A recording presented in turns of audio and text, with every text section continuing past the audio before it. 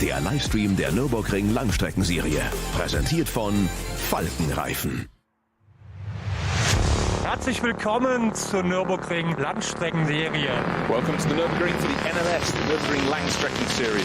Und jetzt ist das Rennen freigegeben. The red lights are out now. Viele Zuschauer unterwegs.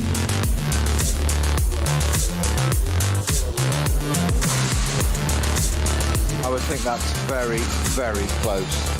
Jetzt kommt er ran, zieht sich ran.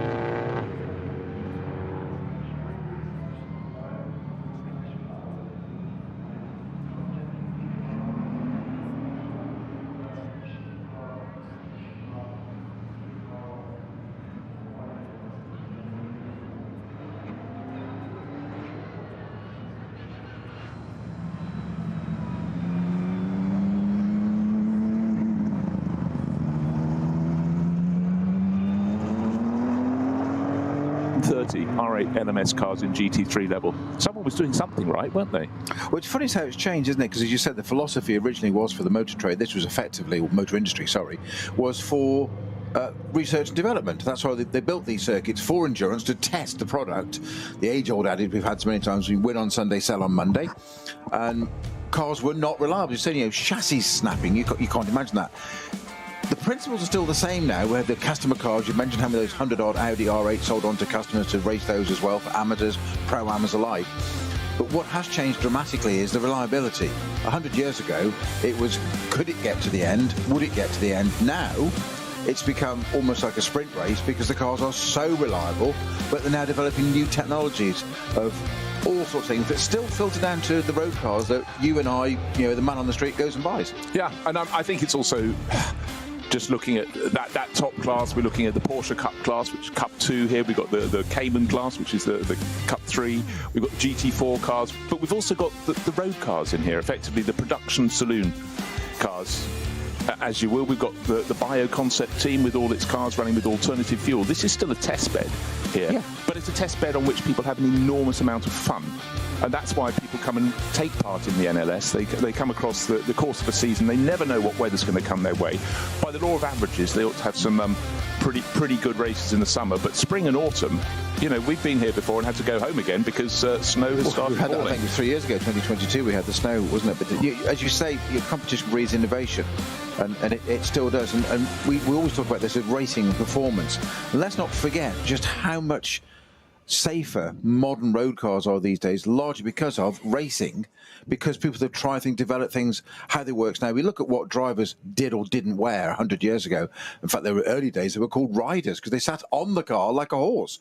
Now, they sit in cars. We've now got much more safety equipment, crash helmet design, hands devices, head, neck and safety supports, barriers, marshalling, all those sorts of systems, tyres, brakes, etc. in the cars have all been developed through competition for performance, but that all filters down the ripple effect to the road cars that are so much safer, and NCAP and all that Max Mosley's done and so much for the industry. And it all has a benefit to that which we drive on the road. No, exactly. But also, there's the other element here. It's about having fun as well, isn't it? Why do people come and want to race on a circuit that's 25 kilometres, about 170 corners, uphill, down dale, round corner, into the shade, out into sunshine? Because it's a challenge. I think if you have to ask why, you haven't got the job. Exactly. There might be some people in the smaller class cars asking why when suddenly the front runners come round for the first time to lap. And that's always a moment in these long distance races. You can have serenity down through the field. You're only fighting your immediate rivals and competitors, probably in your class, because your performance is going to be the same. And then suddenly the explosion as the SP9 cars come through. And they probably come through line astern. It'll be after a handful of laps, and there'll be nose to tail. We've got about, I think it's a dozen cars in the top class today. 17, yeah. And they will come past en masse, and certainly the first two will be very, very close to each other. So you've got to be really, really aware of what's coming. And the marshals have a huge role to play there. But checks and balances, it's always down to it. To the way it's run at the ADAC, you've got your DMB license. So you have your permit, your ring permit, where they have to go and learn this. And because of that, there's a great discipline and an infrastructure in place that you can't just go into the top class. You have to do a certain amount of hours in the bottom class or lower classes to understand what that is like. And which is only sensible. It's logical because the speed differentials are phenomenal. And one of the things I say about this circuit is there are certain elements of it where you're clearly operating without a safety net. As in, there's no runoff, there's no sides of the track. Very, very narrow. And some of the fastest parts of the track are the narrowest. I'm thinking up to Bergwerk, so Kastelchen, up to the carousel. That is phenomenally quick, probably 175, 180 miles an hour in a top GT3 car. And you'll come across a car that might be doing 100 miles an hour slower. And you've got a track that's about 3 car widths wide and grass that's 1 car width. Yeah, you have to have your wits about you both cars. That's the point. Exactly, and there's equal chance you won't be about to be passed by one car that's 100 miles an hour faster. It could be 1, 2, 3, 4. Train of 4 of them. So really, really, really tricky. But it's a challenge. And again, whenever the entry list is released midweek before any of these events, traditionally they run on a Saturday, you look the whole way down, just not at the front, and you suddenly find all the people who are in the junior classes trying to get their ring permit to play in the big thing. Names like Michelle Gatting, did I notice, normally competing in the World Endurance Championship for Iron Dames. She's sort of down there. She's in one of the biofuel cars, 4Motors bio concept car, Porsche Cayman, with Robert De Haan and Alessandro Giretti. So they're clearly not there just to play in that class. They're coming to play later in one of the more senior classes for the 24 hours. And of course, that's part of the Intercontinental GT Challenge now. So the Nürburgring 24 really, really does go from strength to strength. And it's absolutely safe to say that a lot early rounds of the championship, we have a lot of drivers who are just building up for the Nürburgring 24. They may not take part in the NLS after that. But then again, GT3, in the World Endurance Championship, the GT World Challenge Series, International GT Open, the list goes on and on, the National GT Championships. The standard in all of those is rising and rising, so you can't afford to sit on your hands. You do have to come out and get as much mileage as you can. And sometimes we see in these 4-hour races just 2 drivers sharing a car.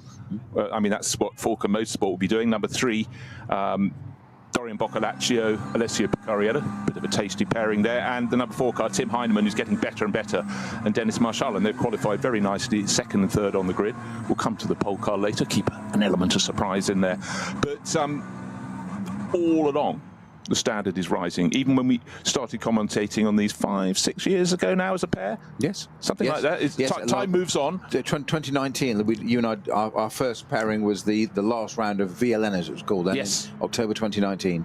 But you know, I tell you what, if you put down the entry list for the last round of this year's championship against that, you'll realise not just in SP9, but in SP10, even the more production-based classes, the standard is rising and rising, and always you have the sort of sub-classes that may be just for Porsche 718 Caymans and GT4 spec, and then you've got the ones for the Porsche Cup class cars, etc., etc. And within there, those fields are growing. BMW Cup class in there as well. The numbers are swelling, and there's so much competition the whole way down the order.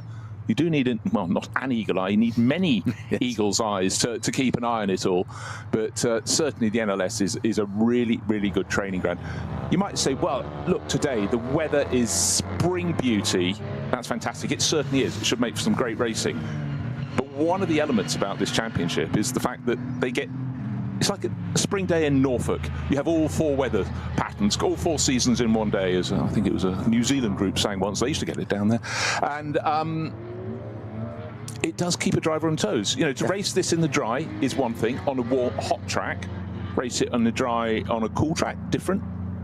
Elements of rain, drop of snow, you know, they've got to race across this championship across the year. You get the lot. Well, that was evidence in round 1 with Johnny and I, because a couple of the cars, like one of the front running cars, I think it was the 2nd place Pro Sport Aston, started on one tyre and realised that wasn't the one, and sorry, they started on a wet. Everybody else started on a slick, and then they were the right thing to do. The first lap was okay-ish, but as they got further around the lap, it was evidently not the right tyre to start on, whereas that car did, and it dropped down the order, and it all just changed. And it was just literally sitting there looking at it, because it's so big geographically, this circuit.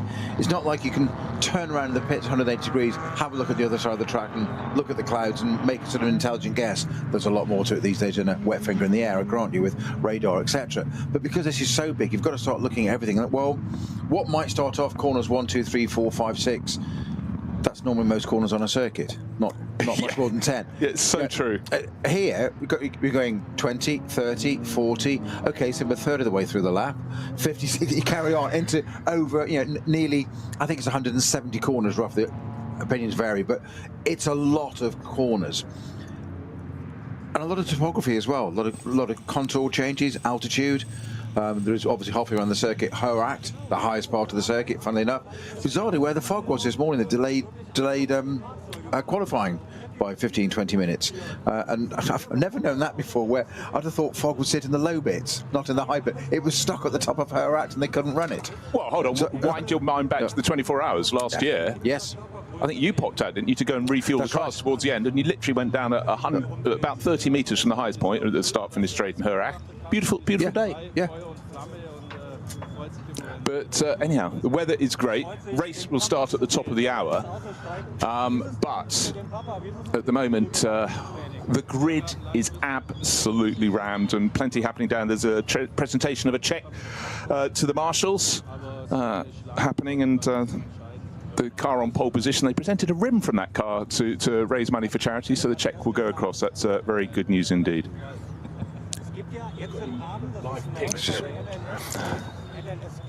So, starting at the top of the hour, and just a little refresher if you wish.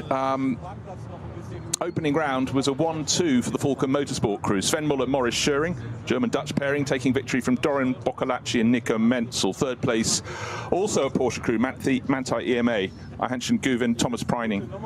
And later in the year, Kevin Estre will jump in there. And fourth place, also a Porsche, Dynamic GT, Bastian Buss and Matteo Caroli.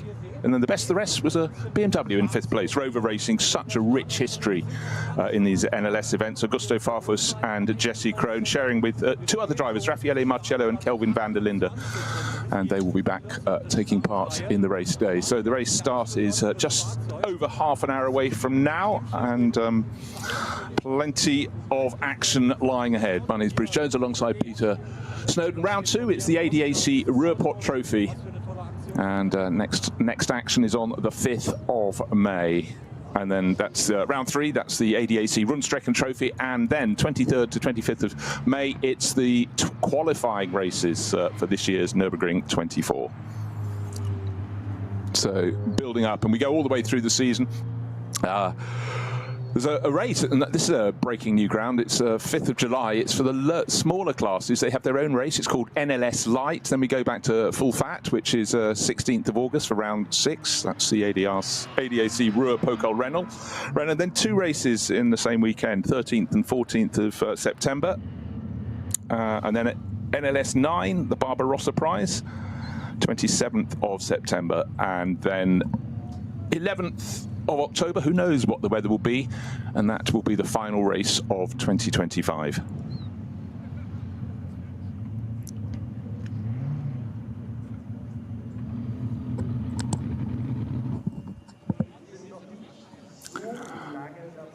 So let's just run down the grid order. Juta Racing took pole position, Peter. I kept that away because I suddenly noticed, I thought that's an exceptionally good run for them in their Audi. But Frank Stippler was brought in on board. But he's two-timing this weekend because he's also competing for the HRT Ford Performance team. With Dennis Fetzer, David Schumacher, and sorry, that's the other one. Of course, they've got 2 of those, haven't they? He's in the first one with Dennis Olsen, Yusuf Awega, and Hubert Hout, the team boss, in one of their mighty Mustangs. I mean, it almost beggars belief, doesn't it, to drive 2 different cars in the same race, let alone 2 such different cars dynamically. So, both GT3 cars, SB9 categories, we call it in NLS, but a front-engined Mustang to a rear-engined Audi.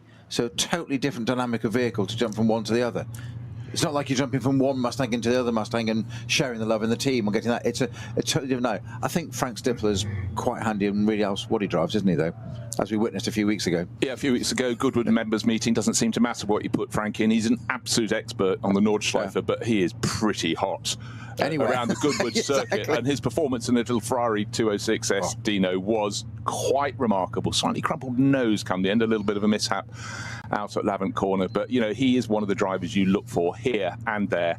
And all the better for it, to make the Goodwood meeting fully international. You need in his defence, a mishap not of his making. Not of his making. No. But the delicate little nose, slightly crumpled. Yeah. Yes. Quite extraordinary. Alongside that, we have I've missed out the P2. We've written down P2 somewhere. It's the Falcon cars, isn't it? Yeah, indeed. So the pair of them, again, sticking with their 2-driver format. Yeah. And as I said, the number 3 is round 1 winners, these 2. Yeah, round 1, where they took first and second. But going down to always have Conrad Motorsport. They're one of the backbones of the series. Of course, they're here always with the Lamborghini. That's Danny Sufi. He's doing great things this season and last in the Prototype Cup Germany in a Ligier. That's a championship for P3 races, LMP3 races, and. But due to racing, it's interesting to have a non-German team on pole position with an Audi, and you sort of feel, the Audi works GT3 entries are sort of fallen away as Audi reprofiles and looks towards Formula 1 next year, but still the car is absolutely fantastic. And, clearly around qualifying here, bear in mind, the fastest lap was just under 8 hours. 8 minutes and 5 seconds. That was my time I was thinking of, but that was 3 seconds clear. It's very quick fire. It's about basically a systems check. Get towards the front end of the grid. Don't risk too much because, of course, there are 132 other cars around the track at the same time. And sometimes we have enormous margins if you have a really, really wet qualifying session. And it's about survival. But then, of course, the race is 4 hours long. And it's also a figure that 8 minutes is the magic number that the organisers want to trying to cap it at, and they, with their relatives, say balance of performance, whatever it may be, restrictors, ride height, weight, or however they choose to do that, whatever they're trying to keep those top GT3 cars at just about the 8 minute mark, because that's what they'd like it for across the board of that class. Otherwise, you're going to end up having specials and real prototypes and whatever, and that just deters people. And the problem is you have one team winning by a huge margin, you lose 5 other teams. because people just aren't motivated to do it anymore, not incentivized. So that's why it's good to have these balances and checks and just say, right, we're going to keep it at this level. Everybody's got to play to the same field. And if somebody starts getting a little bit too quick, we have a little look at it, and there can be a readjustment. It isn't normally within a meeting, very rare, but it will be. It has been happening between qualifying and a race, where somebody's turned up with something that's just a little bit too quick, and we'll just say okay. But there's one lap. Again, this is the difference of this circuit. One lap, normally somewhere, can be put to one side as a sort of, okay, it was a quick one, maybe it was a low fuel, it was whatever so and so over a 2.5 mile lap. You can't do that here at the Nürburgring. If somebody puts in a 7-minute 50, let's say 10 seconds under that halo figure, people start going, okay, who's driving it? What are they running? Has it got this wing? Has it got fuel? Has it got something? Because you can't sustain that over 25 kilometres in 8 minutes. It's just, that advantage ebbs away. No, it does. But I think 8 minutes is a very good benchmark, because you're quite right. You'd start to scare off the tail end of the field, because speed differential become just too much. It becomes elitist, and it's just, there's no point. That's not good for the series or for anybody, to be honest. Okay, well, let's also just explain a little bit about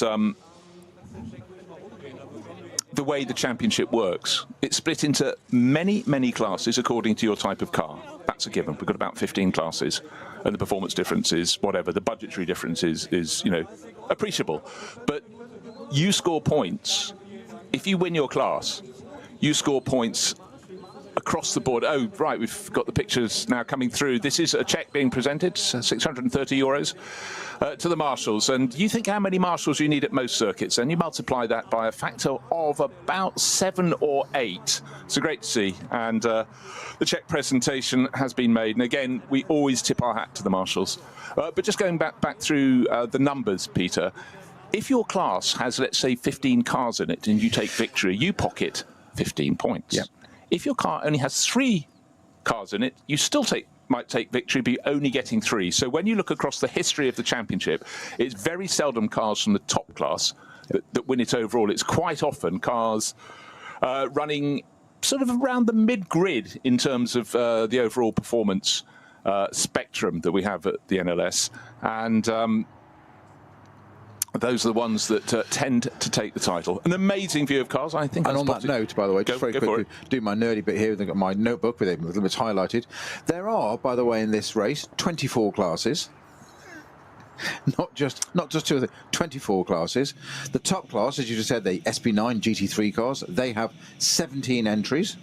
Okay. Nice and full. Cup 3 Porsches, they have 17 entries. A couple of others have 11s, 14, Cup 2, etc. But we get down to the further through the entry list, as you said. BMW M240i's, there's 8 of those, so there's your points on that. SP10, 6, a couple of 7s, SP8s, but quite a number. SP Pro, VT3, V4, H2 and H4, all those classes have just but 1 entrant in each class, so they're out there on their own. Now, you're guaranteed a class win and fastest lap if you finish, of course, but only 1 point. Yeah. And that's okay. You can win your class that way, but you don't want to win it that way. You want to have some competition, and that's one of the things I love about this series is that we're naturally drawn to those top cars, the front cars. That's where the TV Vedetta shows where we get images of, and we talk to you about those cars right at the front naturally. But that's not where that's where the race is won. It's not where the championship's won. Yeah, it's very easy to have your eyes drawn in one direction that takes you away from a story that sort of unfolds through the course of the season. And necessarily we look at the cars at the front end of the field, and right now we're looking at one of the 2 Falcon cars. And I love the fact we jumped straight from that to a Honda Civic. Car number, we're looking at Alessio Picariello about to get into number 3 Falcon Motorsports Alessio Picariello to get into the 611 Honda there, because that'd be great. Well, they put the keys in a hat. That'll move it up the order, wouldn't it? Yeah. shake it around a bit, and Kuhlmann and Giesbrecht are driving that 611 Honda, which is a pretty standard-looking car. Yeah, but I bet the people in that were be eating bananas before the start of the race, because if it's good enough for Frank Stippler on pole position, who's certainly having a little pre-race munch, and we mentioned he's down for 2 cars, the Audi from Juta Racing, Lithuanian team that's starting on pole position, black, little almost like JPS livery there with the gold bands around the car, the key lining, that'll start on pole, but he is also entered in the number 2 HRT Ford Performance Mustang that starts 4 positions behind. He starts on pole and 4 positions behind himself. That's a little bit complicated, but there it is. And then an array of Porsche Cup 2 class cars further down the grid. But now people starting to leave in time-honoured fashion, and the cars in time-honoured fashion will be setting off fairly soon. I think it's 11:42 they proceed out onto their lap, because it's a long way round. Just to reiterate, 170 corners, 24.358 kilometres, or in old money, nearly 15.8 miles. But so the stage is set. This is round 2 of the NLS, and it looks so it's going to be an absolute cracker. Qualifying times, there was a 3-second difference between the pole time set by Frank Stippler in the Utah Racing Audi, ahead of the 2 Falken Motorsport Porsches. But it's really just about grid position that counts for all the people in NLS qualifying. Reconnaissance laps, see what you can do. But the boards will be held up. Yep, so we're about to get the field going around. So it's a very, very long preamble. Of course, you have to become accustomed to this, because it's a very, very long lap. But many a time we've been commentating, Snowy, when the drivers head off from the pits and they're not sure what weather they're going to find around the far side, because certainly the weather up here in the Eifel Mountains is capricious. It moves from A to B, but not always as the 1-minute boards goes up in a normal order. And so many times you can see a storm sweeping in and you think, oh, well, that's going to be hitting around Flugplatz, but then it steers past. But today is a bright spring morning. We'll take that with both hands. The cars look fantastic. 133 qualifiers. I'm not making it up. That's how many we have. So really, really look forward. I think it's going to be a very, very exciting race. Let's hope so. So fingers crossed. And again, so we'll look all the way down the order, because there are an awful lot of drivers who are, well, in cars further down the field with lesser performance, but they're gaining vital mileage around the circuit here, which they will need if they have the ambition of competing in the Nürburgring 24 hours. Getting your ring license is a very good thing to do in so many ways, because also it does open you up to people saying, oh, we've got a spare seat for the NLS. I know they don't call you anymore, Snow, but nothing personal. No. But anyhow, so all is set, just waiting for the cars to head off around. So we've got an Audi from 2 Porsches, and Aston Martin in 4th place for Walkenhorst Motorsport. Then the first of the 2 Hout Racing Team Ford Performance Mustangs, that's car number 2. Shearer Sport with their Porsche. They're running a Porsche. They're sort of changing around. They're running a Porsche and an Audi this year. What's a new addition, the Porsche? This is its debut. Yep. Yeah. Well, in fact, having a look at the opening round with the first 4 positions being filled by Porsches, it's possibly not a bad thing to be getting on board with. But interestingly enough, that was demonstrated. Qualifying is one thing, the races isn't. I think round 1 qualifying, it was 9th position before we had a Porsche in qualifying. Everything else was a different mark, and yet they still came to the front. It was still Falcon 1-2 at the end of it. And you said the first 4 positions. So 4 Porsches, 3 different teams was the finishing order, and that's where they get the points up. So running smoothly. It's a chance, if you're just joining us, to take a look at what the drivers are finding, because Snowy, they went out in qualifying. Conditions were good, but they're improving all the time. The temperature is rising as the car goes around on their qualifying lap. Their formation lap. It's a last chance to just say, were there any slightly damp parts of the circuit this morning? No, but it's always a chance to check your car, check a feel of what it's like. The temperature is rising, which is good news. That'll certainly help the tyre performance from all of these cars. And some star-studded names dotted down through this field. 133 starters, fingers crossed. We had 136 on the entry list. 3 went missing, but often there are reasons for people at the last minute having a technical problem. But we've got some cracking cars right through this field. We'll start to cover them as we move down the order. The best car in Cup 2 is qualified in the top 10. That's pretty handy. And often we get them leading around the end of the opening hour, because they can run just a little bit longer before their pit stops. But certainly for the number 921 crew, that was a very, very strong performance indeed for them. I don't know which. They were very, very strong in round 1 as well. At one point it looked like we might even have a Cup 2 car on the podium. It didn't quite happen in the end, but it was at one point, it really looked like it was game on. Yeah, well, that's a car from Mullner Motorsport, who have so much experience. Right, great chance to run around the circuit now with number 948 also in that Cup 2 class, which is for the Porsche 911 GT3 Cup cars. And 948 is from always in the running with Nageldisk. Nagelsdiek has so much experience, and Carlos Rivas as well, around the Nordschleife. Forward-facing and rear-facing cameras. We are treated to many shots, and if you're just joining us, you think, haven't we already started the formation lap? Of course we do, but we start with 3 different groups of cars. It's according to their performance, their categories, and so the second group of cars running down towards the first turn. Track conditions perfect, clear line of sight around the circuit, and of course weather is something that always comes from all angles here at the Nürburgring. But today I don't think we're going to have to talk about it too much, which is sort of a nice, refreshing change. So we will probably be very happy to follow along those lines. Yeah, and again, Peter, as someone who's raced here, who's raced all around the world, when you get a bit of the circuit that's got a different coloured tarmac, does that always set your antennae going? Because at the first corner it's light on the outside, dark on the inside. After you've done a few laps, you might assess that it has the same level of grip from light to dark tarmac or not, but you always have to find out, don't you? Exactly that, you have to go and find out, and no, it never does. Usually the darker stuff is newer and therefore can bizarrely have sometimes less grip because it's not weathered in yet. It has not rubbered in, as we say on a racetrack. It is quite strange. You'd think that new tarmac would be grippier. Quite often not the case. And you do have to learn, and to find that if it's on a straight you're going over, of course, it's no big problem at all. It sounds really obvious. That first corner there, as you're turning, because that's why you need the grip, is when you're turning. It sounds really obvious, but if you've got a surface change as well, that's not ideal, to say the least. Yeah, and another thing that's not ideal is if you have an airport nearby, like Donington Park with East Midlands Airport. It's a very good excuse you go down Hollywood to the Craner curves, but it was aviation fuel. But certainly you can feel there's a difference when there's been busy I remember flights. first being told that decades ago, and just thinking it was some wind-up story to the rookie. Oh, by the way, when the planes come over, they drop fuel, and of course the first being like, yeah, of course, and you go barreling in thinking, of course you know better. Then you find it understeers off, and you go, oh no, it does. And it's when that circuit, and it would be the same anywhere else. It's when, of course, don't forget circuits aren't like roads; they're used for racing only. So they do become green over a weekend. They change as rubber comes in, fuels and fluids and things are on the track, and if it starts to precipitate, get a little bit wetter, that comes out. And it's that first bit, and certainly that corner you mentioned at Donington in the UK. It's a 90 degree, more than 90 degree right. You get partway through, and all of a sudden it's suddenly totally slippy. It's totally different. And it's the same here.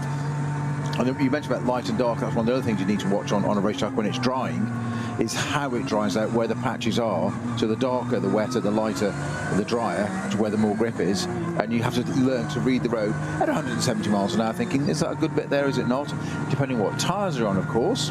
Because then if you're on wet tyres, which are meant to be running in water, therefore they run quite cool. If they get to run in the dry, they overheat and they chunk, and you have another problem then. And it's all, at the end of the day, we always talk about power and performance and brake horsepower and all those sorts of figures. At the end of the day, you've got 4 bits of the car that are in contact with the track, and those are the tyres. Hopefully 4 bits in contact all the time. It's a general idea anyway. No, it all sounds very good. 1,080. That's 3 complete rotations. That's what I managed out of Hollywood. Stayed on the track. Someone was looking after me then. Incompetence overriding everything. Right, the final batch of cars now heading out around the early part of the lap, and it's great cars down there. I just really love the mix. In fact, the formation lap is a really good chance, Snowy, to realise the rich mixture of cars you have. And the final batch, we've got an elderly BMW M3, huge wing on the back, a taste of the late 80s, and always it catches me out that in the background you think, good grief, has someone gone crazy with the barbecue? But there's lots of tyre smoke in the background because there's a drifting arena just to catch you out. But it takes place down on the Grand Prix circuit, doesn't it? It does, yes. Yeah. So it's just down. You can't see them, but over the tyre walls you can see the tyre smoke. And many a time I start to panic and then realise. I'm just being told the safety car is the new 992.2, and of course last weekend it's got a hold on, let's have a look. Last week a 992.2 GT3 Weissach manual became the fastest manual car, stick shift for those the other side of the Atlantic, to lap the Nordschleife with Jörg Bergmeister, there's a name, oh dear, under 7 minutes, 6 minutes 56.294 seconds. 9.5 seconds faster than the previous record holder.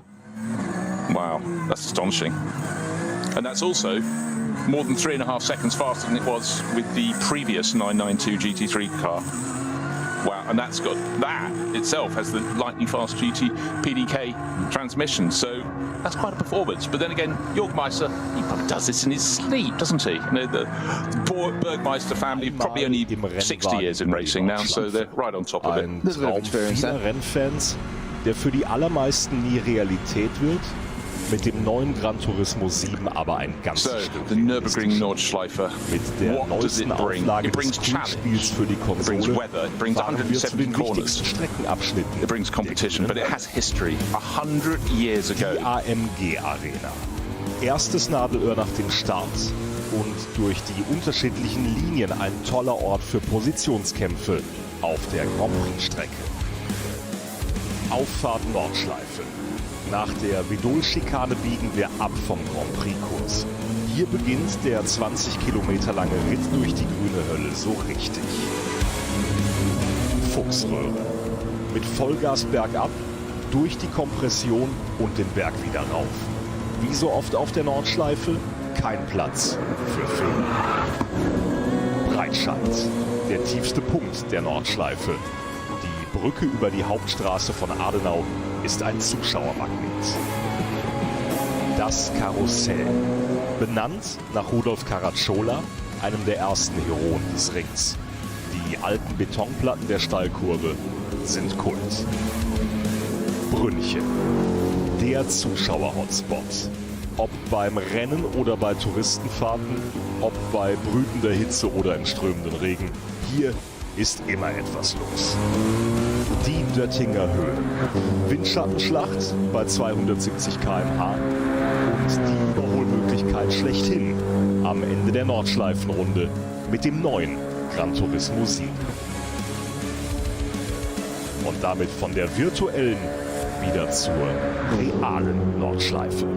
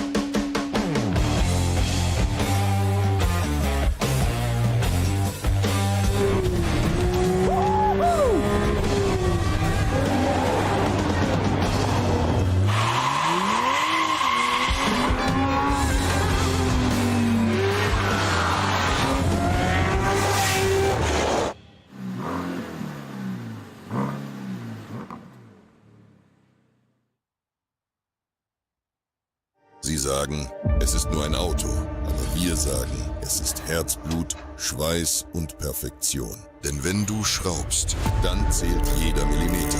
Dann bist du in deinem Element. Du willst mehr als nur fahren. Du willst es fühlen. Die volle Kontrolle. Eine optimale Straßenlage. Wir wissen genau, was dich antreibt. Denn wir teilen die gleiche Leidenschaft. Egal ob auf der Straße oder auf der Rennstrecke. Wir sind immer an deiner Seite. Wir sind H&R. Offizieller Partner der Nürburgring Langstreckenserie.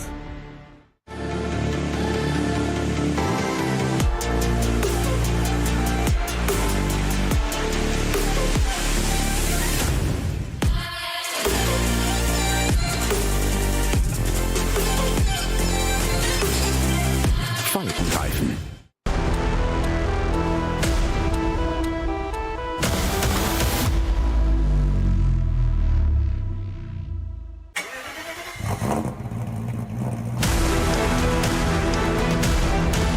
Hol dir jetzt dein eigenes Motorsporterlebnis nach Hause. Dein Online-Shop für Simracing-Hardware und Zubehör. www.simraceshop.de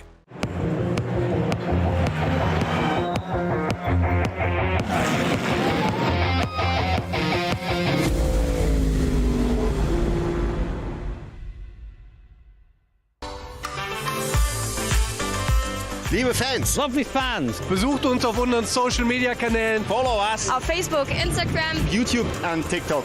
Willkommen bei der NLS.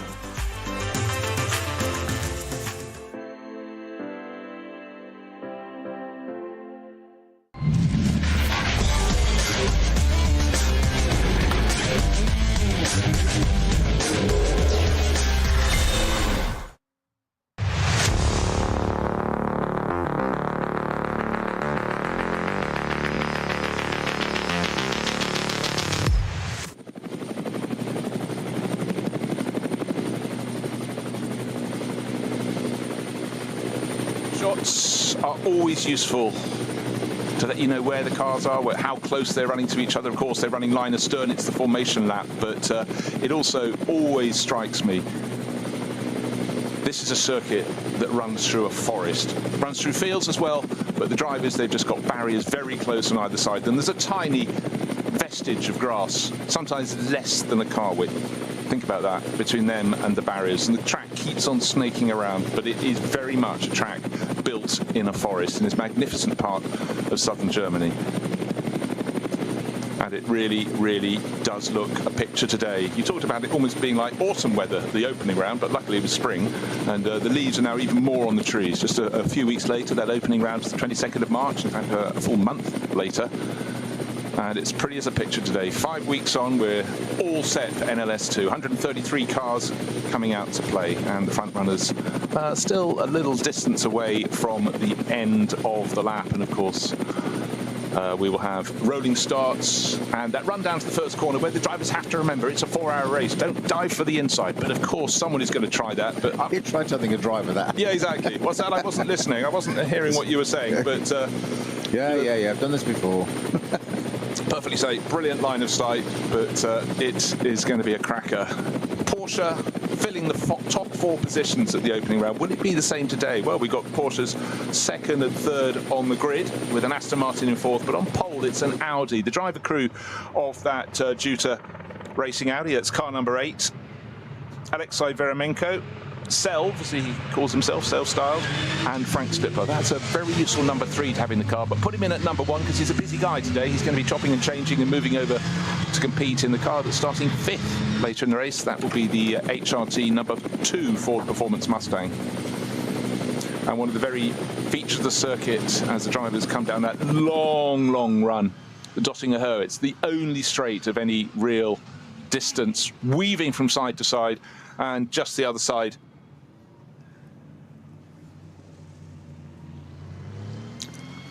it's all about heat in the tyres. 133 cars thinking about the start. They'll take part in 3 different starts, but the SP9 cars and the Porsche Cup 2 cars are in the front of the field in their first group, and hopefully they'll keep it tidy. But it also gives 2 other groups of cars, if you're at the front of your group, a chance to pretend you're at the front of the race as you run down to the opening corner. Just spotting those weaving, and the 10th position car, which is the Ferrari 296, the only one we got in the race from Kondo Racing, realised Kondo Racing. That's the only one coming down the Dottinger Höhe that's absolutely just keeping in a straight line, not weaving. It's that standard camera shot we get to see and talk about on our radio show today, is always that shot of the cars weaving left and right, getting the heat into the tyres that last bit before they get to tear gas for the start of this race. The 296 Ferrari just in an absolute straight line to go, nah, I'm doing my own thing. There's always one in class at school, isn't there? Yeah, he thought there was a second formation lap, but it is about learning. But right now, a lot of these drivers have an enormous amount of experience around the Nürburgring Nordschleife. They're always seemingly bringing on other people who are desperate to compete in the 24 hours later in the race, desperate actually just simply to race around the Nürburgring Nordschleife. But right now, the first of the 3 starting groups is getting towards the end of the Dottinger Höhe, going through the Antonia Busch little kink to the left. At this speed, it doesn't seem to matter at all, but it's the one where you, on the outside line, we've seen this over the years, Snowy, where drivers are on the outside line, the track kinks to the left, and they're very nearly on the grass, and then it's the climb up to the final couple of corners at Tiergarten, Hohenrhein, and then they turn onto the start-finish straight. A rolling start awaits them, so tension mounts, everybody trying to get as close to the car in front as they can. But of course, they're thinking they are supposed to be in 2x2 formation. The stragglers at the tail end of the first group really herring onto the back of the pack as they just go into Hohenrhein. But the well, you also don't want to get caught out speeding up too quickly and the field's bunched up into Tiergarten, and all of a sudden you're getting onto the anchors to not run to the back of them. Yeah, exactly. So a lot of these drivers have done it before, but there's still that sort of frisson of excitement as they come past the pit entry. The Porsche safety car has peeled off, the white Porsche. A brand new 992.2, and we are waiting. The lights on the starting gantry are red. The field is really punching nicely. Now they go to green. Looks like a very good start from pole position from Frank Stippler in the Dutra Audi, and the Aston Martin in fourth place from Walkenhorst Motorsport, maybe about to gain a position. Matthias Drudy certainly looking busy, but in fact, Matthias Drudy looking so busy, he takes the lead. Oh dear, the corner went to the right. He didn't quite do there. So change the surface. Well, exactly so. So he arrived in first and has come out of the first corner in fifth place. But Frank Stippler has got the job done. And I'll tell you who else who's got the job done. The number 2 Ford Mustang, blue at the front, yellow at the back, has moved up from fifth into second place. Dennis Olsen, the Norwegian driver at the wheel of that. It's busy, but it's neat and it's tidy, Peter. A lot of respect between the drivers. I wasn't expecting that there from Frank Stippler to pull away there as easy as he did. That was job done. I thought he was under a bit of threat from, I think it was the second of the 2 Falcon cars. That would be the number 4 car with either Tim Heinemann or Dennis Marshall at the start of that. I'm not sure who was doing it first. That dived across dramatically to the right-hand side, and I thought that was going to lunge down the inside. Didn't quite happen. But what that did, opened up parting of the ways for the Mustang to say, well, I'll have some of that, thank you, and go around the outside. I did think the Aston was going to have a little moment of glory there, but as you say, just ran a bit too deep, and maybe it was that very change of surface that we were talking about, just as it turned in, no, I can't quite do it, and discretion better part of I'll let the car run out to the left, and there's loads of space on the left-hand side, so as you said, try not to do it at the first corner, and the Aston tried. But sometimes it's worth a shot. Absolutely. You know, but that moment when you realise that nobody else is braking as little as you are, there must be a reason for this. Discuss. But anyhow, neat and tidy from Frank Stippler. You'd expect nothing else, and so going very nicely. But while that's happening, and the lead group are going down through onto the Nordschleife and going through Hocheichen and out to Kittelbacher, the second starting group is lining up 2x2 formation, and again their turn as their safety car pulls into the pits. It's an Audi driving into the pits, but it's largely Porsches at the front of this group. They're waiting for their lights to go red, and someone's already made a bit of a jump from about 8th in the order, but from the pole position in that second group of cars, a really clean run down to the first corner. This is more like 3-4 abreast, but certainly for group of cars, again, hugging the inside line isn't the quickest, but it's in some ways almost the safest. And people who go to the outside, as we saw with the Aston Martin, with Matthias Drudy in the first starting group, well, quite simply, it can work, but it didn't on that occasion. But neat and tidy. And again, you go through this, it sort of beguiles, it makes you think you're racing on a modern circuit when you go around the first few corners, because you are racing on a relatively modern circuit, but then of course the change comes very soon after that when you turn left through the Sabine Schmitz curves, the left, and then suddenly you're diving towards Hatzenbach and making your escape thereafter. Frank Stippler laying a marker down with almost 3/4 of a second quicker through sector 2 already than Alessio Piccarella in the Falcon Motorsport Porsche behind him. Just laying down that marker. This is what I do best. Now, I've done Goodwood, tick that box. I'm back on Nürburgring. I intend to do this again. I like winning. I like being at the front.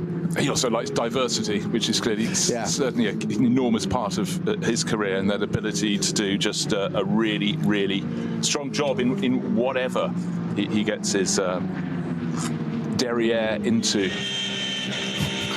Second group, I'd say, I was just starting to think maybe being a little less sensible. Certainly it's got very busy indeed around the middle order, and some of the onboard shots will maybe be used in the steward's office afterwards, but let's hope not. But again, what you always see on the opening lap is people who think they got the heat into their tyres, and when the track's they go through the Speen-Schmitz curves, and you suddenly got the first of several slow-speed corners. You suddenly find the grip's not quite there, but that wakes them up a little bit, which is what you need, a sort of quick slap around the face before you head out to Hats and back, and all the corners that suddenly come at you very, very quickly indeed. And unfortunately, there's only one way to find out, and it's if you don't push, you're losing time, and you're sort of, I can only speak for myself, but you're mindful of the team just going, well, what's he doing? Why is he waiting? Why is he dilly-dallying? You know, and then you're playing for the safe bit because it's the brain saying it's endurance racing, it's 4 hours, it's the first corner, it's only the second corner, we're only halfway through the lap, we haven't even got to the Nordschleife yet. Then another part of your brain's being the racing driver is going, if in doubt, flat out. And then all of a sudden you're on the grass or you're crossed up and have a moment, and then it's everybody. And this day and age, there's nowhere to hide with data, because it doesn't matter what you say, and it's something you have to be very, very mindful of, is when you are explaining what's happened in an instant, and it might just be a spin or running wide and losing a little bit of time.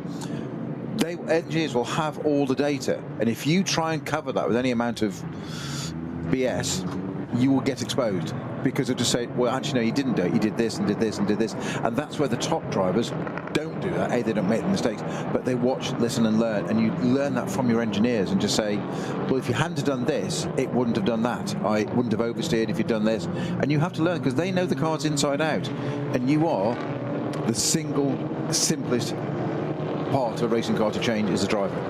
Yeah, I mean, you'd have to go back really to the early days of telemetry for a clear, crystal clear change in the nature of the relationship between an engineer who was largely a passive element to an extent. They were reliant on what you told them when you came back as a driver from what you had out on the track. But now they can see everything, and you can understand how in a formula that has balanced performance, there is a lot that should be equalising the performance of the car. But when your engineers can start saying, I can do this, you can do that, and I can see you're doing this over there, and you're really starting to wear the tyres, you're pushing too hard deep into that corner and so on. There is nowhere to hide, so all you have to do is, what you have to do as a pro driver is keep it neat and tidy and deliver real-time feedback to go with the computer. There's a modern generation of drivers who've done nothing different, and that's what they do, and they rely on their engineers to do that for them and tell them how the car works. But there's always this disparity of the engineers know what to do from just basic physics, data, facts. That's what they're telling you. The driver is have to go and do it. And sometimes, and that's where you can find, that's where simulators are so good, because they can set different programs and different ideas and run it and see how a driver reacts. And you can understand it, but applying it can be so different. Yeah, it's a bit like music. I know I can read music, but I can't play the notes. Yeah, I'm not in the right order. Exactly. Going back in time. Yes. Well, Frank Stippler, he's trying to make a break, but I tell you what, he's being pushed quite hard by Dennis Olsen. Dennis, at first the gap opened up. Dennis in the number 2 Mustang has stabilised it. Already we have a car being pushed back into its pit garage. It's one of the Toyotas, isn't it? Yeah, it's one of the Toyotas. It's kind of a 382, so that clearly came around the formation lap, and it's being wheeled back for investigation in the garage. So that's a bit of a setback. That's Toyota Gazoo Rookie Racing, which is Maurizio Daisuke Toyoda, Hiroaki Ishura, and Kazuya Oshima. Japanese have alwaady had an enormous affection for all things on the Nürburgring Nordschleife. That's why they come here in such numbers, but they'll be looking, listening, and learning.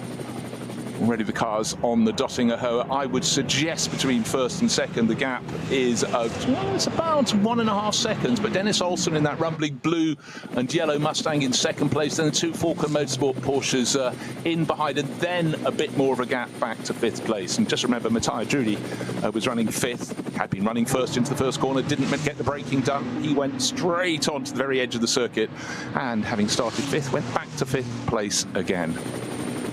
In fact, to tell you what, he started 4th and has fallen to 5th. But at the end of the opening lap, Frank Stippler comes through and is sitting on a nice little lead there, doing what he needs to do. The Falcon Motorsport Porsche is starting to push Dennis Olsen, who went a little bit deep there, Snowy, into the first corner, possibly because he was trying to just defend and maybe went not on the natural racing line, but suddenly there's business. I think we're going to have a change for second place, because Alessio Picariello, as the track goes left, is trying to go through. Dennis Olsen, though, he doesn't hold back. He runs the natural line and says, well, you can go to the outside. That's all I'm offering you. But he's about to be attacked on both sides by the Falken Motorsport Porsches. Oh, was there a bit of a contact yes, there was. there? That's not the first one either in the Mercedes arena there. There's the Porsche and the Mustang have got together there a little bit. Only a little bit of, rubbing is racing, but they're definitely duking this out. I would say at the moment the Mustang is slightly slower. It might have pounced at the start there up to P2, but I'm suggesting this is holding up Piccarello a little bit, and it's shown with is it Marshall right behind him? And it's Tim Heinemann, isn't it,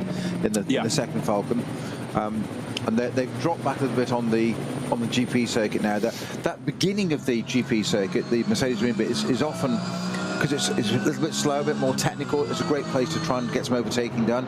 Then it settles down a bit. Then you get onto the Nordschleife, where they're not always the most obvious overtaking position. And as you said at the beginning, it's a 4-hour race. So we're only on just starting lap 2 now. So you don't want to go and have your nose cut off and bloodied at this part of the race. And particularly those Porsches, radiators right up at the front, a little bit prone to that. You don't want to have that happening yet, but we will see. I don't think it's over yet. I think that Mustang was just a little bit too slow through the GP circuit there for the two Porsches.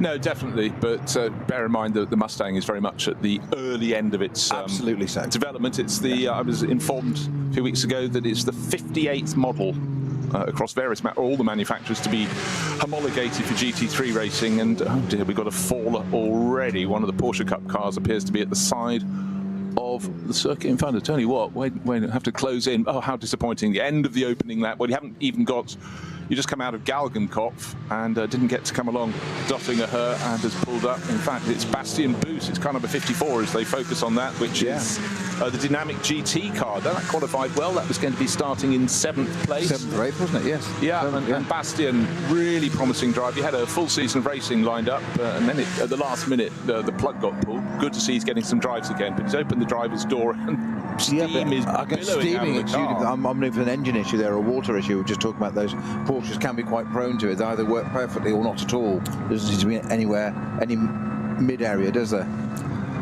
Does seem to be a track that really does seem to suit the Porsche very nicely indeed. So its abilities, across the Nordschleife, you're racing across every form of corner you can imagine. But actually, as we go around the Nordschleife, it then starts to open out a little bit, and the Mustang in second place with Dennis Olsen, 1.5 seconds down on race leader Frank Stippler, is starting to put a bit of gap between his car and the two aquamarine and blue cars of Alessio Picariello and Tim Heinemann, the two Falken Motorsports Porsche drivers. And hanging on gamely in 5th place is Matthias Drudy. He's about another 2 and a bit seconds down, but he's pulled a second clear of Patrick Niederhauser. Scherer Sport going very well. Now they're running a Porsche as well as an Audi. And this weekend it's just the Porsche, but 6th place at the moment for Patrick Niederhauser. Very, very talented Swiss driver. But for so many years, Peter, of course, an Audi driver. Very much a shoe-in at Audi, but that's the trimming of the Audi numbers has certainly led to him moving across, and he's proved very handy in a Porsche as well. So good work for him. Yeah, this Mustang and Falcon, two Falcon Porsche battles continuing as they're going out to, is that Adenauer?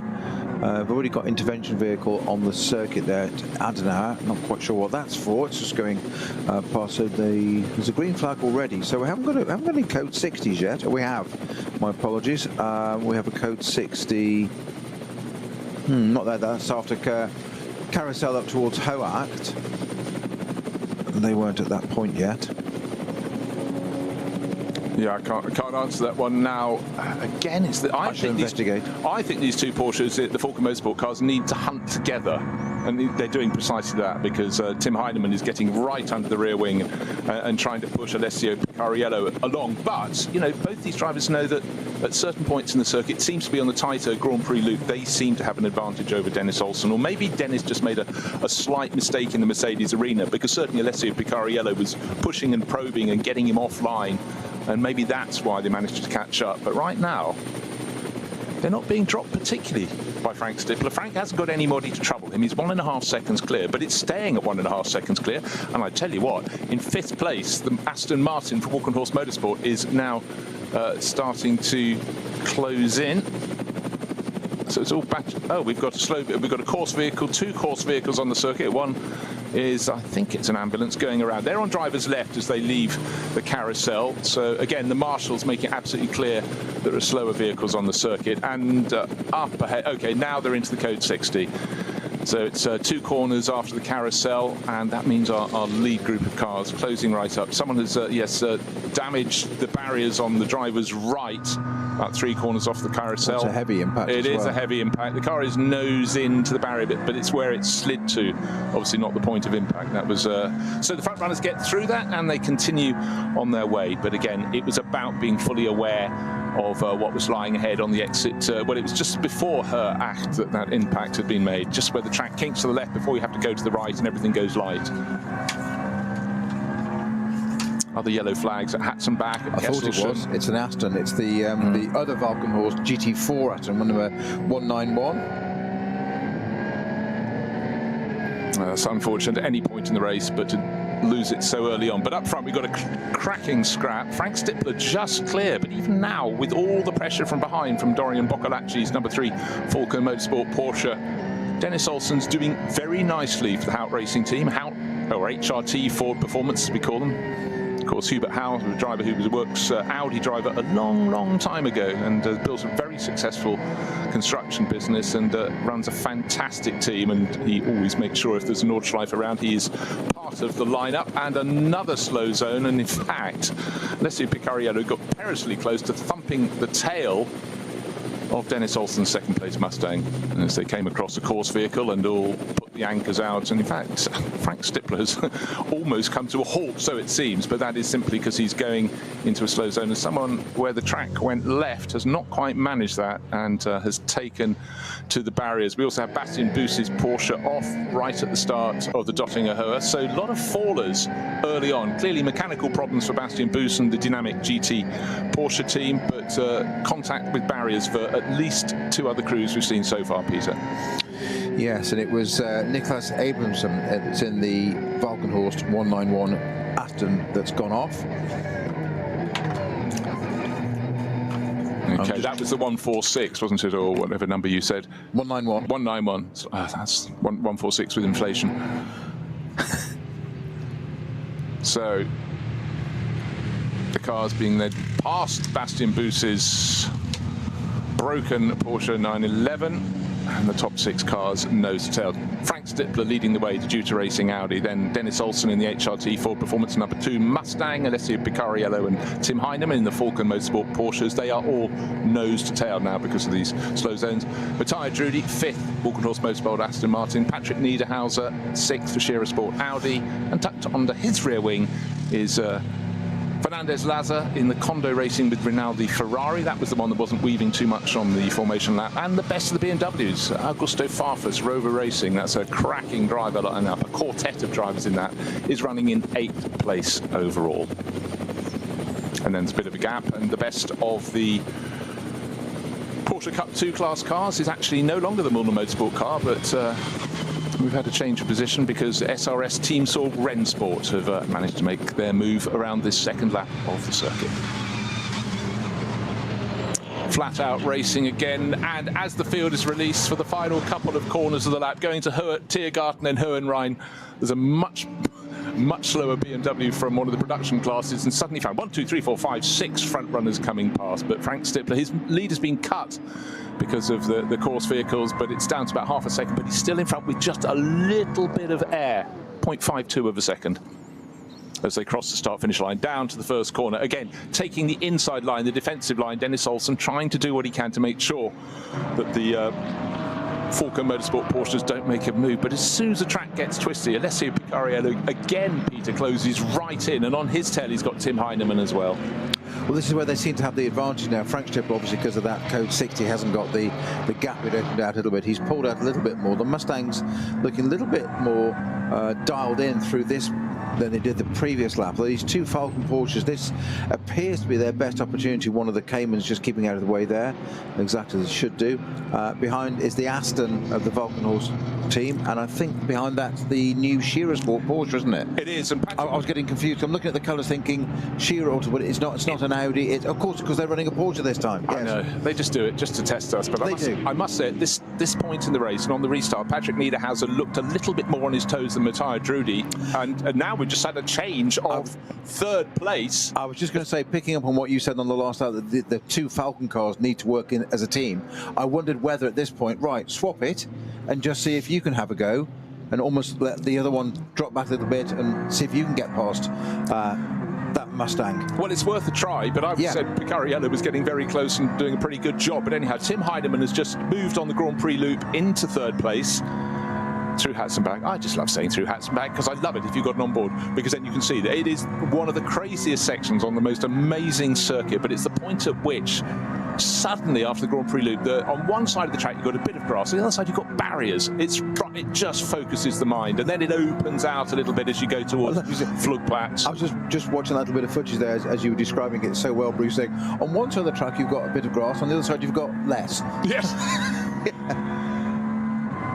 It is phenomenal. And then it stops completely as you go over the bridge. You say it is just barriers. Yeah, it is. You've got line of sight, and then you haven't. You've got a crest, and then you've got a right hand, and then you've got a left, and you're dropping down a little bit. It's getting faster and faster. You've done the straight, but we're now 3 laps in. You've got other cars now. Yeah. And we talked before the race about how you can have an enormous speed differential, but we are being treated to some races someone gets away, and I did think Frank Stippler was going to possibly do that. He made that good start. He was 1.5 seconds clear. The fighting was behind with Dennis Olsen trying to keep it in check. Dennis just made a little bit of a slip and a move there, breaking under pressure from Tim Heinemann. He's always aware Dennis is what's attacking him. Doesn't matter if it's Heinemann or Picariello. It's Falcon Motorsport Porsche, and they look very handy indeed. However, Olsen, after that good start, has got into that second place, and he's holding on. And this time around, Frank Stippler is not yet making his break. Now, you made the very valid point a few minutes ago about this GT3 Mustang. It's very new. It's very much in its early stages of development yet. And just watching that onboard footage there from the Tim Heinemann's Porsche right behind it, it's that that Mustang isn't quite dialed in. The front end is still struggling. You can see it through the corners. He's getting bits of snap understeers, having to lift and catch it, and it just looks like a handful at the moment. So actually, Dennis Olsen, it's a credit to his ability that he's keeping ahead of these two Porsches that have got, as you mentioned, brilliant teammates, strong lineups, well-sorted cars, well-organised team. So they know this place. They're operating at 7 tenths. Dennis Olsen's operating at about 13 tenths, I think, at the moment, trying to keep that Mustang ahead of them. Yeah, he's had a twitch here, a twitch there, but again, it's also under provocation. But you know, he's very, very late on the brakes. I think he's also just encouraged by the fact that suddenly Frank Stippler's a little bit closer. It was only half a second at the start of the lap. He's having a proper workout there, isn't he, Dennis Olsen, in that Mustang? Yeah, he is. I'm very pleased for Dennis, because you know he's had great success in the past, but it seems a few years ago now. Flatbed on track, holding a beautiful racing line, but has to be on one side of the track. And our front runners come up behind. They've got a couple of tail enders just in their path as well. In fact, I think that's suddenly, hold on, has that worked in Frank Stippler's favour? I think it possibly has, because they got to within half a second of him as they started the lap, and about half a lap ago, Dennis Olsen was half a second down, but Dennis now has clear track ahead of him. He's got the two Falcon Motorsport Porsches in behind, the Vulcanhorst Motorsport Aston Martin in 5th, Matthias Drudy, Patrick Niederhauser, Scherer Sport PHX Porsche, get the name right, and they are running almost line astern. Stippler's just disappeared. I cannot see. Sorry, Helicam shops. Stippler's just disappeared. I mean, he's kept to the rule book, and we said 8 minutes is the organisers' ideal lap time. He's at an 8:01.5 dead. So I kept it within 1.5 seconds. There you go, just outside of it. So perfect. No showing off. Certainly Frank lost a second of his lead when they came across the slow zone, but I think he managed to get around that flatbed rather better than the quintet of cars behind him, and he's built a lead, I think, of about 2 seconds. He's coming out of the carousel already, Frank Stippler. Yeah, well, he's just, sometimes it falls into your lap, other times not so much, but certainly what was shaping up to be a really good 5-6 car battle. And I just fancied, because Dennis Olsen was a second closer than he had been before, he's half a second down on Frank Stippler's due to racing Audi. This was a sort of renewed opportunity for him, but then it broke the other way. Now we've got they're all slow-moving cars along the Dottinger Höhe, but I'm beginning to, no. You know what? It's a glory It's a glory to have a heat haze. It's a very long camera shot looking back along the Dottinger Höhe. And of course, that always gives a sort of shimmer effect. But I was thinking it might be Bastian Buss's Porsche that's got going, but I think it's the RPM Racing. Yes, it is, the Cup 2 RPM Racing car running in that sort of lime green and blue livery that has been the markings of that team for decades now, so it seems. But second place, again twitching under pressure from the Falco Motorsport. Shearer Porsche passed the Valkenhorst Aston as well. Changed position. Oh, good spot, yes. So where did that happen? So we've got 3 Porsches now in line astern attacking the Mustang of Dennis Olsen. So we've got the 2 Falcon cars and now the Shearer Sport car on its debut with this team. Synonymous of running Audis, but they've nipped past the Valkenhorst Aston Martin. Running with 5 timing sectors around the lap.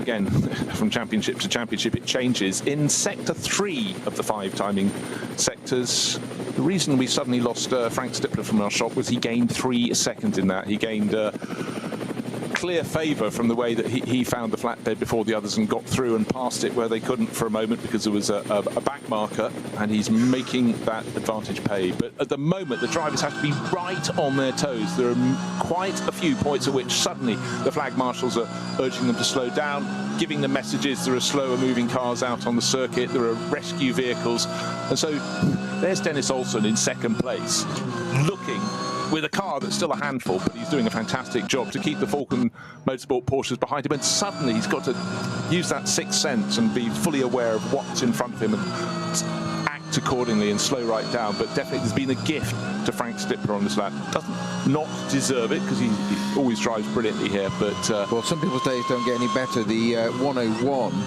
entry, which is in the BMW 325i class. You don't need to explain what cars those are for. That had a penalty in qualifying, would you believe, for its fire extinguisher being disarmed. So they had a €100 fine for that. It wasn't a great deal. That's now stopped at Exmoor and is causing the code 60 there. That's car 101. 325i BMW. Now we seem to have a whole host of slow points on the circuit, and second, third, fourth, fifth, sixth, seventh are all literally nose to tail. Dennis Olsen in the Mustang, number 2, is in second. Alessio Picariello is listed as being ahead of Tim Heinemann, but it's not. Of course, we saw them make the swap very early. It was on the Grand Prix loop, and so Tim Heinemann holding down third position. Alessio Picariello in fourth, Matthias Drudi in fifth in the Walkenhorst Motorsport Aston Martin, Patrick Niederhauser in the Shearer Sport PHX Porsche, and Fernandez Laza in the Kondo Racing with Rinaldi Ferrari. So a lot of manufacturer variety there, but they're all in a great big group. And then a whisker behind, having gained quite a bit, is Augusto Farfus in the Rover Racing BMW. But they're all going slowly along the Dottinger Höhe, and I think now they've just now been enabled to pick up the pace again. Green flag, yeah. Green flag, and off they go. It's been very, very stop-start, not in terms of the race being stopped, but in terms of when they're allowed to be at full racing speed. And as we get this restart, suddenly Patrick Niederhauser has made a better fist of it than Alessio Picariello. So change behind. And they're all dropping the Aston Martin at the moment for Matthias Drudi. He's falling back. They were nose to tail, but some read the restart on the Dottinger Höhe better than others. And then for others, there are some cars from the slower classes in their path, but it's their job to negotiate, their job to find their way past. But certainly the move there was by Patrick Niederhauser to move from 6th at the start of the lap up into 4th at the end, having passed Alessio Picariello just moments ago and Matthias Drudi early in the lap. Now that change has come back again, so the Falcon Porsches dive down the inside at turn 1 to get back past the Shearer Sport Porsche. I nearly said Audi, it's a Shearer Sport Porsche on this one. Meanwhile, Heinemann is still trying to get ahead of the Mustang, which he can't quite do. And is that the Ferrari having a little look in there? So the Aston and the Ferrari now on the back of this as well with the Shearer Porsche. Now they've got a back marker in the way they're trying to get either side of it. They all have to go to the left-hand side. That's one of the Toyota Supras by the look of it. The Mustang still holding on. Dennis Olsen, I've got to say, is doing an absolutely fantastic job. That Mustang shouldn't really be ahead of any of those Porsches, let alone all of them. He's doing a great job hanging on to it. The car does look a little bit more dialed in after a lap or so now. It looked like it just hadn't And that's all the part of this. Exactly what you do. This is why we race, because it's early in its development. Find out how it does, and I can imagine him struggling with that car for that first lap, and then suddenly finding, hang on, it's a little bit sweeter, it's a little bit easier to drive. There's some hope here. That roller coaster of emotion that drivers go through. But it's also about how, what was the temperature at the start of the race, how are you setting up the suspension of your car to get the heat out of the tyres as well as you can. Didn't look as though he had the same sort of tyre heat, because certainly his grip level at some of the tighter corners, in fact even some of the faster corners, as we saw when they got to Arenberg a while ago, big twitch. But the Norwegian driver holding on very well indeed. End of lap number 3. We're on lap 4 now. Frank Stippler leading the way. He's in a Pro-Am entry car because his teammate Selv and Alexei Veremenko are not as experienced as the next 7 crews, which are all entirely pros. So you may expect the Audi, when driver changes are effected, to start losing position, but it's going for its main target. Of course, outright victory would be lovely. You have to say it's fairly unlikely, but it's about getting points in the Pro-Am class of SP9. But Frank Stippler, 3 seconds found in one sector. I think it was the reading of the traffic with course vehicles on the circuit. He lucked in, you could say, in some ways, but he's still 3 seconds clear now. But Dennis Olsen hanging on from in second place, the yellow and blue HRT Ford Performance Mustang, being hunted all the time by Tim Heinemann. So was that a masterstroke, do you reckon, from Falcon Motorsport? I thought Cariolo looked very handy in pushing second place, but he's dropped back to third, and now Heinemann is the one that's making the move. Well, he dropped back to fourth because he went behind Niederhauser's Shearer car, and then he's got back ahead of that again. Yeah, sorry. So, yes. No, I'm just saying it's come back again now. No, it's exactly. reversed. Exactly. Well, it's good. That's what it's all about. It's about racing. Racing, but, exactly. It's going to catch on someday. I just sort of have that feeling. Hopefully we'll be there. Yes. Not looking out the wrong window. So, by the way, there are 2 Ford Mustangs in the race. The sister car, number 6, is running in 10th place overall. Dennis Fetzer at the wheel. But he's quite a distance down on the car in front. In fact, he's 16 seconds down on the 9th place Black Falcon, number 48, which is one of the Porsches from the Black Falcon team. Benagel sharing that with Dan Arro, or Dan Pil, as he's formerly known, Mustafa Mehmekaya and Mike Stursberg. So that's the sort of less experienced crew. That's in that Black Falcon team. That's running in the SP9 AM class. So we've got SP9 Pro, SP9 Pro AM, which is leading outright at the moment in the hands of Frank Stippler, that Juta Racing Audi, and then SP9 AM, and that's some distance further back down the field. Right, going down through the classes. Cup 2, Mulner Motorsport had predominance on the grid. They were in the top 10.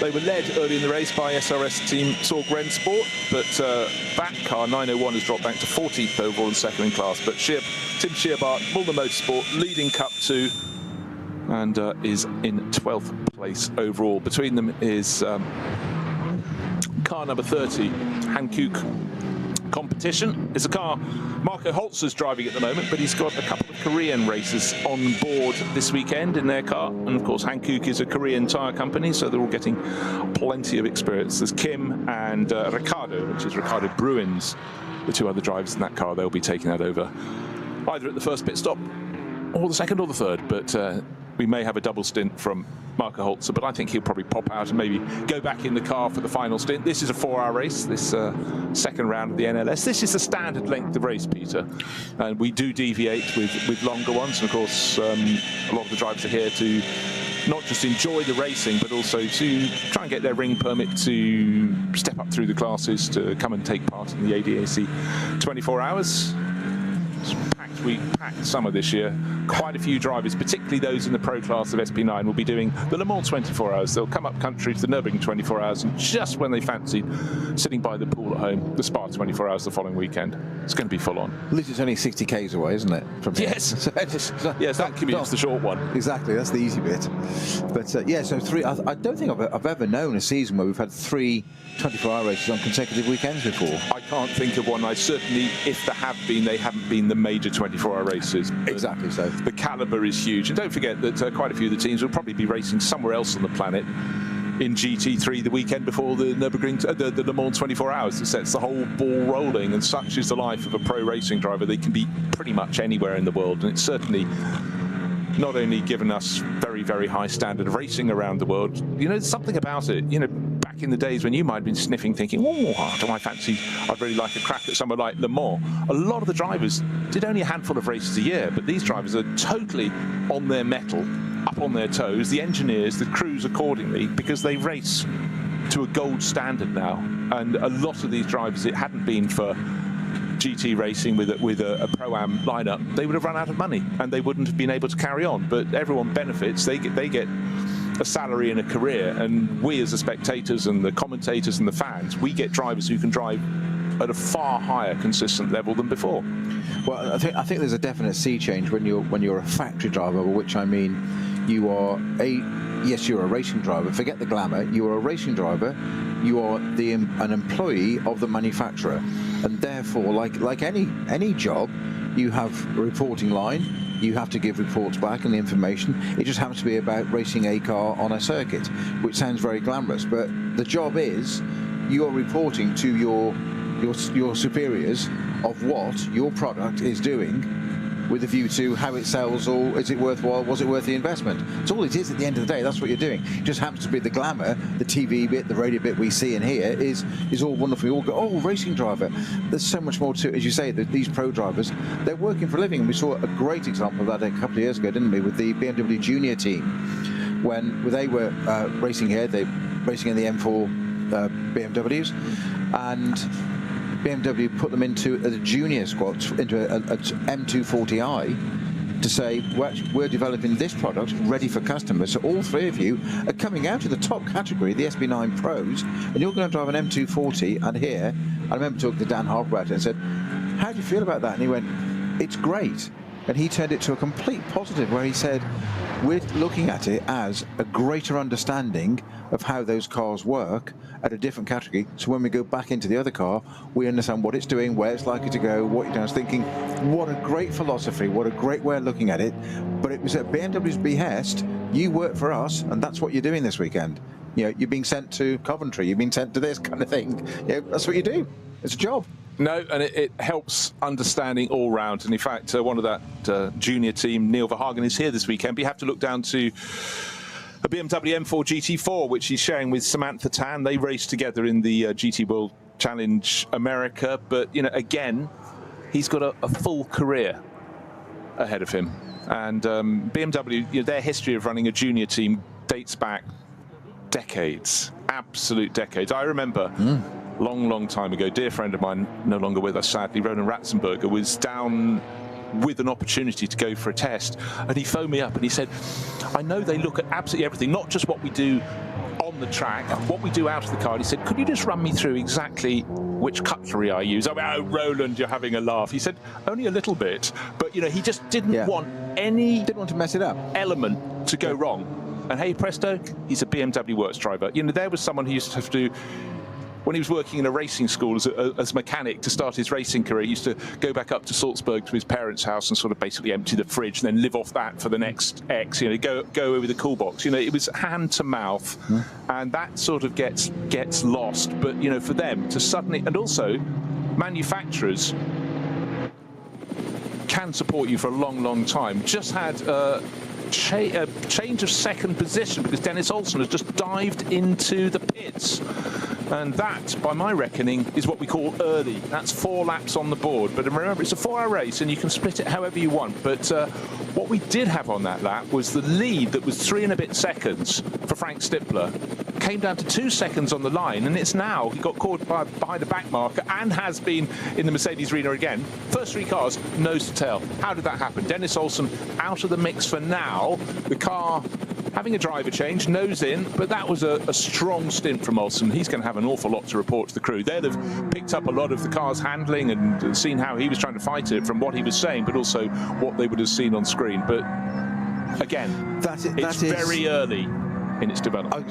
Yeah, and it's also very early in the race to come in for a pit stop. We've seen 5 laps before now. We've often seen this where a crew will take their strategy it evolves later in the end. You get a shorter pit stop, the longer you run at the end. So we'll explain how that works a bit later on in the show when we get to that point when it's more relevant. Oh, and something coming in with dripping fluid all over the place. That's one of the Porsches coming into the pits with its hazards on already. It's also got a bit of bodywork at the front end of the car, is peeled back and is not where the designers intended so I'm hoping it to that be. is just water, not oil, that's dropping down to the pit lane.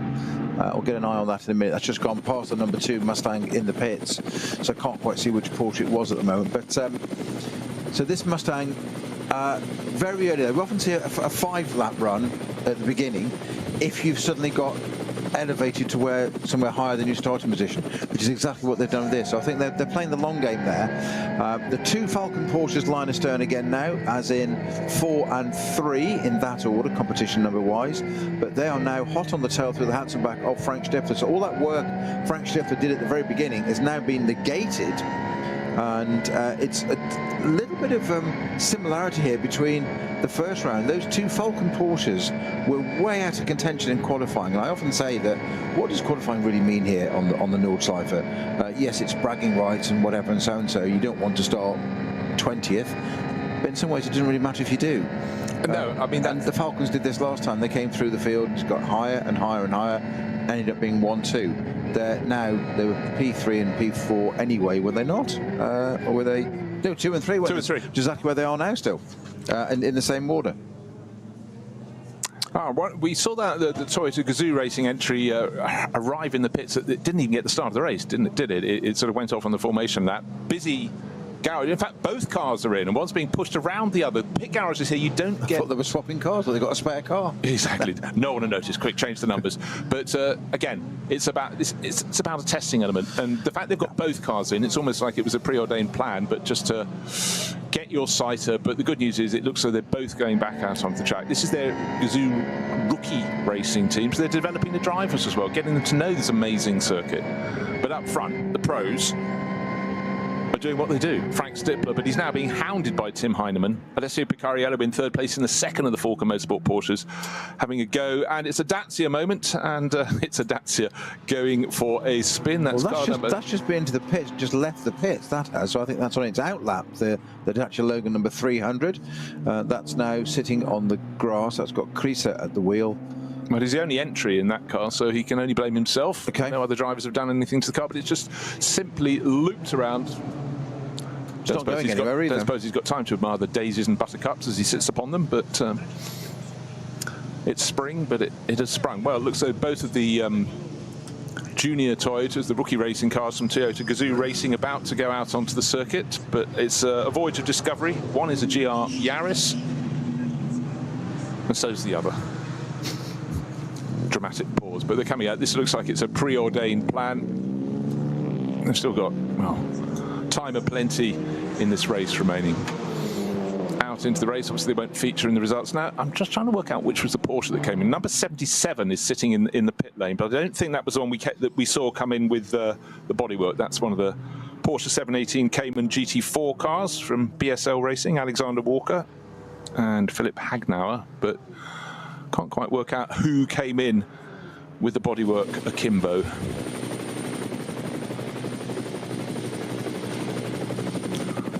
Scroll down the order. Car number 901. That could well have been the one that came in. That was the Sorg Rennsport car in the Porsche Cup 2 class. That's a Pro-Am entry with Alexei Kikireshko, Patrick Gruter and Fabio Grosser, who was the driver at the wheel. So that's tumbling down the order. And that was the one that was running 2nd in the Cup 2 class. Remember, Mulner Motorsport had re-established their advantage there, but they were clearly a front-running car early on. And it's all changed now because the Falcon Motorsport Porsches, as I was just talking there, have moved through. They've just come past the carousel. They were in behind Frank Stifler's Audi that got absolutely boxed in, lost momentum, boxed in behind a slower car, and they passed him on one side. Wait for it. And then just following through, Alessio Picariello says, "You've left the door just enough. Thank you very much, Tim Heinemann. You left it just a chink open for me as you went on through, and I dived through." So there's nothing Frank Stifler could do about that at all. it is where you find the traffic, how you find the traffic, and then how you carry momentum. Momentum's the word I want to work on there, because Frank lost all of his and he's due to racing Audi. There was nothing he could do. He had to come off the power. He was not trying to thread the eye of a needle, but basically he was going past two cars, and one he thought might stay on the right-hand side of the track. It came across the left, and I'm afraid all that early lapping has been undone. He's already been undone once by a course vehicle. Then he gained much more from a course vehicle, and his getting past it before the others in second, third, fourth, fifth, sixth, seventh places, etc., caught up with it. But now just one little moment and it's gone away. But I must say, I think the Falcon Motorsport team didn't just win the opening round by circumstance. Well, they didn't win by accident, did they? And it's, so is that the remains of the Aston? No, the 191 Aston Martin, the one you were talking about. Front GT4 car. Yeah, front right damage. Well, in fact, whole front end damage because the bodywork on both sides. But front right wheel. No missing. front right wheel. Yeah, that's the giveaway. Yeah, but those you'll often use phrase about the Nordschleife, and now it's giving back again. The Nordschleife, it giveth and it taketh away, and it did there. Frank Schnipper had absolutely no choice, as you say. I think he was caught a little bit more unawares by the second Porsche coming through, who really did capitalise on the opportunity, and he was sort of going for the bit of track. But Frank Schnipper's no fool. He doesn't win the races. He doesn't have to achieve the results he gets by making mistakes. He had to acquiesce and let that second Falcon car come through as well. But that's going to be really galling, dropping from first to second to third in so quick a space of time. But what he can do now is, of course, it's now given back to him again. He's caught on the back of them again, so it'll restart, and once again he's canny. Racing, proper racing around the Nordschleife. Nürburgring looking.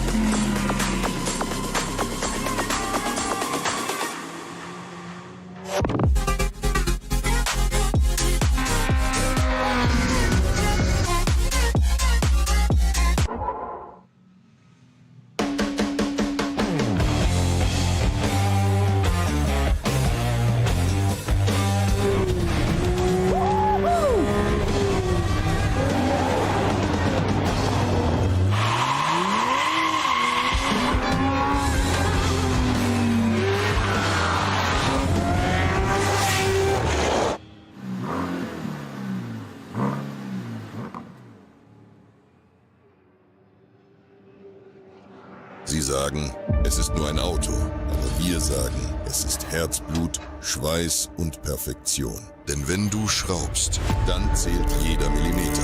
Dann bist du in deinem Element. Du willst mehr als nur fahren. Du willst es fühlen. Die volle Kontrolle. Eine optimale Straßenlage. Wir wissen genau, was dich antreibt. Denn wir teilen die gleiche Leidenschaft. Egal ob auf der Straße oder auf der Rennstrecke. Wir sind immer an deiner Seite. Wir sind H&R.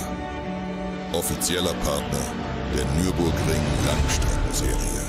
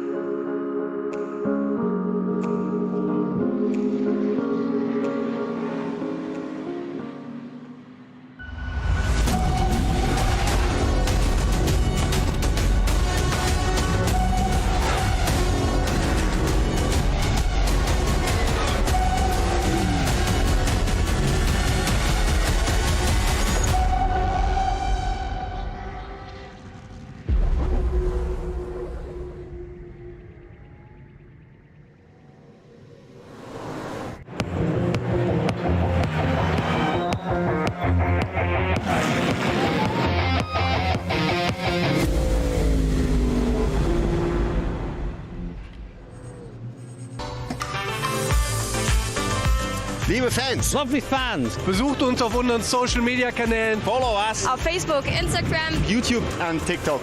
Willkommen bei der NLS.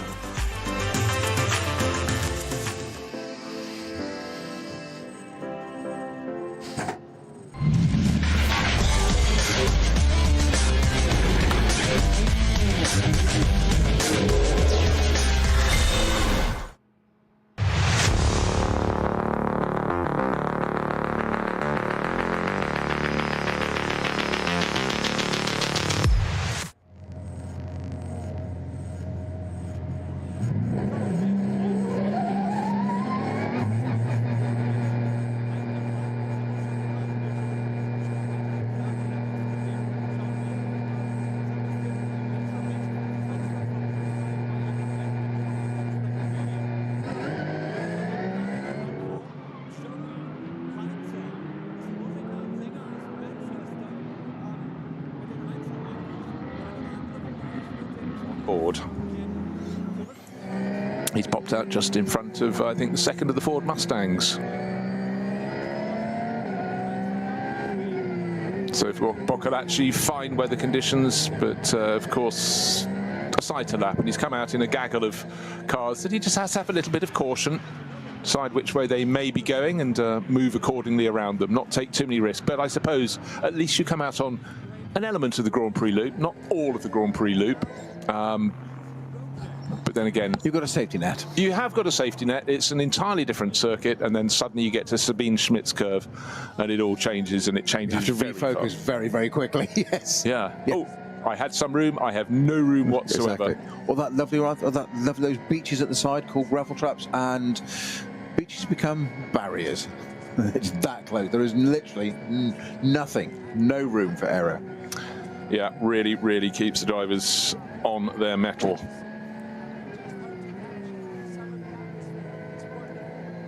Frank Stippler, though, I don't know, he'll probably run quite a long opening stint, and he's down to drive one of the Mustangs, and then he'll probably be down for the final stint in that to give him time to recover. But in a Pro-Am lineup, you want to have the longest run you can from the Pro, which is Frank Stippler. Yeah, exactly. As you said, it's back to business, isn't it? Maximise your Pro. Why wouldn't you? But again, with that position, the complete opposite of the Mustang, Olsen getting from 5th to 2nd, and capitalising on it. Right, stop. Quick while we're ahead. Put it in the bank, it's done.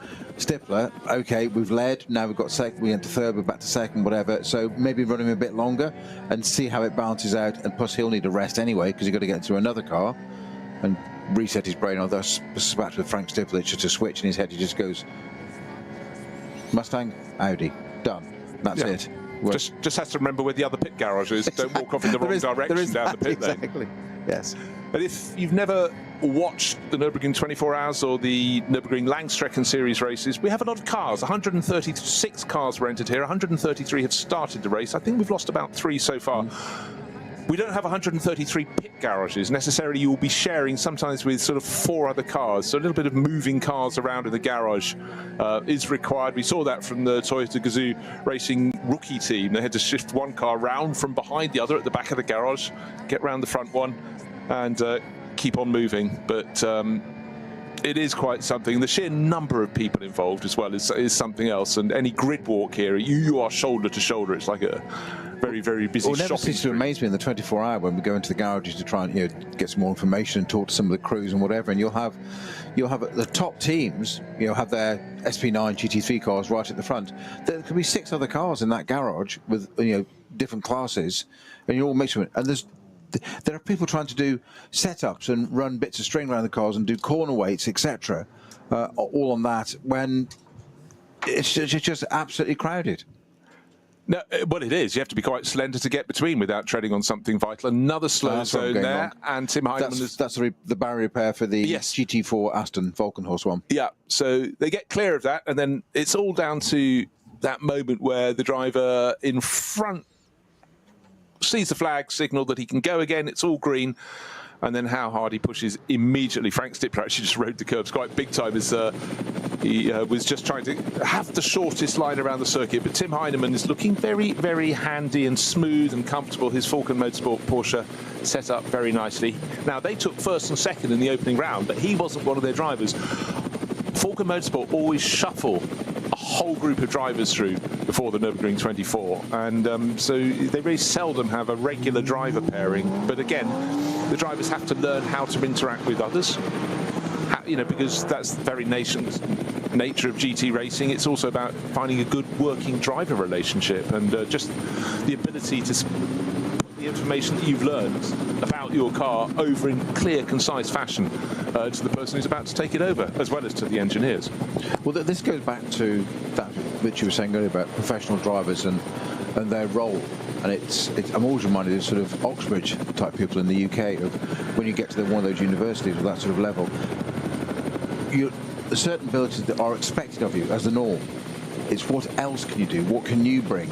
And that's very much the case with these drivers. The fact that you can drive quickly and safely, it's kind of given. You wouldn't be here otherwise. So you're here, you're in the room, you're in the garage and the boardroom. What else can you do?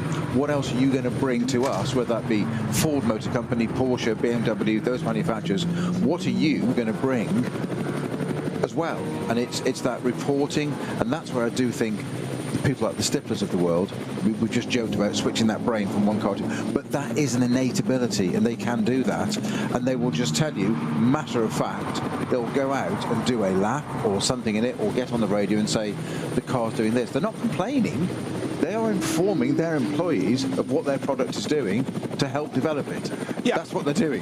Communication. Yeah, it doesn't matter what you're doing, what branch of business you're in and life. If you don't communicate, you come so far short of what you should be achieving. And some people are just brilliant communicators, and it just makes the world a difference. And I tell you what, there are very few top drivers who are not good communicators, and that is half the reason they're there. Yeah. Yeah. And also someone that brings mechanics beers and pizzas, they go a long way too. Time honoured. Other foodstuffs are acceptable. Yes. You go right back actually to when Michael Schumacher joined Ferrari in Formula One. Obviously he'd done fabulous things with Benetton, etc., etc.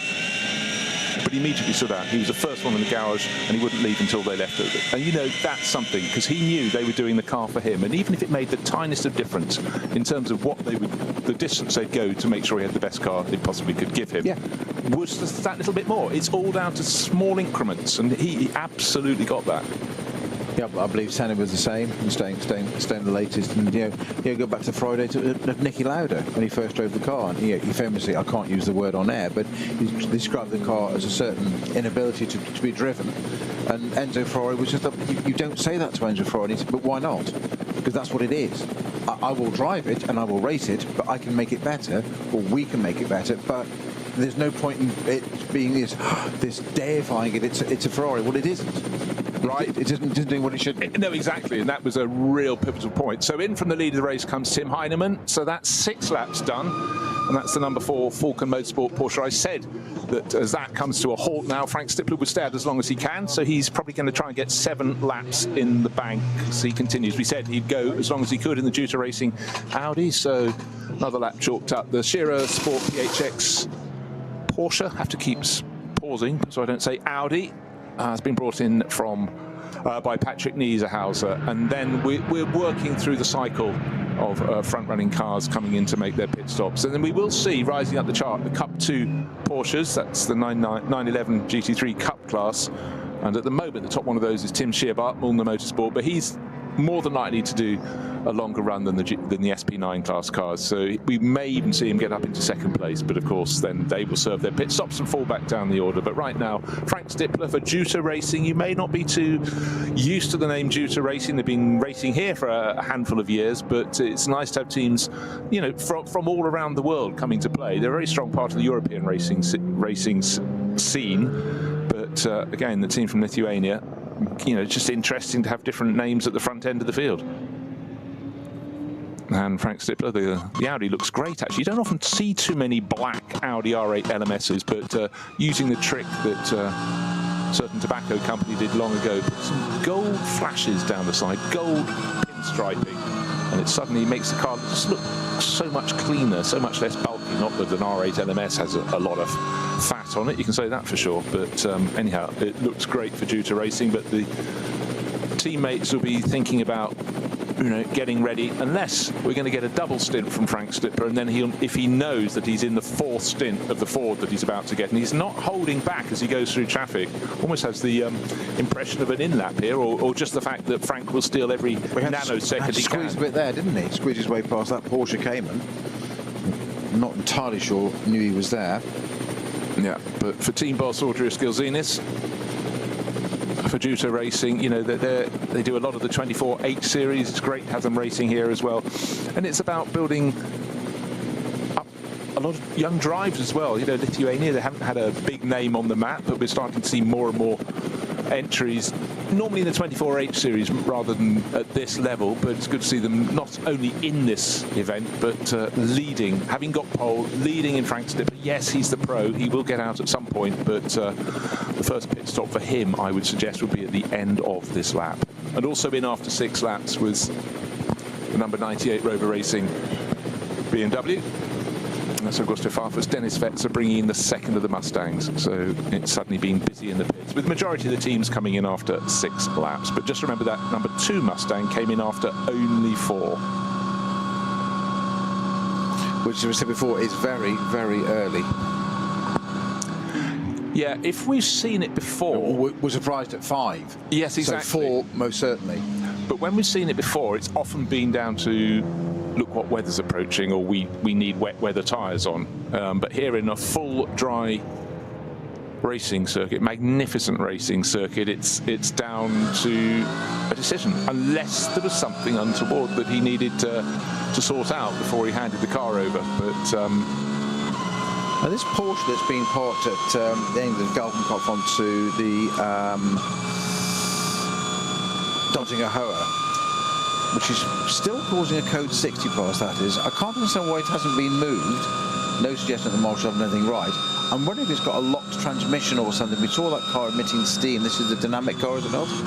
Yes, it is. Well, end of the first lap, wasn't it? It was. Didn't even get onto the second lap. It's all rare to see a car just parked at the side of the track and stuck, because it's in the escape road, as it were, but it's not got any further. Normally, it's pulled. So if it would have a straight toe or pushed, a little bit uphill there, but obviously it can't because it must be stuck in a gear or something. So I'm wondering if it's had a gearbox transmission failure and it's locked it. They just can't move the thing, but then it would go onto a flatbed, but they can't seem to get access to it.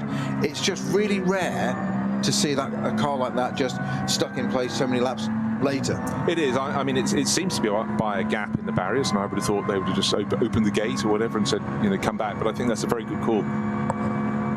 Snow, or maybe they simply had the other flatbeds were being used at other places to tidy up. We've seen barrier repairs. We've seen the 191 Aston Martin brought back eventually after front end contact, and that was a couple of corners after the carousel going towards Hoa Acht, but the track went left. The Aston Martin did not, and a couple of other fallers, but just looking to see who's going to emerge in the lead of this race when that number 8 Audi from Juto Racing and Frank Stippler surely makes its pit stop at the end of this, lap number 7. But at the moment he's leading the race. One would expect probably from Tim Heinemann, because he was the one that was pushing and shoving and having got in front in the number 4 Falcon Motorsports Porsche. But just bear in mind that that number 2 Mustang came in after only 4 laps, and we could see that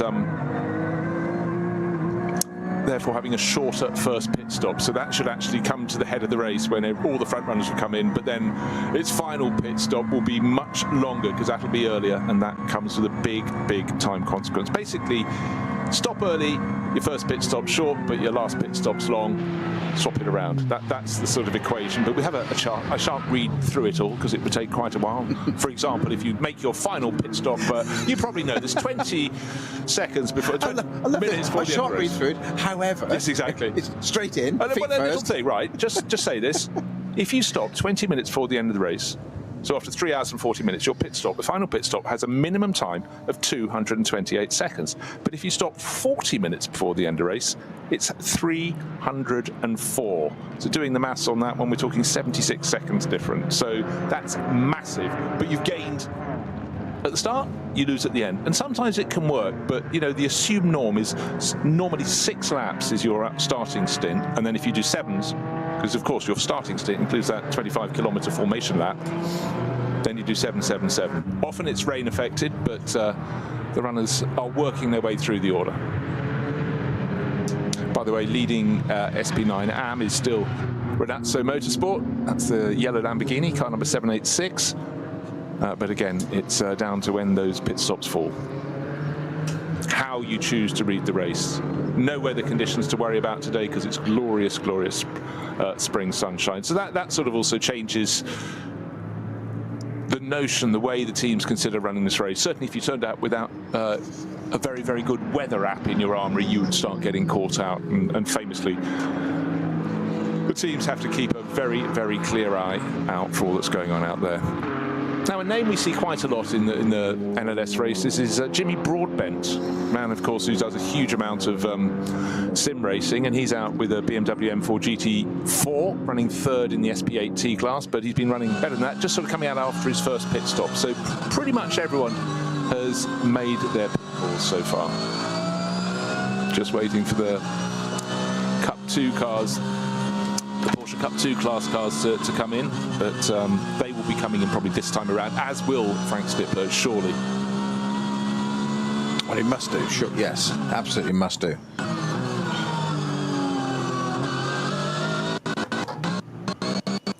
But the track is in tip-top conditions, but we've had quite a few slow zones. The drivers have had to be even more on the toes than they would be otherwise.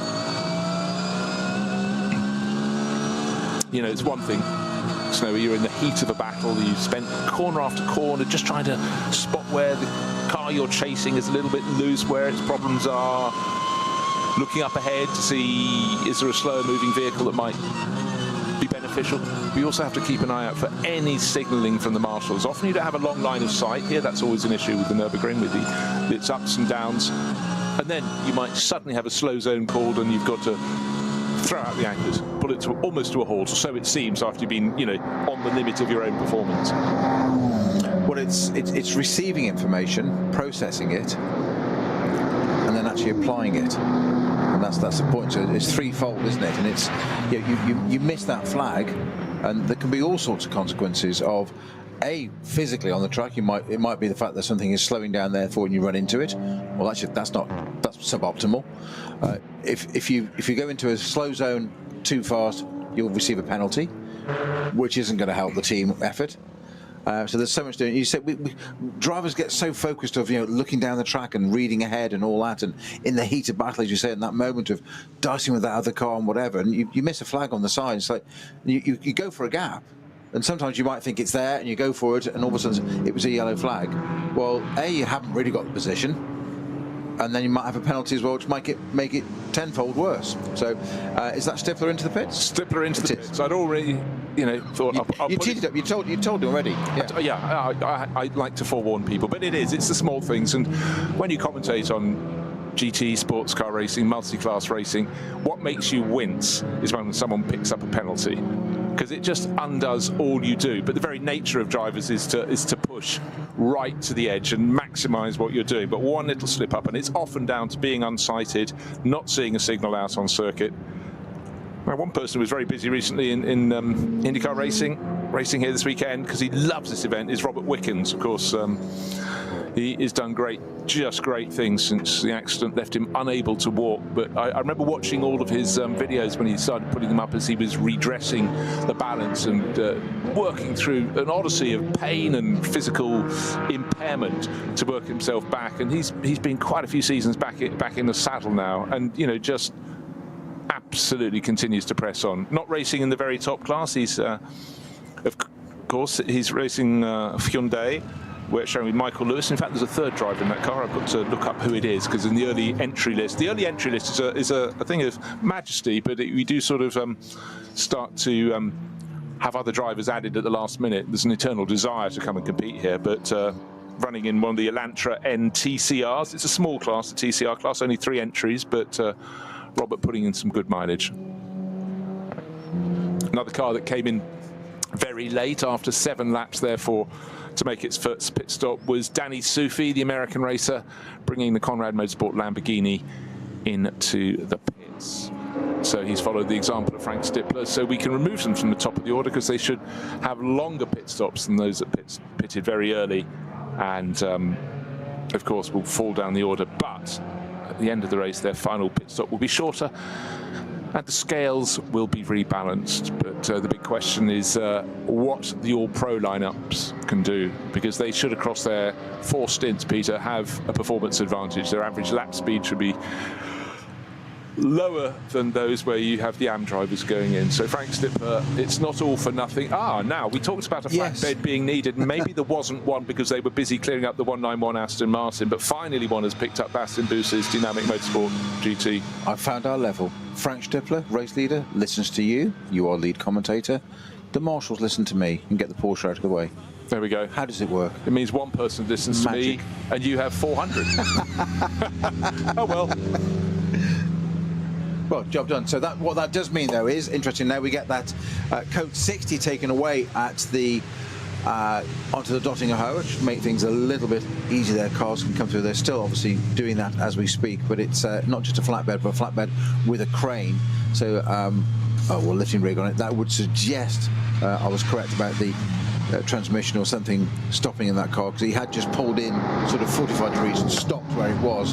So in natural fact did a great job to get the car off the track and out of the way, but it clearly could not go any further. It is now being picked up, so in a few moments, I would suggest probably by the next lap. So we're halfway down the Dottinger Hoe before the green flag is waved, so the cars pick up full speed, racing speed, back up into Tiergarten. So that'll become cleared very, very shortly. Lamborghini in the pits, a car that we haven't seen much mention of. It was quite high up in the order at the beginning of round 1, but not so good in this race. And no, is that receiving a penalty? Because it's static and nobody's working on it or doing anything. I wonder if it's receiving a penalty. There's a penalty box under the podium for penalties. Just didn't see there's an inactivity of work around it. Maybe they've said he can't have new tyres. He's got, so they're not wasting any time with any of that old behaviour. But certainly a bit of a strange one. The Conrad Motorsport Lamborghini, the Huracan, been here forever and a day, running in the black and turquoise livery of the Austrian team. But Danny Sufi, I think, possibly got out. I'm not entirely sure. I'm waiting to see who goes into that later. He was down as having Maximilian Paul as his co-driver, young German Lamborghini racer, but may well be Elkman who's going into the car next. Again, we talk about the changing entry list. It changes almost by the moment. You can almost be sure that whenever the race officials go, okay, that's it, we can press the send button, you suddenly get another driver coming out to play. So it's Dieter Elkman who is on board the number 7 Lamborghini. Now we'll see the sort of artificial order once the cars get to the end of this lap, because the cars that pitted after 7 laps, including that Juta Racing Audi in which Frank Stippler led the race, will still be listed as the top of the charts. However, they were stationary in the pit lane when their rivals came past, their earlier pitting rivals. And you'd expect probably the Falcon Motorsport Porsches, but hold on, of course, I'm just trying to see exactly how well the Mustang is going in the hands of Hubert House. He's listed at the end of last lap down in 25th position, but bear in mind a lot of his rivals were stationary in the pit lane. I see that coming vaulting back up the order. It ought, if all things are equal, be in the lead of the race. It pitted early, it pitted after only 4 laps, and some of his rivals, including Frank Stippler, came in after 8, but after 7 laps. But in fact, after 5 laps, we had Alessio Picariello bring the number 3 Falcon Motorsport Porsche in, running right at the sharp end of the field. And then after 6 laps, his teammate Tim Heinemann came in. They could be at the very front, but I do expect the Mustang, unless it had a really long pit stop that I haven't identified, to be in the lead of the race. However, the Sting will be in the tail. They've put their hand in the sweetie jar, but they're only allowed 1 at the final pit stop. They've got 4 in their mouth at the moment. I'm receiving a report that the Dynamic Porsche number 54, that the reason for its stop is a puncture, which I understand. We don't want that part of the circuit anyway, just before onto there. Well, that's most interesting. There's a lot of steam coming out of the driver's door. It could be the front right-hand sided. Okay, well, I'm not doubting that. I'm just wondering why the car couldn't be therefore moved for so long. No. Odd one. Very odd one.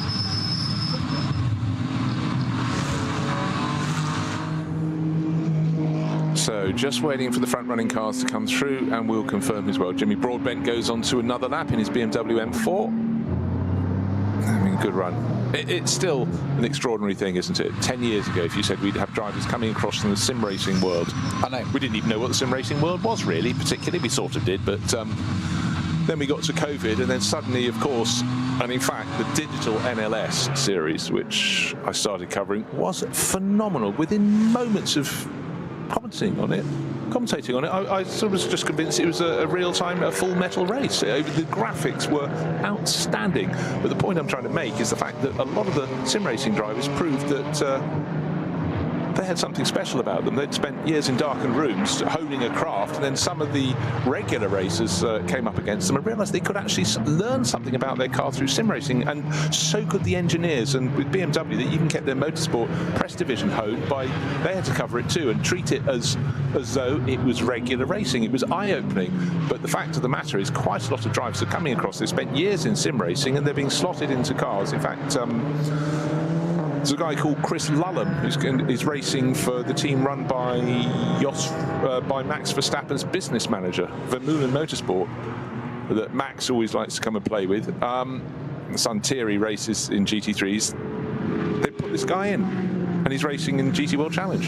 You know, bam, no racing background apart from sims. It seems extraordinary, Peter, but he's got in, and they're not going to put in someone who's 3 seconds off the pace. No. He's clearly in testing gun out, and they go, oh, okay, right. But because Max Verstappen has such a love of sim racing, he is fully conversant with it. And likewise, I'm sure, with his manager and his manager's son, Thierry, you know, they talk an awful lot about it. And, you know, famously, Max was told off at racing weekends for doing long-distance sim racing. Oh, yeah, but he'd still popped out on the circuit and won. So you can't really stop someone if he's doing something. It's a tough argument, isn't it? Winning the day job. Yeah. It's, I think it's like many things we said about this. We talked about pro drivers earlier, and this mind change of sim racing to me was originally gaming. Yes. And it was, you know, it was a gaming console, and teenagers did, and it was a great way. And years ago, we had people, when we were coaching, people sort of said, you know, shall I get you know, there are certain brands available, whatever, shall I get this so-and-so game, whatever, to learn a circuit? And remember people saying it's helpful because what it can do is, in terms of, if it gives you a mind's view or vision of the circuit and what's coming up next, and you haven't been to that circuit, it's literally a visual. But I realised I was talking about that was 25 years ago. Yeah. And it's gone from gaming to, as you say, simulators. There's a reason they're called simulators, and we've accepted them for decades in the aviation industry. And, you know, that's what we did because it was dangerous to fly a plane if you didn't know how to fly a plane, because you've got the added third dimension, funnily enough. So pilot training, they went through all that, obviously, with whether it be commercial or military, and you learnt it all there. So if you did make a mistake, at the end of the day, gutting though it was, and perhaps career-ending, nobody died. They turned it off, you went home, and they put somebody else in the next day. And it's worked the same in motor racing, because cars are inherently expensive to run. So the risk of putting somebody in a car, of them damaging it, A, is the cost, assuming they're okay in an incident, let me just take that as given, but the damage to the car, the rebuild, the repair, the downtime, if that car's needed next week to be a round of a championship where you've then got an amateur who's paying to have that car there, and there's all sorts of ramifications, and that's where the simulator business has really taken off, and evidence we're seeing here now. As you started this with Jimmy Broadbent, people that can learn in simulators, and to somebody slightly old school like me, somebody that comes along and learns in a simulator a bit, and then says, I fancy a go at racing in the real time, and going, oh, but it's not the same thing. You'd be amazed at what level they can come in at. Yeah, and it was also, to me, it was just enthralling about educating the engineers and realising that they could actually do other things and get through a lot of imaginary setup work and desired setup work. But the thing for me, my father always wanted to be a pilot, and I gave him a birthday present to go on a flight simulator, and I said, what's your particular ambition? He said, when I landed at Kai Tak, which is the old Hong Kong airport right in the middle of the city, is not to have an Emon's underpants and washing line tangled round the undercarriage. Yes. I never asked him if he achieved that or not, but anyhow, it was just a thing, and to him it was a revelation that you could do that. I remember asking a friend a few years ago who was a British Airways jumbo captain, what was the definition of a good pilot, expecting some great insight as to what it was to be this, that and the other. And he just looked at me and just said, one that has an equal number of landings as he has takeoffs. I thought it just absolutely summarised it in a nutshell. Yeah. Okay, I have an answer to a question that I threw out there as we're moving back to what's happening on track, and it is indeed the Falker Motorsport Porsches. I fancied the number 2 Mustang, which made the very early pit stop, might come out in front, but it's number 4 from number 3. It's with Tim Heinemann staying on board, whereas the number 3 car that was started by Alessio Picariello is now in the hands of Dorian Boccolacci. They're about 3 or 4 seconds apart, and there's a bit of a gap back to the rest in behind them. Another 2 seconds back to Christian Cronjes, who's now up to 3rd place in the Walkenhorst Motorsport Aston Martin. So we're sort of chopping and changing, but to me, I just want to see the pace of that number 2 Mustang. We saw it being quite a handful. It's down in 30th position for Hubert Hout. Still listed as only 1 pit stop. I'm going to have a little investigation on that one in a moment, because I fancied that coming higher up the order. Maybe it's at the point where it's going to, once it gets 8 lap on the board, yeah, only the top 8 cars have got 8 laps on the board. 9 now, the Rover Racing BMW. Yeah, at the end of this lap for the Hout Racing number 2 Ford Performance Mustang, we'll see where that really slots in, but I think there'd be more problems than we realise. Great opening stint from Dennis Olsen, you know, keeping the Falken Motorsport Porsches in behind him, and he really was working hard on a car that did seem a bit of a handful, but we will see where that comes through. Now the Porsche Cup 2 class cars making their pit stops. They got into a few of them in the tail end of the top 10. But they're now making their pit stops and will fall down the order accordingly. But again, it's a great class to race in for the 911 GT3 Cup cars. Not quite at the same level performance-wise as the GT3 cars, which run in SP9 here, but very close indeed, and quicker in a straight line down the long straight, so you can actually gain a little bit. Not quite as much aero, though. Now, we've got another Code 60, which I think might be a little bit of recovery time for the, sadly, the 912 Kramer Racing Porsche, which is from the GT Cup class, and that has had an incident at Adenauer Forst. So the Code 60, or the Code 120, starts at the bottom of Foxhole and all the way up to Adenauer Forst, and it becomes Code 60 there. It just clears. Just at the top, you've got a right, left, right. At that top of the hill, a famous bit of footage we always see on YouTube with their cars arriving, getting it all wrong. I'm not sure who's at the wheel of that in a minute. I'll just find out that in a minute. But it looks like the 912 is out of the race. Okay, well that's disappointing. But I've got an answer now. I was looking to see where Hubert Hout would come through. Now he's completed 8 laps, or his car has. He's just come through in 16th place. So it would have been might have been a slightly long pit stop. His last lap time was absolutely representative. But again, as you acknowledge when you do long distance racing around the Nordschleife, is that there could be a slow zone that you get and a rival you're chasing just got through before the flag was thrown, and it can really cost you. You just have to hope that fortune sort of favours you. Whether that's what's caught out, there've been more slow zones when that number 2 Ford Mustang was out on the track than there were when the rivals were out on track before they made their pit stops. That is a possibility, but wait to see how the pace proceeds for Hubert Hout. 17th place now, just been passed by Patrick Assenheimer, who's in the number 6. That's the sister Mustang, so 2 and 6. But Assenheimer's car is the one with sort of less experienced teammates on board. I'm really surprised you didn't take the opportunity to use one of your key phrases there. 2 and 6 in old money. Just because I'm a centenarian. Never even crossed my mind. You've obviously moved on. 2 and 6 for those watching in colour or listening in colour, of course, was 2.5 shillings in old British money before it went metric. 2 shillings and 6pence. Right. If you're just joining us and you're digging through and finding timing screens to look at, you go, that's interesting. Mustafa Kaya is leading the race. Well, he isn't really. Car number 48, Black Falcon AM class Porsche. Second driver in the car is the Turkish racer Mustafa Mehmet Kaya, but that is just by dint of serving its pit stop very late indeed when the cars have got round at the end of this lap. Expect the 2 Falker Motorsport cars. This is the team that had Porsche's first and second in the opening round of the championship, are going to be first and second again. Tim Heinemann ahead of Dorian Boccolacci. Car 4 ahead of car 3. Best of the rest, Christian Cronjes in the Walkenhorst Motorsport BMW, which is another 5 seconds back in third place. So the field's spacing out a little bit, but just remember, teams choose when they make their pit stop. So normal stint length is 6 laps for the opening stint of the race, and then 7s thereafter. But just remember, the number 2 Ford Mustang came in after only 4 laps. That means its final pit stop will be earlier and therefore longer than its rivals. So we just have to keep an eye on that. But in terms of keeping things clean and simple, Falco Motorsport seems to be doing a really, really good job, with a gap of just, what are we looking now, 3 seconds between Tim Heinemann in effective lead and Dorian Boccolacci in second place. So it's all looking pretty good for them right now. However, how are the slow zones, if we have any more, which one suspects one will, with 133 cars playing on the circuit? You know, we will have some of those gaps opening up or closing down, but right now it's looking quite neat and tidy for them. Yeah, I don't remember them being this far up the order this early on round 1. It took a while to come up. See, I'm just going on reflection, on recollection.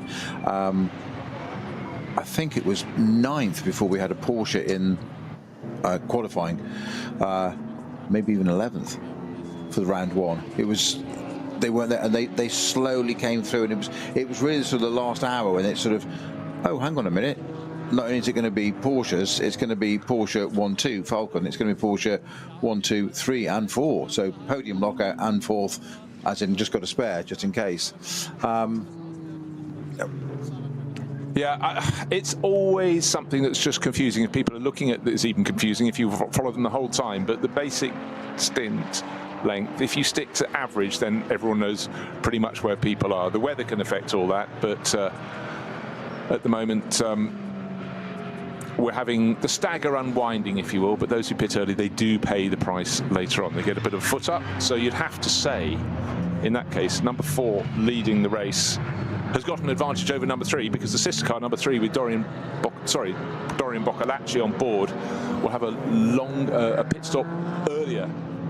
Its final pit stop earlier, therefore longer than the rival car. So advantage Tim Heinemann in the number 4 Falco Motorsport Porsche, and Dennis Marshall, well, he'll be going, oh, that's rather good, isn't it? So he'll be sitting, watching and waiting. But what's happening now is Christian Cronjes is getting all over the tail of Dorian Boccolacci. The Walkenhorst Motorsport Aston Martin having a really tidy run, but he's got company. He's got the Shearer Sport PHX Porsche with Patrick Niederhauser looking very, very busy in behind. So the green, black and yellow Aston Martin working hard. 2nd, 3rd and 4th, nose to tail. And I must say, over the course of this lap, the Aston Martin's gained about 4 seconds on the second of the Falco Motorsport Porsches, is now pushing it very, very hard indeed, tucking under the rear wing as they go along the Dottinger Höhe.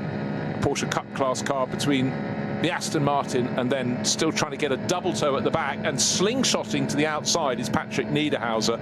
It's always a thing, Peter. If you can get one toe down the straight, it's one thing, but a double toe is fantastic. And the Shearer Motorsport Porsche has just come woof through past the Aston Martin. Yeah, that's because he used a side draft to the perfect use there, because the Aston didn't. And what I mean by side drafting, you sit on the rear 3/4 and you basically steal the air off the leading car, so there it's got less downforce. It takes the air off their rear wing and gives it to you instead. But the Aston moved from left to right, so it's inconsistent. So he broke the toe, and I'm sure Adrian Newey was watching that, just going, it's not what you do with an Aston Martin through the air.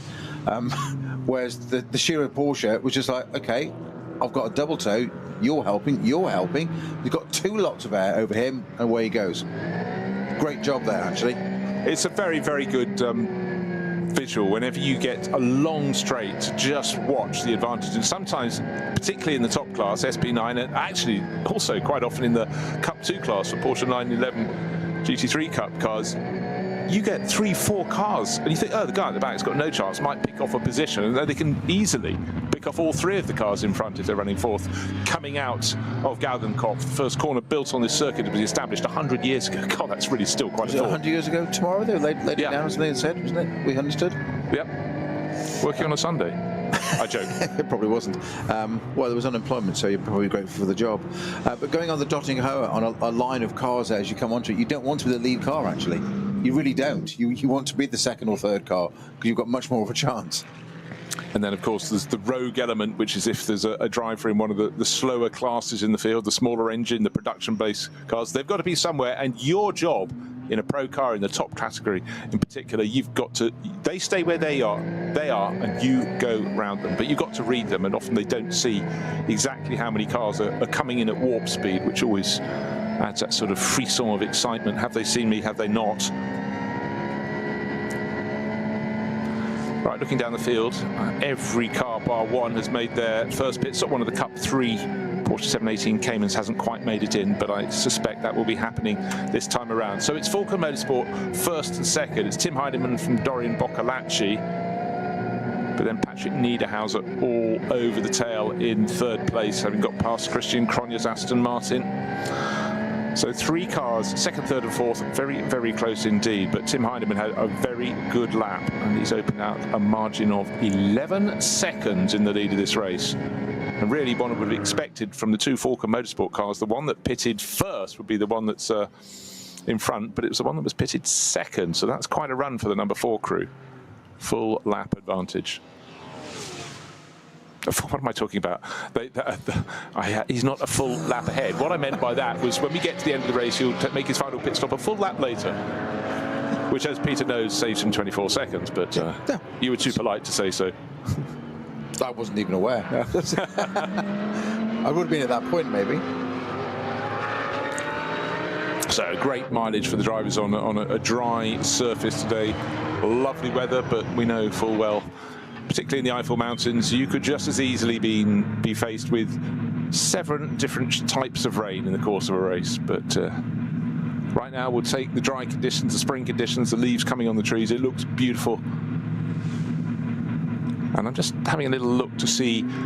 Right, Frank Stippler got out of the Juta Racing Audi, was the last of the front runners to pit. It's fallen down to 8th place, and you don't expect the driver who races under the pseudonym Selv to be right on the pace. In fact, he could be shedding, well, I'll see next time around, he could easily be 8 seconds a lap slower and still be running a respectable time for SP9 AM. He's the AM element of this Pro-Am lineup.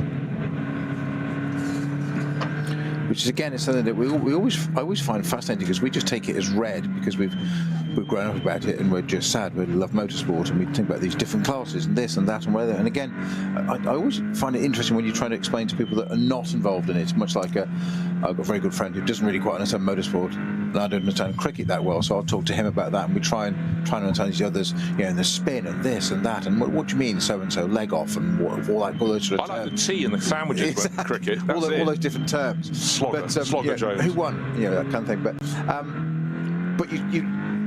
I say we just accept it. But you have A class, so we call it SP9 GT3 cars. Yeah.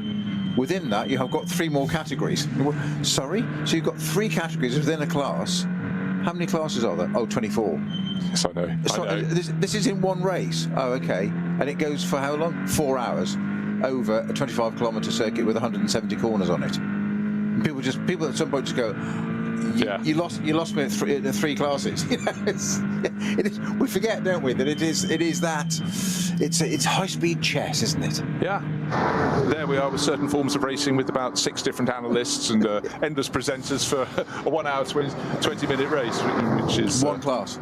Exactly so. But anyway, many forms of analysis. One can look at data and come out with extraordinary concepts and images, and we were talking earlier about the data that started really flowing. I think the Tyrrell Formula 1 team was the first team that strapped a computer on board, and everyone else is going, right, okay, who's that man with the what is a laptop? It literally was in the 80s, but it's grown like Topsy since then. But even the drivers who'll be competing in this event in the road car based vehicles, we're looking right now at a BMW 330i, they will have some form of data, and they will go away and pore over it, and we'll come back hopefully with greater knowledge. But it's also down to having a very good analyst who can explain what you're seeing in terms of data. And that's the point, and that's why teams have strategists that can understand that side of stuff, and they all have their little niches. Like any business, you have people that play to their strengths and play to their skills, and they do that. And we're forgetting also that we're talking about simulators and data in cars. You also have driver coaching information which is different to the engineer's data, where they'll have video and overlays and where brake pedal pressures or this or that and steering angle, it's all measured. And then they'll sit there and they'll have one driver will go out and set your, so let's say Frank Stifler, for just case in point very easily, will go and set out a datum lap, a reference lap. You'll then go and drive it, and you'll be whatever the difference is, doesn't matter. And then they'll overlay the two, and they'll sit there, the engineers, and go, right, she is doing this, this, and this at these points, and this is what you need to do to get to that time. And then you sit there and just go, oh, I thought I was doing quite well. Yes. And why is his time that time and mine's using a calendar? Yes. And that's the difference. And it's that old thing. There's nowhere to hide. There isn't. I'll tell you what, I saw some incredibly interesting footage. One of the most extraordinary cars I've seen in recent years, using fan technology to ultimate downforce, McMurtry Spearling. Yes. Okay, it turns up at Goodwood, and it's, talk about purpose made. It's got a ton of downforce. Yeah. I'm not kidding, from something that weighs the same as 3 bags of crisps. But the son of a friend of ours has been doing, he's a motorsport engineering student. His year's placement was with McMurtry, and I went round to their house last weekend and he pulled out his data. They went to the Top Gear test track, and all the young engineers, and I don't think anyone's over 30 in that company apart from the owner, went out on the track, because I said, wouldn't it a good idea to send you out in something quite fast than that? But looking at the data flow he had, and his was compared to what Max Chilton, who was a guy who smashed the hill record race in Formula 1, la-di-da-di-da, did. It was really interesting. I couldn't understand it, but it was interesting. And it went on, but you know, everything, so many different layers could be looked at. But the thing about that, to me, was the fact you've got a ton of downforce. I still can't get my head around that. It's just a figure that's extraordinary. But you know, for a 21-year-old engineering student, oh my word, what a thing to try. But you know, the point was, he said, look, I'm quicker than Max Chilton. And that bit, yeah. So much to learn, so much to look. But then you apply it to something like this, and oh, well, that's not good. I was going to say, around every corner can lurk a problem. Between the Sabine Schmitz curves, and now right across the track is an Aston Martin Vantage GT forward, going forwards and back. The track is so narrow. Yeah. Trying simply to get the car facing to the left, not the right. That's the Pro Sport GT4, yes, of Yannick Himmels. Having to do a obviously lost it going on to there, having to do a 3-point turn, but your biggest fear there is you want to get out of the way of everybody else so you don't get collected, and that's when you get taken out of the race. It's not the spin is the problem, it's the recovery. Oh, I tell you what, there's also suddenly you get splashes of just phenomenal gaggles of cars, and second, third and fourth. I said they were running close together, but coming down the Dottinger Hoa, there was nearly overtaking Dorian Boccolacci. It has done it. In fact, the Aston Martin's moved up from fourth to third. Christian Cronjes has got ahead of Patrick Niederhauser, but they're literally a second, covering second, third and fourth. And again, they were using a GT4 Aston Martin as something to give them a bit of a tow. That's far in the rearview mirror as the group run down into the first corner, and Dorian Boccolacci runs too deep. He's off the track, and suddenly, in the space of about half a minute, Christian Cronjes has gone fourth to third, third to second. So Aston Martin into second place. The second of the Falcon Motorsport Porsches is down to third. That's Dorian Boccolacci and Patrick Niederhauser, who's showing that Shearer Sport PHX have got a very, very good handle on this Porsche. Now they've moved across this season, as well as running their regular Audi, and he's looking very, very busy indeed, and all over the tail of Dorian Boccolacci. But Falcon Motorsport's sister car is now, in fact, lost a tiny bit of time. It's 11 seconds clear. Right, Robert Wickens is climbing out back onto the wheelchair that's proffered in the pit lane for him, and legs come down, and he will evacuate the Hyundai Elantra, and his teammate Michael Lewis is about to climb on board. So again, regular inspection of all that's good, but seat insert in, seat insert out. But it's no small thing getting a paraplegic driver out of a car. But you can see practice makes perfect. It was a really smooth exit from the talented Canadian, and that would be, you talk about losing a second here, a second there, you could lose so much time. But orchestration of that, clearly important. Teamwork. Just going back to the Christian Krohn thing for a minute while we just see that driver change. I was going to say 10 minutes ago. Well, of course, it wouldn't be 10 minutes. It wasn't the lap. It was 9 minutes 11 seconds ago. It was on the Dottinger Hoa that Aston. I said, trying to do that side drafting on the Porsche in front, moved from left to right and broke the toe, and therefore the Stewartsport car got the advantage of the double toe. But he learned from that, didn't he? And just said, I'm not doing that again, and got back past it again. So lesson learned. And it's a rare, rare treat to have a straight as long as the Dottinghurt in any circuit. But the fact it comes as such a welcome relief after the other 160 plus corners around the circuit, but it is one in which you can hunt. Lots of other circuits you think I might get a bit of a toe, but here it's more than that. If you work it right, you can gain 2 or 3 positions. You could gain a wonderful slingshot, but just remember, if you're on the right hand side of the circuit as you get to the Antonius Booker, it's a little kink to the left, suddenly you've got diminishing returns, and that's the sort of corner that Kevin Estre loves, because that means he's going to be on the grass and you'll still be foot down overtaking. It is super, super spectacular, but you can come unstuck. But a lot of these drivers probably do half a dozen races per year, and these aren't even the regulars. They come here when they can, and of course the 24 hours if the weather wills. It was the world of fog last summer. You should get an awful lot of mileage here, day and night. The track changes all the time. Big diurnal difference as well. That's what you really don't want when you're racing in the Nürburgring, because you go into darkness and suddenly your tyres are not behaving at all. But this is where experience comes.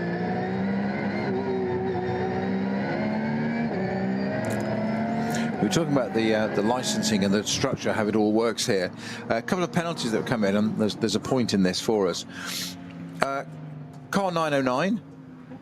70k speed it into a 60k, into a code 60. What do they get? 45-second time penalty. 502, sorry, 116, exactly the same. 502, code 60 speeding at 138 kph. Okay. What's the number you said after code? 60, isn't it? Oh dear. The penalty for that? Go and see the stewards, likely disqualified, likely have your ring permit taken off you, start again. That's how seriously the organisers take that sort of thing here. Because of that, which we said much earlier on the show about those closing distances of speeds and that difference of 100 mile an hour sometimes. When you do get it wrong, you get your knuckles wrapped, and there's no. It's almost back to school, start again. Yep. You didn't learn, back to school, and it sounds draconian, but there's a reason why this still runs on here safely. That is the absolute key word in all this. This circuit is a challenge. This circuit with 132 other cars out on the circuit with wildly different speed performance potentials is waiting to bite. So you've got to eliminate every single element that can make things go wrong. And it's a tough lesson, but that is why we still have racing here. You've got to learn. And getting that ring permit, very important. But you have to remember it can be taken away. And that is a big, big matter. All these drivers have to just think and maybe just hold back a tiny bit and just keep those antennae tuned on what's coming up. And the first part of this race so far, there have been many instances or moments where they've had to be right on their toes and react to the signals coming in. Maybe a message from the team, slow code 60 coming up. And again, I asked for the number after the word code. There's a clue in there, 60 kph, and it must feel like walking pace. But that is what you have to do, because it's all about keeping the marshals safe. Anybody who's crashed a car, they've got to be in a position where they can be removed safely, and your own safety as well as a driver. But notwithstanding, we still are having great racing today, and the battle for third, fourth and fifth, second, third, fourth. Dorian Boccolacci in the second of the Falcon Motorsport Porsches, Christian Cronjes in the Walkenhorst Motorsport Aston Martin, and Patrick Niederhauser, who's looking very busy indeed in fourth place, have got a cracking battle. They've then got best part just over half a minute back to the Ferrari 296 GT3 in fifth place of Thomas Neubauer, French racer, sharing the Condé Racing with Rinaldi Ferrari. Previous years we've had a few more Ferraris, but I'm sure we'll have some back later in the NLS, certainly when it comes to the Nürburgring 24 hours, because of course there was a rather famous win a couple of years ago, 2023. Ferrari building up to their return to the World Championship, the jewel in the crown, the Le Mans 24 hours. And David Pittard, I think he's come down to earth since taking victory here. Felipe Fernandez-Laza and the gang. And for Fricadelli Racing, a team that specialises here, it was just phenomenal, and it was a real boost, and it happened before Le Mans, so suddenly Ferrari had something to talk about to carry them into the week down in the south. Yeah, it was a sort of one of the sort of moments in time, wasn't it, where everything just falls into the right place. It's quite extraordinary. Fricadelli had always been Porsche people. They took on a Ferrari. It was quite a new model. It wasn't really proven. You don't tend to come back and win 24-hour races with a new model. You build up and do things like this, 3, 4, 5 hour, 6 hour races, whatever, etc. And it all just worked out, and it happened. Ferrari themselves came back to Le Mans half a century away. So half the time the race had been running, they hadn't been there, hadn't won it since 1965, tipped up with a car, and they always say it takes 3 seasons in the World Endurance Championship to build a winning car. Tip up at Le Mans, the blue ribbon event, and finish it, win it. They only went and won it. Yeah. And then again next year, still hadn't won a race outside the World Endurance Championship until the start of this year. Yeah. And they've won the first 2. So can they make it a hat trick at the Mans? But yeah, it's probably tricky. win Le Mans now. But yeah, no, they'll never win it again now, you see. But looking at Fricadelli Racing, they just kept their nose clean. They did not pick up penalties. And you were talking about penalties earlier. They can undo so much good that you're doing. Of course, we understand in the free running of any event on the Nordschleife, there'll be moments when traffic is a problem for you. You lose a lot of momentum, but you're not losing in a lap 45 seconds, are you? So that's what people have to bear in mind. And it's difficult. Track limits always being looked for, because of course, actually here, if you exceed track limits, you're pretty much on the barrier anyhow. So it's almost self-policing, but you're being watched, and it's a cumulative thing. But it's things like pit lane speeding. And just things that make you go... Exactly. And that's one of the tools that a professional endurance driver, of which there are many in this race, and very experienced one through all different categories, is that ability to understand the whole thing, not just drive quickly, but not make mistakes, not speed in the pit lane, all those things. Stay out of pits, stay out of trouble.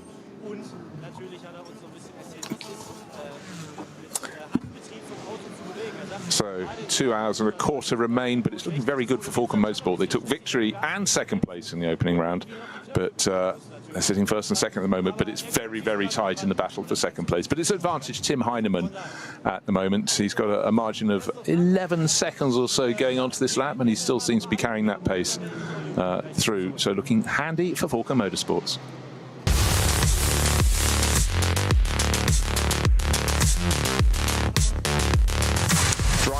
Sunny weather, spring weather, Nürburgring weather. No, Nürburgring weather can be anything on the spectrum, from disastrously wet and cold to full and glorious and hot. But right now, in spring, it's too dry.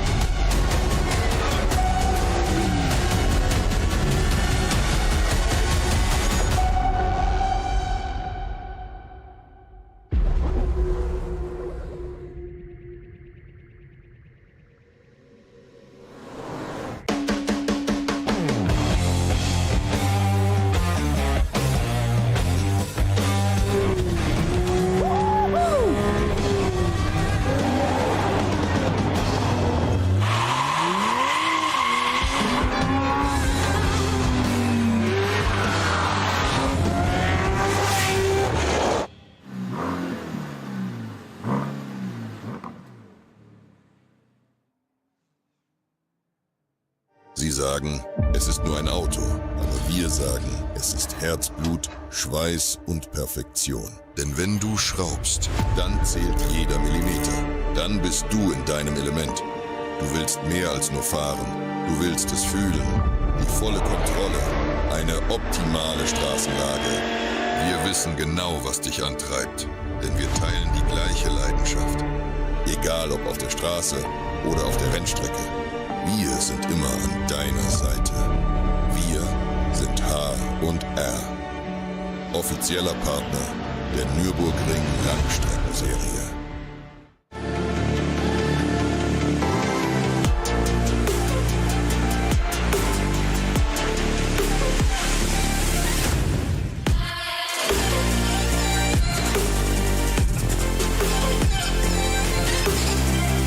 Falkenreifen.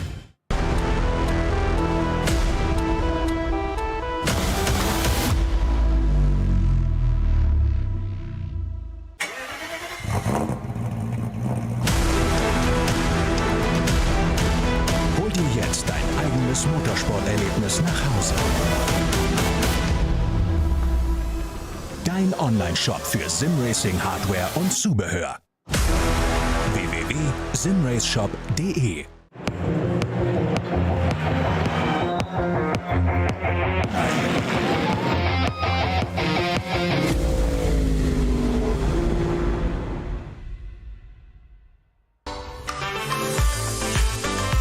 Liebe Fans, Lovely fans. besucht uns auf unseren Social Media Kanälen, Follow us. Auf Facebook, Instagram. YouTube und TikTok. Willkommen bei der NLS.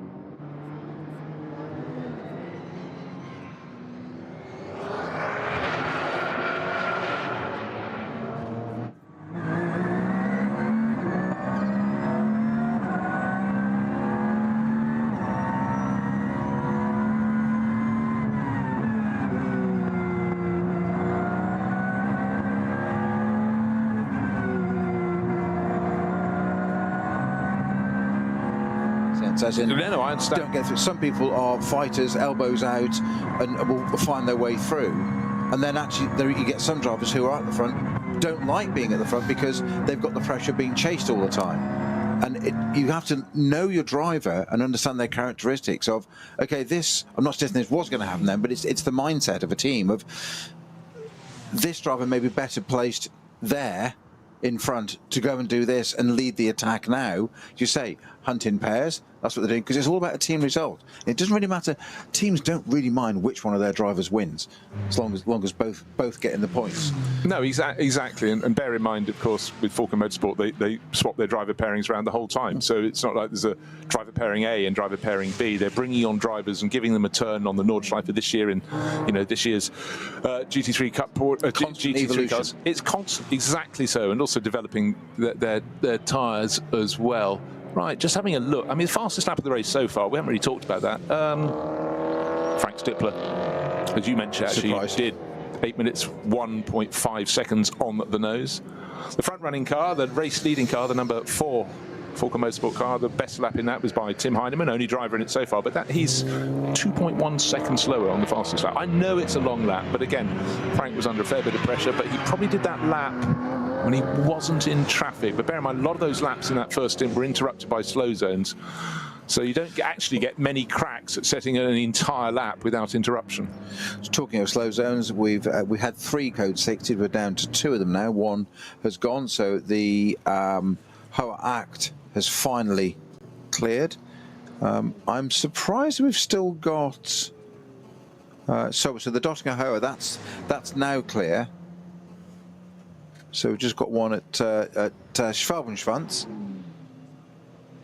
which I think the car, whatever's caused that, has now gone. So it's obviously just going down to repairs. That starts at a yellow flag up at Flansgarten at Marshall Post 173 and graduates through to a 120 to a 60. So it's basically, as you were saying earlier about these, there's really no excuse with the way this permit works of speeding to that level. If there's barrier repairs going on now, the primary role is safety of the marshals that are working at the trackside. Yeah, so you all approach. Doesn't matter whether you're in a M240i or a GT3 car. Doesn't matter. Those marshals' safety is paramount. So they will start with a yellow flag. That's your first warning of imminent. It becomes a code 120. Slow to no more than 120k, slows to 60. And I think that's what can happen is that car that got caught for a 1 and will be penalised quite heavily was probably still doing 120 in the head. So they were doing 138 anyway, but that's inflation. Yeah, exactly. And that's what happens because it evolves. It goes yellow, 120, 60, and then clears. But that's part of your job, and it doesn't matter whether you're a pro driver, an amateur driver, or whatever. safety is important, and if you can't be safe or keep those people safe on track, then you shouldn't be out there and you have to go back to school and learn again. You know what? Even if it wasn't an event happening in the Nordschleife, there's still very, very good lessons to learn. But there's a very, very good reason you have to be on it here, and that is why it's looked at so intensely, and you are being watched at all times. What they haven't really talked about too much yet today is Cup 2. I mentioned the fact they would have their later first pit stop than their rivals in the SP9 class, but at the moment, in 8th place overall, Mullner Motorsport, that was the car we were looking for at the start of the race, 921. It's got David Yarn on board, very handy driver. He's a driver who I don't think has had the drives his talents have merited across the years, but you know, for the best part of 15 years, he's been very, very quick indeed. He's sort of been away from racing for a bit, but it's good to see him leading that class, 8th overall in the number 921. The next car is 948, and that's Losch Motorsport, and that's some distance back, so really good run from David Yarn. And again, you know, you sometimes stand back and go, what happened to that driver? They were doing really well for a while and they fall away. A lot of it's down to money, of course, but certain drivers, it's quite nice when you see them slotting back in and just bang, straight back on the money. So maybe that's not by chance he's leading the class in Porsche Cup class car. So many variables to even get yourself onto the grid. And there's a reason why these top drivers, as you say, have these roles, and people want the likes and the services of people like Frank Stifler and Dennis Olsen, etc. I go back to it again. It's we see them as racing drivers and sort of put this on this sort of pedestal, if you like, so and so, but that they're just doing a job very, very well, and companies employ the right people for those services. Yeah, it just happens to be the arena, the theatre is motorsport. No, that's true. You've just got to hit all those targets. Haven't really talked too much about number 45 Ferrari. It's the only 296 GT3 in the race, doing a very good job. 5th place overall. Thomas Neubarr at wheel. He's about 10 seconds down on 12 seconds down on that 2nd, 3rd, 4th place battle between Dorian Boccolacci's Falcon Motorsport Porsche, the Christian Cronjes in the Walkenhorst Aston Martin, and Patrick Niederhauser in the Scherer Sport PHX Porsche, but lapping at a decent pace. And again, one of the essences of GT3 racing, or SP9 as we call it in the NLS, is multiple manufacturers. Oh, Rover Racing just diving in for their 2nd stop. Okay, that's an interesting one. So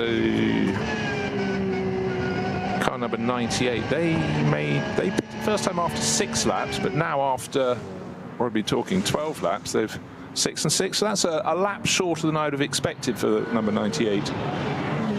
BMW M4 GT3. We'll look to see who responds and who else decides they're coming in, but at the moment on that lap, it's just Jesse Crow. It might be as simple as having had a puncture.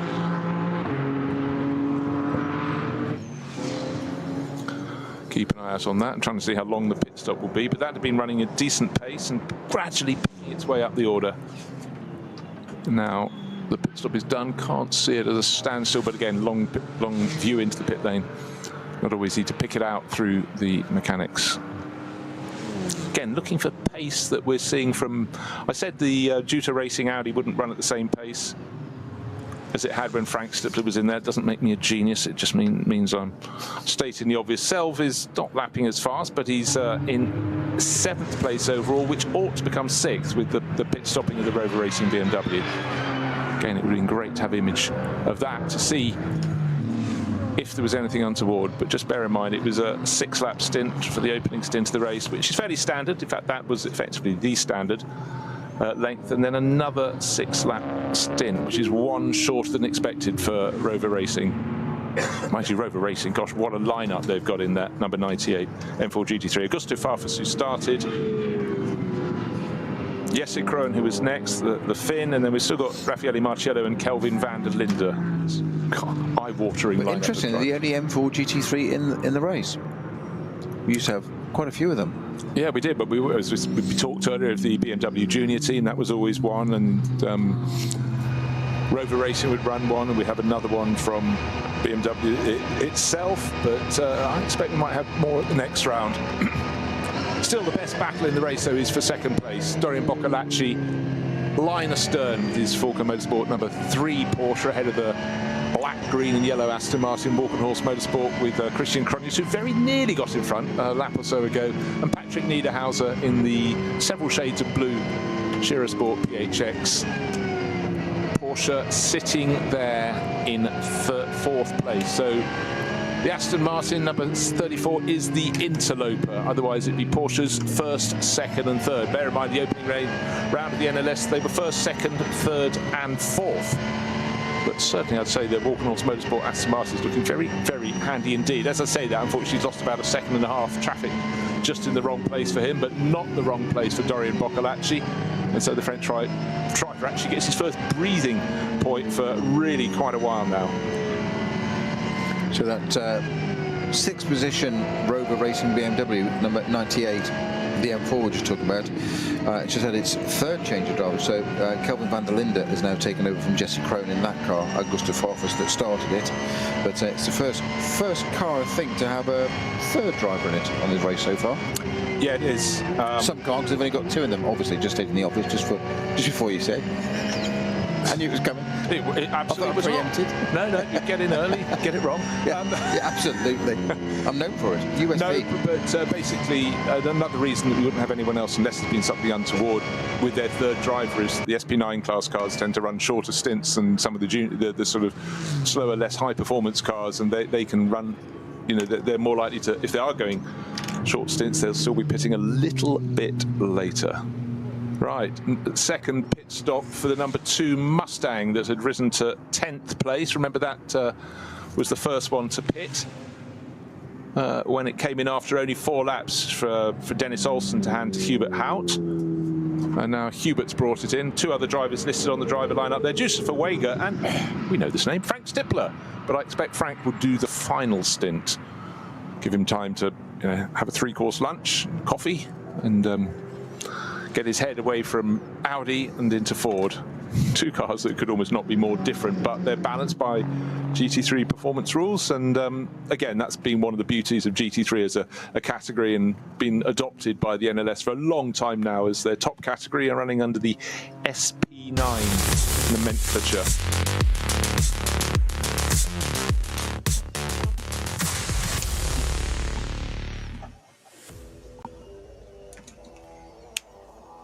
So it's been a good day so far. We have swept all the way from hour 0 to hour 2, 2 hours done.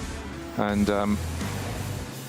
thinking about how it was 2 hours ago, it was very busy at the front. Brilliant start though, Mr. Snowden, from Frank Stippler from pole position. But the real challenge came from Matteo Drudi, who decided to take a move in his Aston Martin. Oh, I'll pass one of the Falcon Motorsport Porsches now. I'll do 2. In fact, I'll pass the race leader. Oh, too deep into turn 1. And by the time the Aston Martin had rejoined the track, Dennis Olsen from further back on the grid from 5th place, also gone past the Falcon Motorsport Porsches. He went into 2nd place. That was neat, that was tidy. Frank Stippler started to escape, but the battling was on, and the battle for 2nd place, Dennis Olsen, having got into that 2nd place, was hanging onto a Mustang that really didn't want to corner quite as well as the nimble Falcon Motorsport Porsches, and he was being bullied, and at one point he had one going one side and the other one looking the other side. Luckily a corner was coming up, but the Norwegian racer having to hang on, did a fantastic job. Bastian Boos out early, of course. We had the Toyota Gazoo Racing rookie teams coming in a lot, but really the interesting thing in the early stage of the race wasn't just the way the Falcon Motorsport cars looked good. They came 1st and 2nd in the opening round. Was the fact there was a very early first pit stop from the number 2 Mustang. That was after only 4 laps. That certainly caught me by surprise. I reckon it would come in two laps later after 6, but you get a shorter pit stop for your first pit stop, but according to how close to the start of the race you do it. But accordingly, the flip of that coin is they'll have to make their 3rd and final pit stop longer, further away from the end of this 4-hour race than their rivals, and their pit stop will have to be longer, quite a lot longer. So we'll have to look out for that, but they've already sort of rolled the dice. Was there a reason for it? We don't know. Simply don't know. But the racing's been good, hasn't it? It certainly has. That leading car, the 2nd place car, the Dennis Olsen-driven Mustang, has also had its 3rd change of driver now, with Jusuf Wager at the wheel now.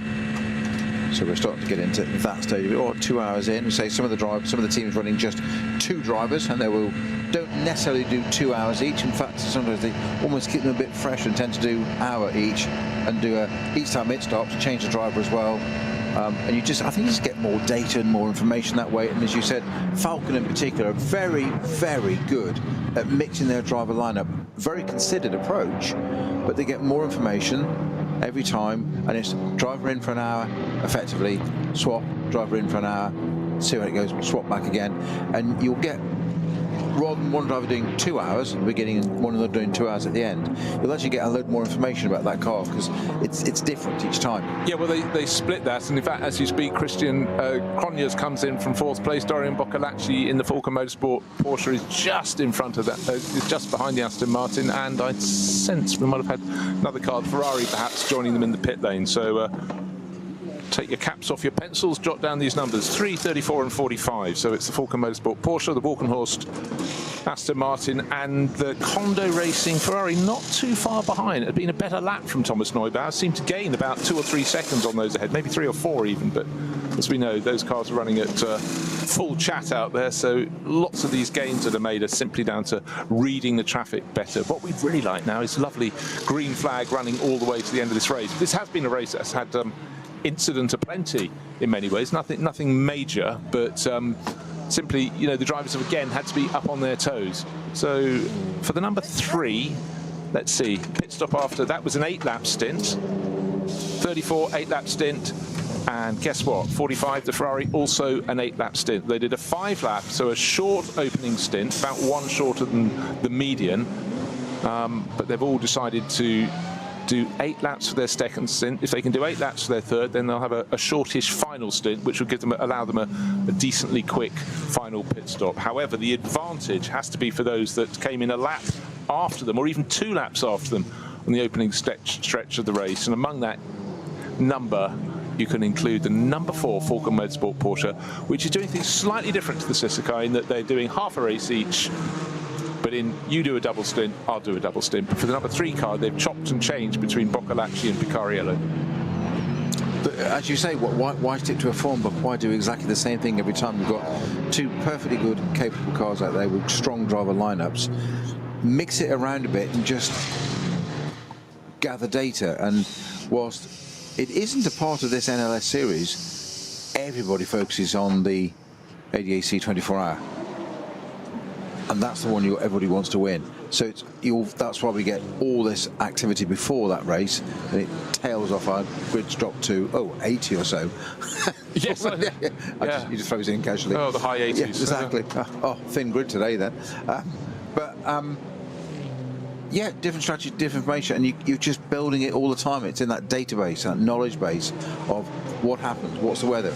It was doing this, how are the tyres degrading, how they're using them, how's the driver using the tyres compared to, does it work better having a double stint on one of our cars or 4 single stints? And they won't just, at the end of the race, it isn't flag drop, champagne, go home. Those engineers will then be analysing all that and writing their reports and making calculations and adjustments and saying, actually, at this point, when the temperature was here, this worked better, or so-and-so there, or Alessio Piccarello did this better, or another driver does this differently, and they'll all be putting it there, and it almost goes into like a big melting pot of, so if we put it all together, what's the eclectic, what's the absolute best to get the result? Yeah, and it changes according to changing weather too. Today, though, they got the very useful thing of standard weather. Looks like it's going to be uniform. And also this time of year, you don't have the big temperature swing as well, which can make things complicated. So this is sort of like, not ground zero, but it's the base level, which is great. A great reference point. It is. You're removing a lot of the variables, which is something you always sort of want to do. But what then happens? A puncture. And that's my point. It suddenly throws it all those great ideas and calculations, best laid plans, all of a sudden they get a puncture. It might just be a tyre failure or a tiny piece of debris. It doesn't really matter what. It's no fault of the car or the driver. You suddenly get a deflation, and it's And it also then depends on where on a circuit so long that puncture is. Is this one a long circuit, Snowy? Pretty well. I think it's the longest on the calendar. It's the only one on the calendar. Exactly. Yes, but entirely. So these things, but it's all about just maximising. So next time around, who did we expect in 4 and 16? That's Tim Heinemann, who's done just over half the race already, and Patrick Niederhauser likewise. So the Shearer Sport Porsche kind of a 16 should go to Patrick Pile. God, that's a pretty good backup driver, isn't it? And then Tim Heinemann will hand over his to Dennis Marshall, and then they'll see if they're in front. But I think the hard yards have really been done by Patrick Heinemann to be running. It's come down under 10 seconds. It was before the cars in the group behind made their pit stops. It's now 16 seconds over Patrick Niederhauser, but I think he's done the hard yards in that car, Tim Heinemann, and it ought to be in next time around. That's when we'll have 14 laps on the board. But all three cars that came in from the top class at the end of lap 13 have rejoined. In fact, a fourth car has come in from SP9 as well. And Ricardo Bruins, Korean driver, should be back out on the track, the Hankook competition. Porsche, he took it over from Marco Holzer, who did the first stint, but that's down in 11th place overall. SP9 Pro-Am is still being led by the Audi that set the pace early on with Patrick, with Frank Stippler. Second place in class is the number 6 Ford Mustang, because that's not a full pro crew, it's a Pro-Am crew. That's Dennis Fetzer, David Schumacher, Salman Owega, and Patrick Assenheimer, with Patrick so much experience on the Nordschleife, the driver at the wheel at the moment. That's second in class. Third in class, Dieter Elkman, sharing that number 7 Conrad Motorsport Lamborghini. That's third in SP9 Pro-Am. Top car in SP9 Am is somewhat further down. It's in 19th position overall. It's the Equipe Vitesse Audi, which goes under the number, he says, looking to his screen and losing it for a second. The Vitesse car. Can you find the Vitesse car? I've gone completely blind. Sorry, it's car number 50. It's because it's in a different colour on the screen. I lost it in order. So it's Michael Heinrich sharing with Lorenzo Rocca and Arno Klaassen. God, it's dreadful when you're looking, because on the timing screens, it's quite handy. The SP9 Pros are in green. The SP9 Pro-Ams are yellow, but rather sharing its colour for the background number of, with the Cup 2 class and AT2 and Cup 3. It's the white background of SP9 Am. That's my excuse. Over and out. But there it is. So that's running top in its class.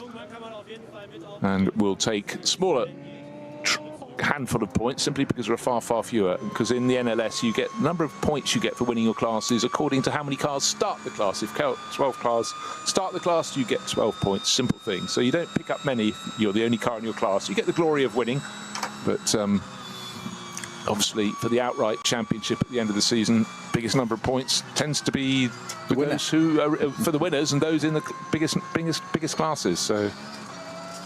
There was a very great note on that many years ago at the Autosport show in the UK, and Bernie Ecclestone made a very rare appearance, and they did a short Q&A, which was again unheard of, and it had been suggested that Bernie influenced the result of a championship or not, or whatever, and so and so. And some journalist stood up, apparently you may have even been there, Bruce, and said, "Bernie, do you know who will win this year's Drivers' Championship?" And he just went, "Yes."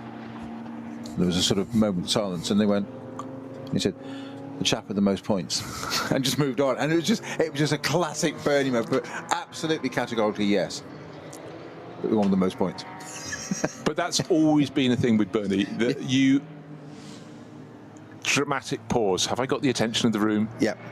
And then finishes off not a huge amount of humour, but he had the room in his hand, because seeing Bernie somewhere like that was a rare moment. But again, handle on the steering wheel.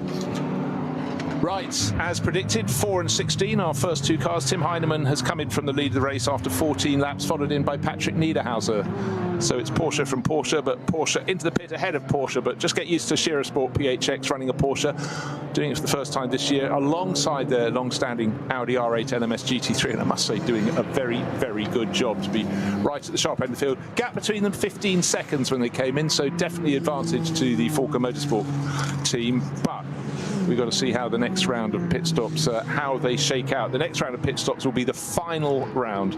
Just bear that in mind. So the closer to the end of the race you serve your final pit stop, the shorter it may be. There is a minimum pit stop time based on the number of minutes from the conclusion of 4 hours.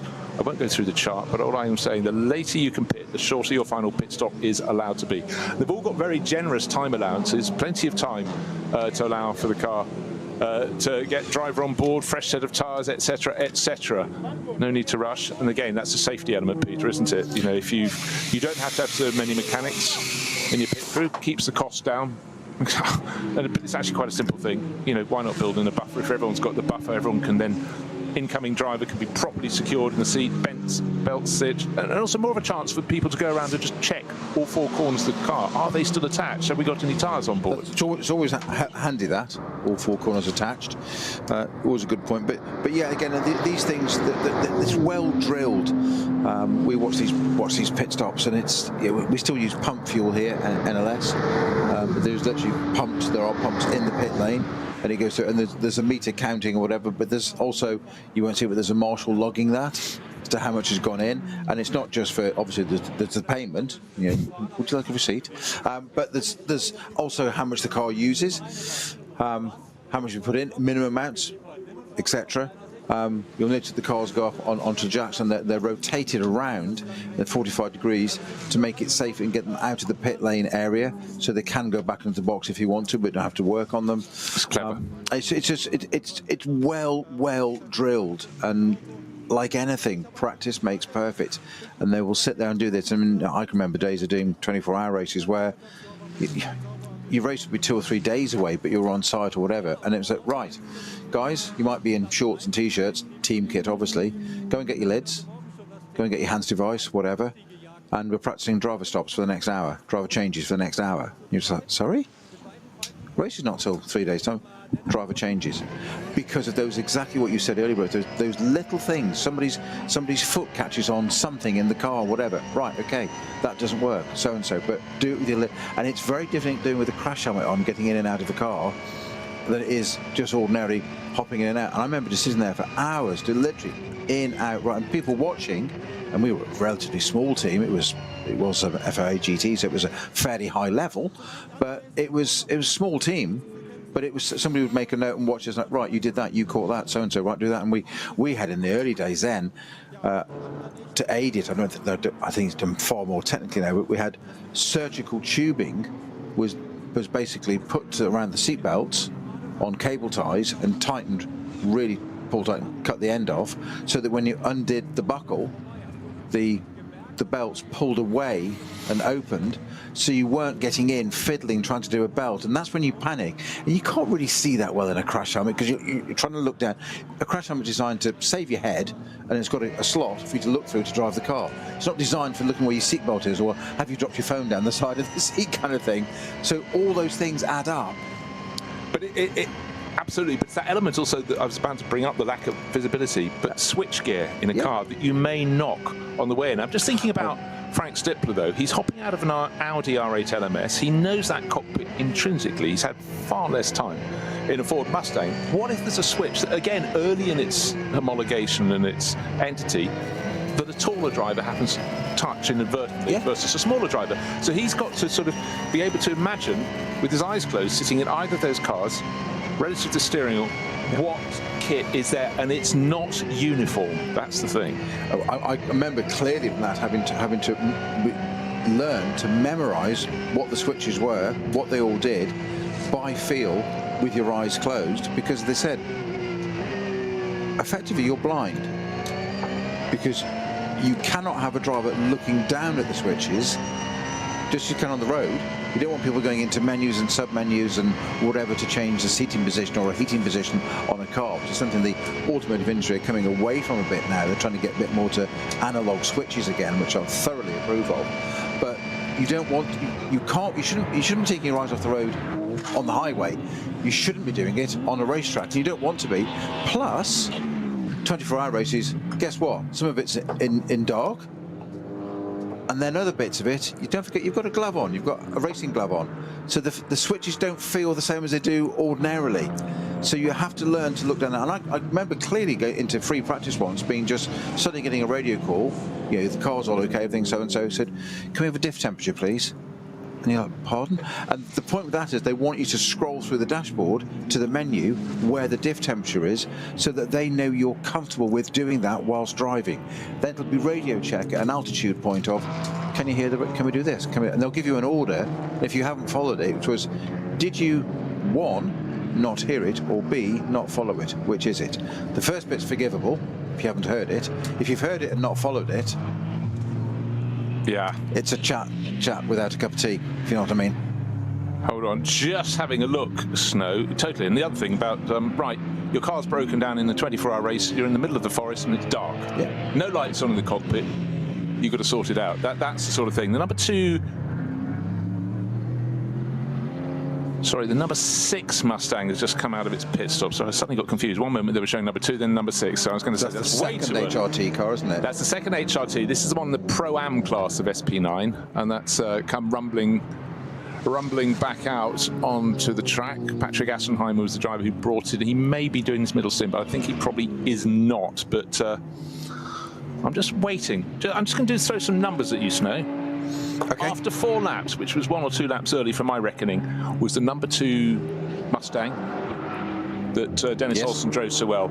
The next pit stop that they had was 8 laps later. So they did a standard mid-race stint, 8 laps, okay? Sometimes people do 7.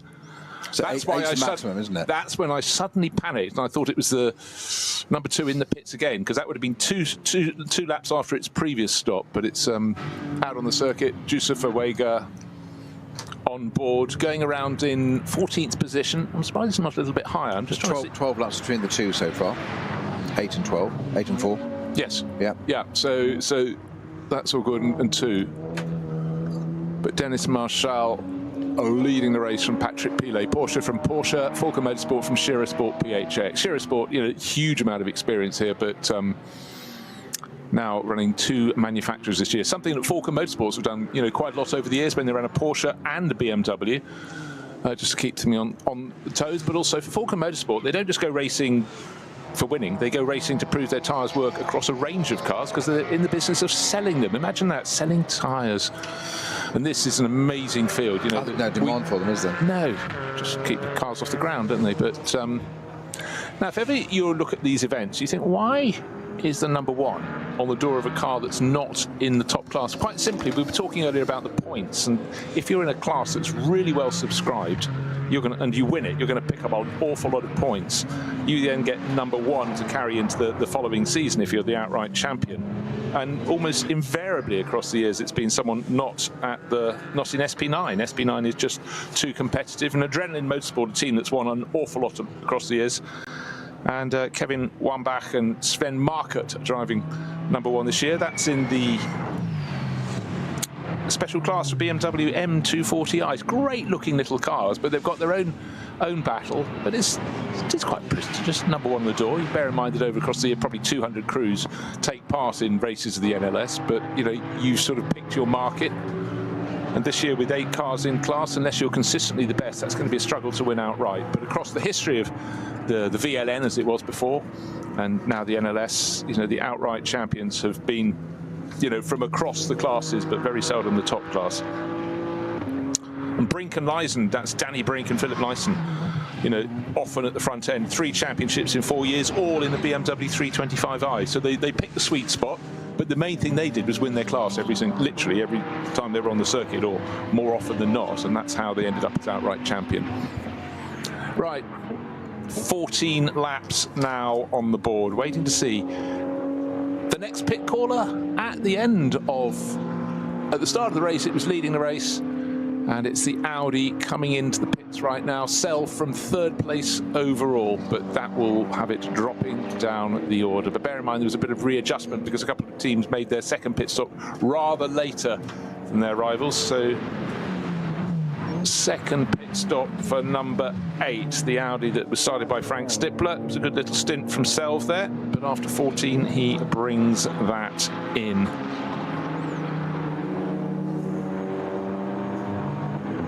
Cup 2, still David Yarn leading that for Mullner Motorsport. That was the car that started on class pole position.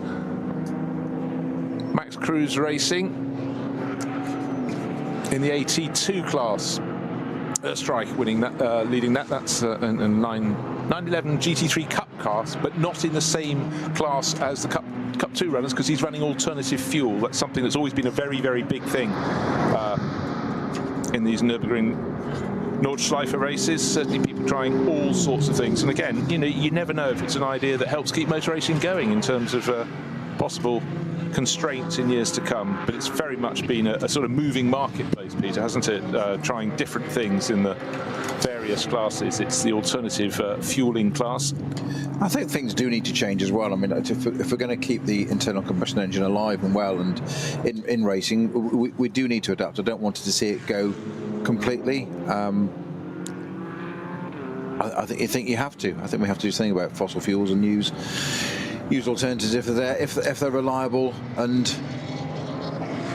safe for engines. Is the issue? Yeah, I mean, there is a question mark that as alternative ones are adopted, it's not always going to be smooth running as teams discover, but particularly in historic racing, there's a big push towards sustainable fuel. Yeah, they won't have hit the sweet spot yet, but it's definitely something. If you say, right, you'll have a few gnarly points until it's all fully understood and how to set up your engines and tune your engines, but if it's that or the possibility of not having any racing, what do you grab? It might be the nettle that hurts, but if it's the one that saves your sport. Yeah, exactly. And you don't want to. You do want probably some manufacturer-led stuff of bits like this series where we can get people that can afford to do it. The big manufacturers run these things on test beds and do that kind of stuff more than our historic drivers who are paying their own money and having to have their engine going. So quite expensive race engines. Nothing in the terms of going racing with Porsche, Audi, Ferrari, BMW, because they've got totally different budgets. But the direction of travel has got to be that way. We've got to do something. So it's entirely right that we should do so. Yeah, and also just moving away from racing, if you will, with the alternative fuels things. There could be something that will allow you to drive a road car in a city that's not an EV in times to come. Electric vehicles. The rate of adoption has not been as fast as the politicians want, because most of the time it's just simply too expensive, or the infrastructure doesn't suit or isn't up to it. But so if there are ways that sustainable fuels can be made, that can be brought down to a price that can be used, then we've got to have more than one arrow in our quiver. We've got to come from all sorts of angles, and some very, very clever brains behind it. I think particularly of Paddy Lowe, two-time technical chief across top Formula One teams with his Zero Petroleum. Lots of people getting behind him. It's not an instant answer, but you've got a plan for these things. And in motor racing, and particularly here in the NLS, there is two classes actually specifically for alternative fuel. We've got to look at the way things that can be done differently, and it's a very good test bed, because obviously you're not just pootling around the local roads. It's a full-on, in-your-face. I just see it's a new technology. There's we can't continue as we are, so there has to be an alternative. What that alternative is yet to be decided 100%. But that's the whole point of these theatres of evolution, technical evolution, whether it be motorsport, aviation, road, whatever, commercial, rail, road, haulage, whatever. It all works. It all interlinks together, and it's got to happen. That is the direction of travel. Yeah. And don't ever think that everything always stood still. Of course it hasn't. There have been many, many challenges across all sorts of transport and science that in some technology you come to too soon.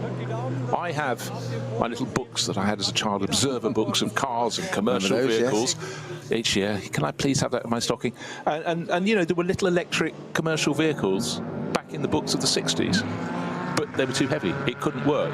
Milk floats. Well, exactly so. And why were they electric? Because they ran, in those days, before you had supermarkets, you go and get your milk. The milk was delivered to your house early in the morning. They were electric because they were quiet. And that's why they use small electric motors. They went not far from the depot.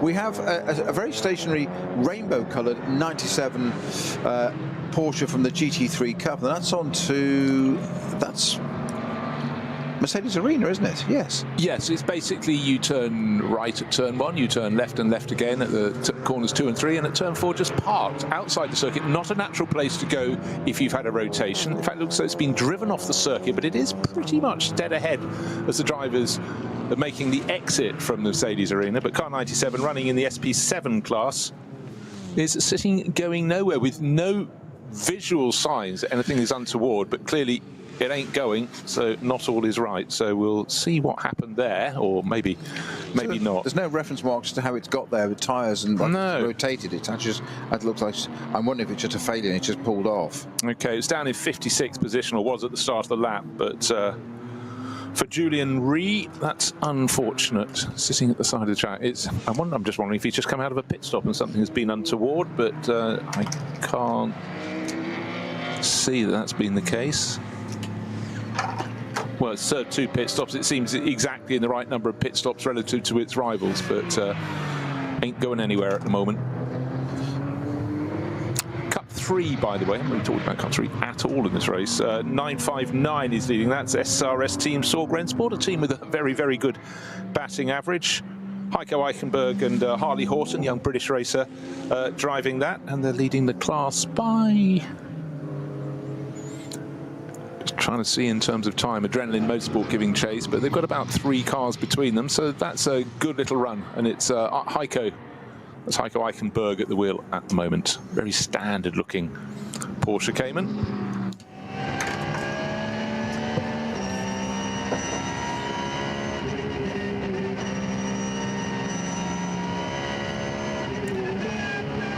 The Falcon Motorsport cars doing things differently. We've mentioned how Tim Heinemann did stint 1 and stint 2, whereas the sister car, number 3, Picariello, did the first, then handed the car to Dorian Boccalacci, and it's now back in the Belgian racer's hands, and Picariello picking his way forward.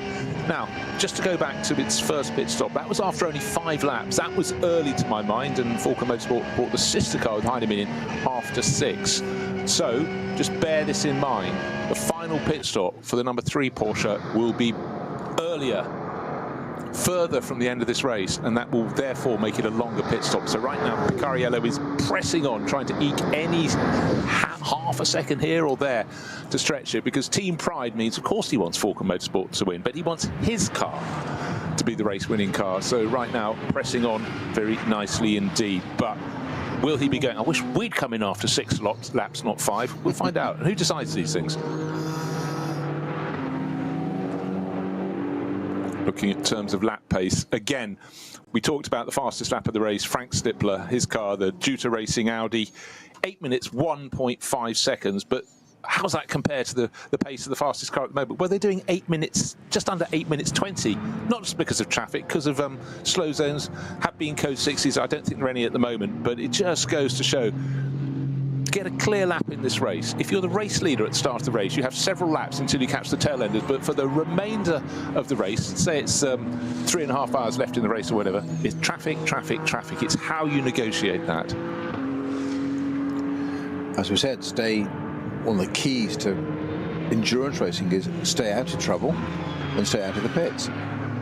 And that it's a sweeping statement. It's so easy to sit here in the comfort and luxury of a commentary box and say that phrase, but that means a constant watch when you're driving. And we forget, people, we say this, but you know, we talk about this, what to do, and engineers are doing this, and the drivers are out there, and you're doing these speeds and controlling a high-performance race car in these conditions with many others around you, but you're having to assimilate and process so much information constantly that you can't afford to relax, because that's when something will go wrong. That's when somebody will catch you out, or you just get caught. You get a wheel on the grass, make your own mistake, or you don't read a situation correctly.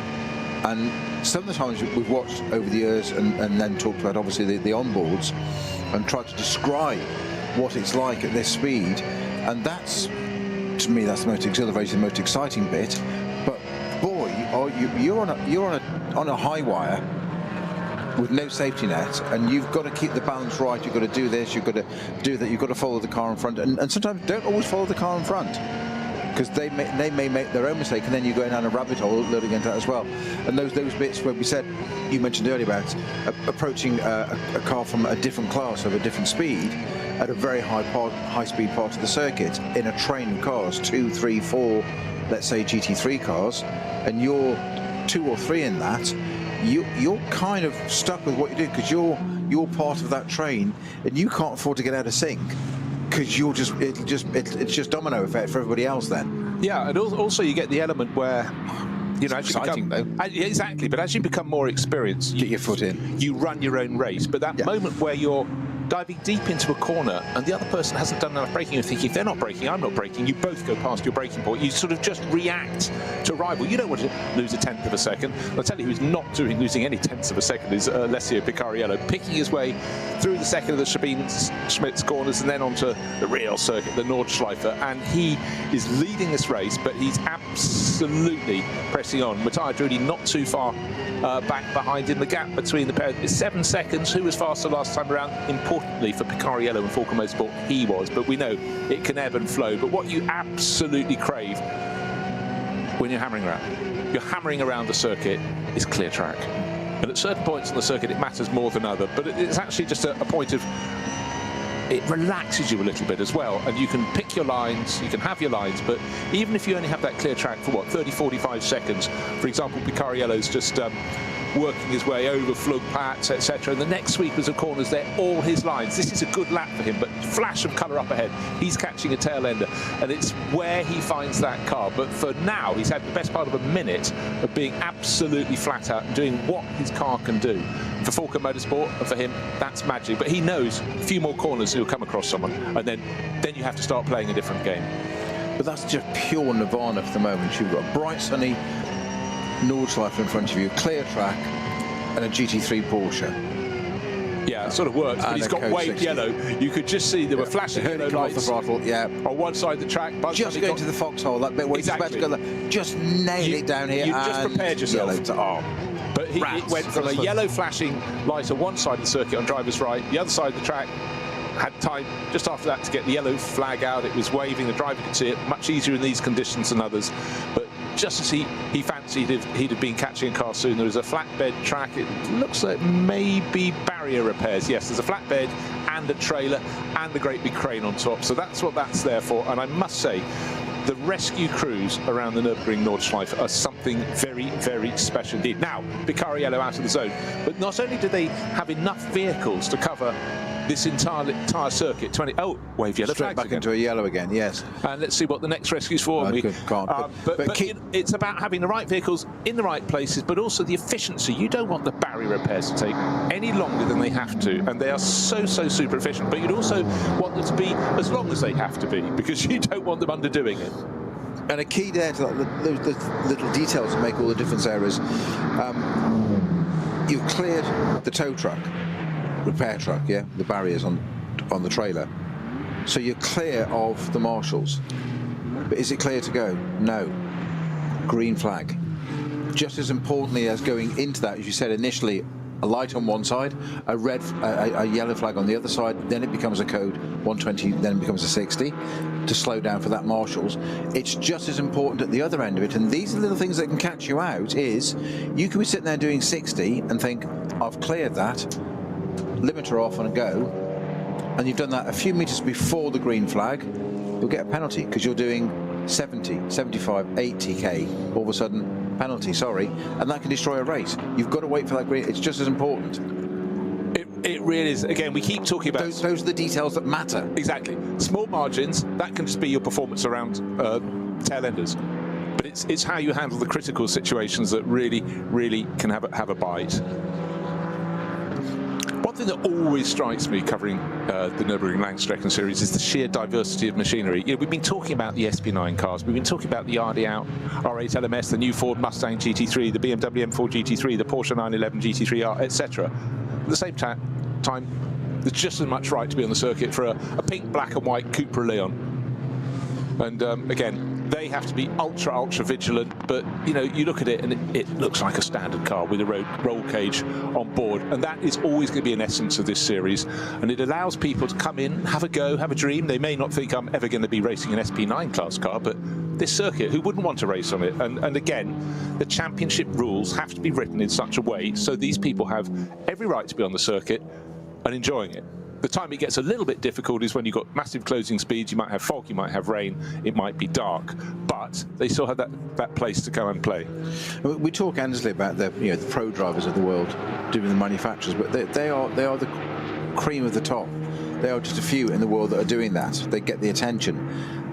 The mainstay, the backbone of this series and many, many other championships around the globe are these guys that get together, 3, 4 businessmen, whatever, and just say, right, we've got a common passion and a shared interest.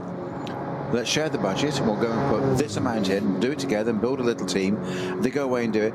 And yes, they do it because they have fun, but they take it very seriously because the governing body says, well, it's great to have you on board, but you can't just tip up here and drive this against these other guys. So you've got to go through this process. So it's just as important for them. And I think you'll find that the higher end manufacturer drivers have just as much respect for these people, because when you're racing against them, the one thing you do need is against a slower car is you want that person to understand what's coming up behind. And we've always said when you're in the faster cars, stay where you are. It's always the faster car's responsibility to get around the slower car. Exactly. Don't move, don't be polite. It's racing. You have every right to be there, which is why I go back to that BMW Junior thing of the guys, Dan Harper, saying it helps us understand what it's like to drive a car of a different speed for our manufacturer and watch what we normally drive come past us, where it works, where the gaps are, where the braking distances are, the turn-in points. He said, because Dan said to me, he said, in the M4, he said, I'd arrive at some points and it's just that, 2 gears, turn and go. He said, in the 240 or M2, whatever it was at the time, he said, it's not. He said, so I've got a greater understanding now if I'm coming up behind it of where has it got room, because I know it needs more time to turn in. So me nipping up the inside, he's already partly committed to that turn. It doesn't turn on a sixpence the way my GT3 car does. So it's that greater understanding, which is absolutely vital. And it obviously works, because look what happens here. We all get to do it with these 140 odd cars and 24 classes with different levels of capability and experience. We all get on with it, so it obviously works extremely well. Yeah, it does, and I think also just touching on Dan Harper trying a non-GT3 class car, he understands, he can read the dynamic of that car. Do I need to give it extra space? Because I know full well that's really struggling. It's missed its turning point, so it's going to be running wide. But just take the analogy back. I really think that we talked about not everyone wants to be in the top class race. Not everyone wants to climb Everest, but maybe climbing Ben Nevis is all the 4 workmates want to do together. And this is, in terms of motor racing, it's way more than Ben Nevis, but it's the fact you can do it.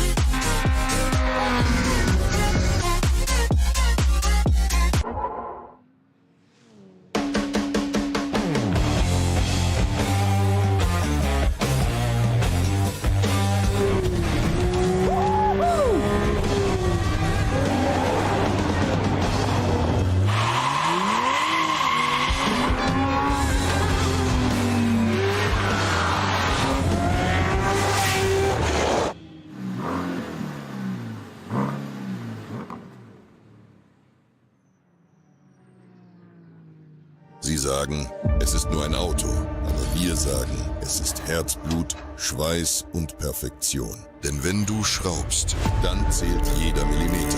Dann bist du in deinem Element. Du willst mehr als nur fahren. Du willst es fühlen. Die volle Kontrolle.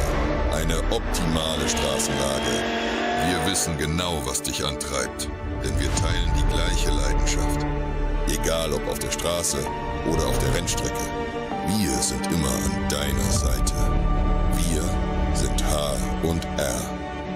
Offizieller Partner der Nürburgring Langstreckenserie.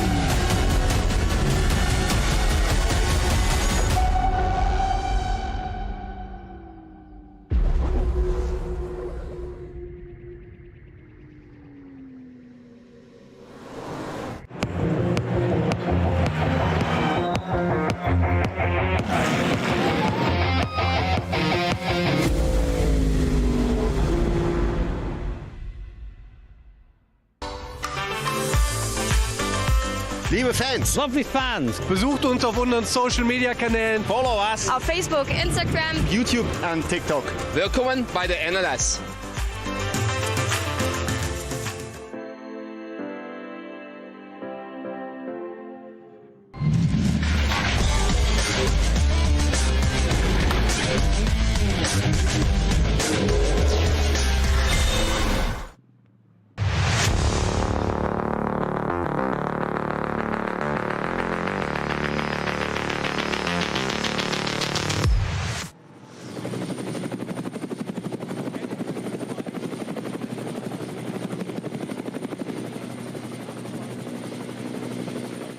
Nämlich mit der Frage an euch, wisst ihr, was morgen für ein wichtiger Termin ist? Also der richtige Motorsportfan, der muss es eigentlich wissen. Morgen vor 100 Jahren, da machen wir jetzt einen Rückblick hin. Und genau deswegen habe ich mir den... Hitler, according to the entry list, but we've got to see if this happens or if he'll remain in the Juta racing car, is two-timing, and he ought to be driving that number 2 Ford. And I tell you what, in terms of Mustang getting a feel for recommendations around this circuit, popping Frank Stipler in isn't just going to give you a good race result, but you'll get an awful lot of very, very valuable pit information on that and how things work. One of the beauties, we touched on it earlier, Peter, was the fact that 100 years ago, what a place the world was, a place rebuilding itself after the First World War. Unemployment, particularly across Germany, and particularly across rural Germany, was absolutely rampant as they tried to get their economy back in check. And someone came up with a great idea, of which we're all beneficiaries. Why don't we give people in this poor region up in the Eifel Mountains something to do, give them a job, and we can develop a test track, which could become a racetrack. 100 years on, Alexander Krass, who's actually a fantastic historian for the Nürburgring circuit, and what a history to cover, is just being interviewed about how it all came about. But what a thought. I mean, they didn't start small, they started huge, but then again, there was so little to compare against in terms of how long should a race circuit be, because almost all racing was on road circuits. They just race around the countryside. But permanent circuits, Brooklands got laid down as a bank circuit just outside London, but you know, there was no standard length, and we're the ones who were lucky enough to think that they thought, well, we've got a lot of forest, a lot of hill and stuff to put roads around, why not? Imagine if they built the circuit only 4 kilometres long in the modern sort of idiom. I'm fascinated to be able to look back at and find the records of the time as to what the concept was, what the philosophy was, of why build something so extraordinarily long through all this, and what was the pushback like at the time as well? Because there would have been villages and things that were changed forevermore, because, as you say, it's not Le Mans was use of some of the roads and a little bit of circuit. Now it's a permanent circuit, but no one was on. But this was, this is going to be a closed track of 25 kilometres. Yeah, it was totally different and out there to have done that. And also, what was the cost and how long did it take to build it in the first case? Well, I'm just thinking, you know, if unemployment rises again, why not build some more classic circuits? But I'm wondering if you look at the map, because the circuit really does go over, it was guided by terrain, but I wonder if there was a particular village around here that was full of NIMBYs, not in my backyard, and, you know, oh, sorry, can't go there. Maybe the track was only supposed to be 5 kilometres long, but the NIMBYs said, no, can't come through our village. It was like the channel tunnels to start at each end and work around, and they ended up getting bigger and bigger, and in the end, they had to get it to join up somehow, somewhere. Right, we'll do it here. Yeah, and what a corner to start, Galgenkopf. What can we do after Galgenkopf? Don't want too many corners. How about a very, very long straight? And They may build some pits. Yeah, I wonder if it was called Galgenkopf immediately, because you know, we love a circuit with names, but they thought it was shaped like the head of a swallow. But there's a corner that's vital to get right, because if you slow out of Galgenkopf, you pay the price the whole way along that long return straight, the Dottinger, and then eventually get up the hill, over the crest, you pass the castle on the right-hand side of Nürburg village, and then you arrive back in the epicenter of the circuit. But you know, one thing that always strikes me is quite simply, once you've got back onto the Nordschleife, once you've gone past the pit buildings, you, in current day, twiddle around part of the Grand Prix loop, and then you're onto the Nordschleife. Again, you're back in the very essence of what the circuit was all about. Back on the Nordschleife, back crossing fields and countryside. Not that you get to see too much these days with debris fencing and the barriers, but there's nature everywhere around you, and it just covering the NLS, you see it through the course of the seasons, from no leaves to some leaves to full leaf, and then of course you get the glorious shades of autumn as well. It really is a circuit that is majestic, stands the test of time, and if you do well on the Nürburgring Nordschleife, you can give yourself at least one pat on the back. It is the most extraordinary piece of tarmac in the world, I think. There are many, many circuits that I love and adore. 60 kilometres away, they've got Spa, which I'm unbelievably not old enough to have raced the original Spa, but whenever I go there, I go and drive it and just see it and imagine what it was like. But the current Spa, which is since 1979, is still an extraordinary circuit.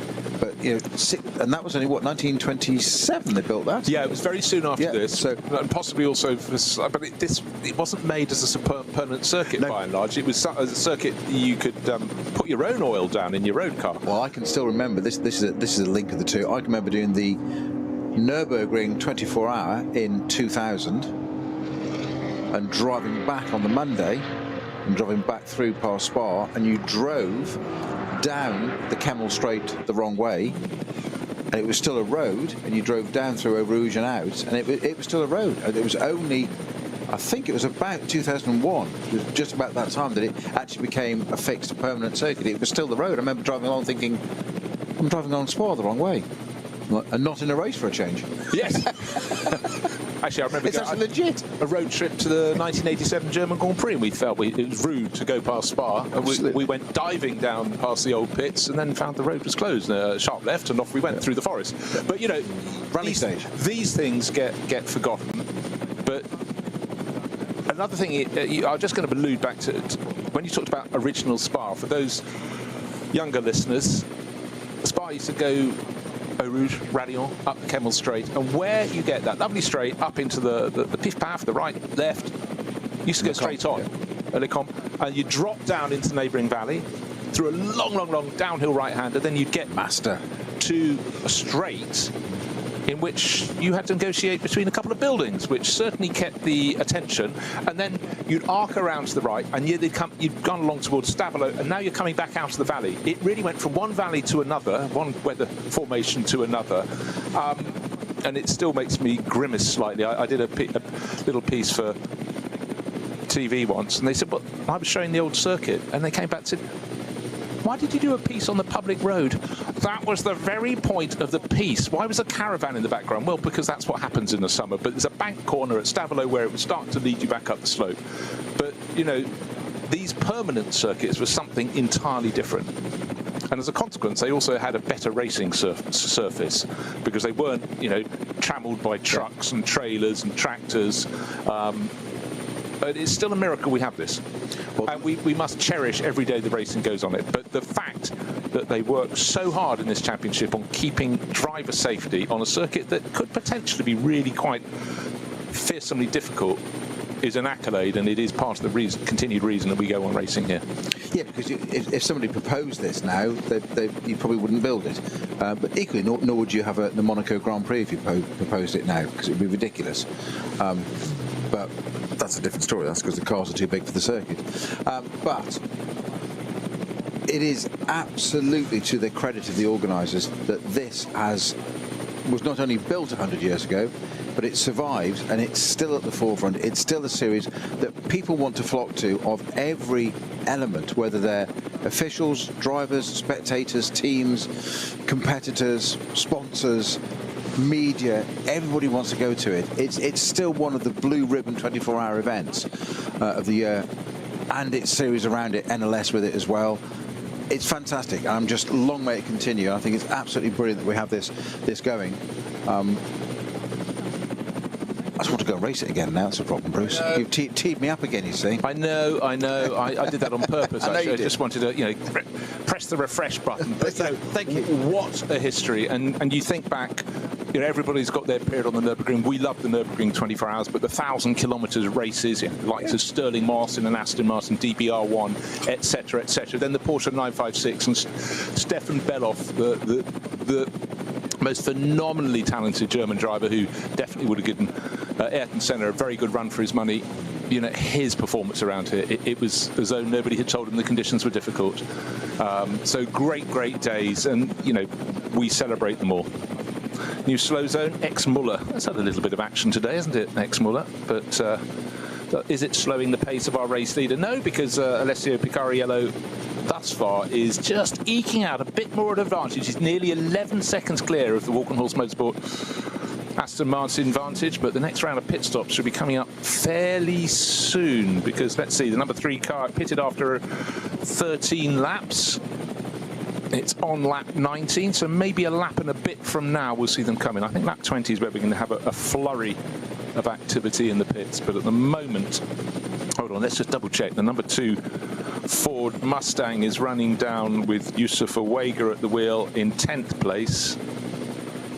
That was the first car to pit, so it pitted after lap 4, it pitted after lap 12. Yeah, well, that could come in after 20, so maybe actually some of the rivals could come in lap 21 or even lap 22, and that means they're much closer to the end of the race and they'll have a shorter final pit stop, something you have to talk about and then reiterate and reiterate. We can talk how long each of those final pit stops may be, but right now, Alessio Picariello has got one job to do. He knows his final pit stop is going to be presumably 1 lap earlier than the sister car, and that could have big ramifications. The sister car, of which I talk, is number 4, but in fact with Dennis Marshall, that's some distance back. It's sitting down. I'm trying to look at the time differential.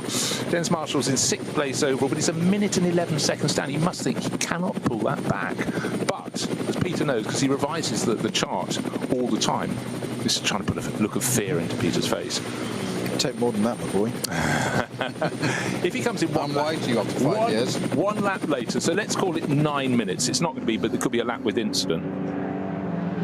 And he pits, let's say, with 50 minutes to go. That's a 307-second pit stop. If he stops with 60, it was 59 to go.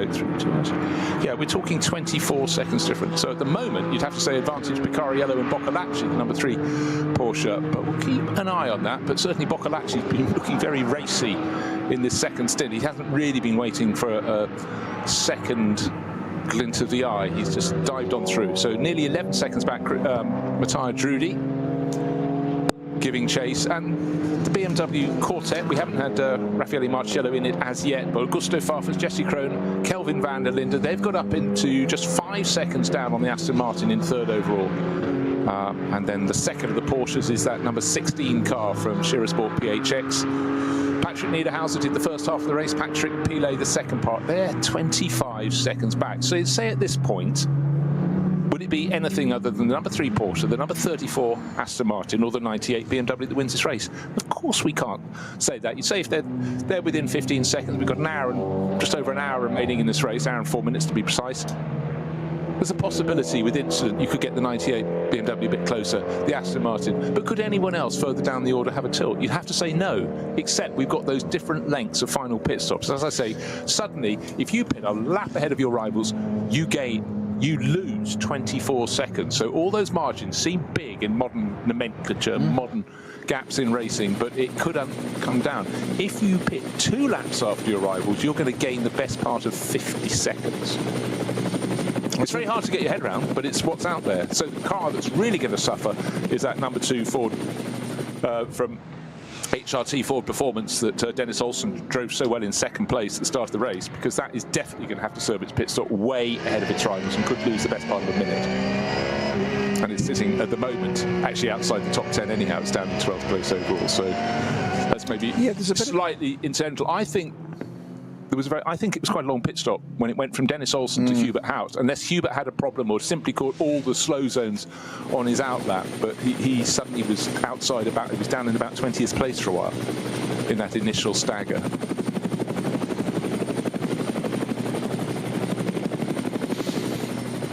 So Alessio Picariello, 12 seconds down at the start of the lap in his Falcon Motorsport Porsche, ahead of the Walkenhorst Motorsport Aston Martin that Matteo Drudi ought to be handing back over when he comes in to Christian Cronje. Another one of those 2-driver lineups, and in some ways I quite like a 2-driver lineup. It sort of makes stuff a whole lot simpler, but for Rover Racing, running in 3rd position, they've very much gone with a 4-driver lineup, 4 very, very top pros in their lineup, and See how that works for them. Right, just looking for any insight around this lap of the difference in pace between the Aston Martin, 2 minutes. Yeah, a slight gain from Kelvin van der Linde in the 98 BMW running in third place for Rover Racing, but we're talking marginal. And again, if I say started ninth, remember? Exactly. They sort of bided their time. They've kept it clean, but again, around the course of a lap, it's worth reiterating. At the moment, they're lapping at pretty much 8.5 minutes because there's a lot of traffic in front of them. And just remember, the early laps of the race, about the only ones the SP9 cars are not having to pick off traffic. It's when they catch the tail of that third starting group of cars, the cars with the lowest performance in the race, that suddenly they have to be right on their tiptoes. And then you get slow zones, you get code 60s, and a clear green flag lap around the entirety of the 25 kilometres is like hen's teeth. It's rare. So if someone sets a really quick lap early in the race, it's quite a possibility it will never be challenged, because every other lap thereafter may have an incident that's being cleared up. And of course, as Peter and I have been talking about, you have to slow down at the right moments. And go the right side as well. Yeah, exactly. It's a land of I don't mean right or left, I mean the correct side is the point. Which, mysteriously on this circuit that chops and changes direction, that could be different from one corner to the next, the whole way around. So here we are, sitting on Porsche, Aston Martin, BMW, Porsche, Ferrari. 4 mates in the top 5 positions, and if we go down to 7th place, we get a 6th mate, and that's, sorry, 5th mate, and that's the Audi from Juta Racing, which is leading the AM class. And our race leader Dorian Boccolacci into a slow zone, which is frustrating when you're trying to eke out every single second. It's a stretch of the circuit that was slow last time round. Still barrier repairs. They're the ones that take a very long time. The tattered barriers, the bent barriers being popped onto the trailer. So maybe it's quite close with the new ones having been put in place for them to. There's still a layer, there's triple layer there, and there's still a layer to go at the top. So there's a little while for that one. I think that'll be there for a bit still. Frustrating though it is. Nobody really diving into the pits at the moment. David Yarn still leading the Cup 2 class for Mulliner Motorsport. That was the one that started on class pole position and has been driven very nicely, but he'll be handing over relatively soon, one would think. But remember, their stint lengths can be longer than longer than an hour. At this point in the race with slow zone, it could be slightly longer still, but he's got teammates who quite fancy a crack at the old driving, so I'm sure David will come in, sharing with Arnie Hofmeister and Tim Schibart. Tim was driving it in the early stages of the race.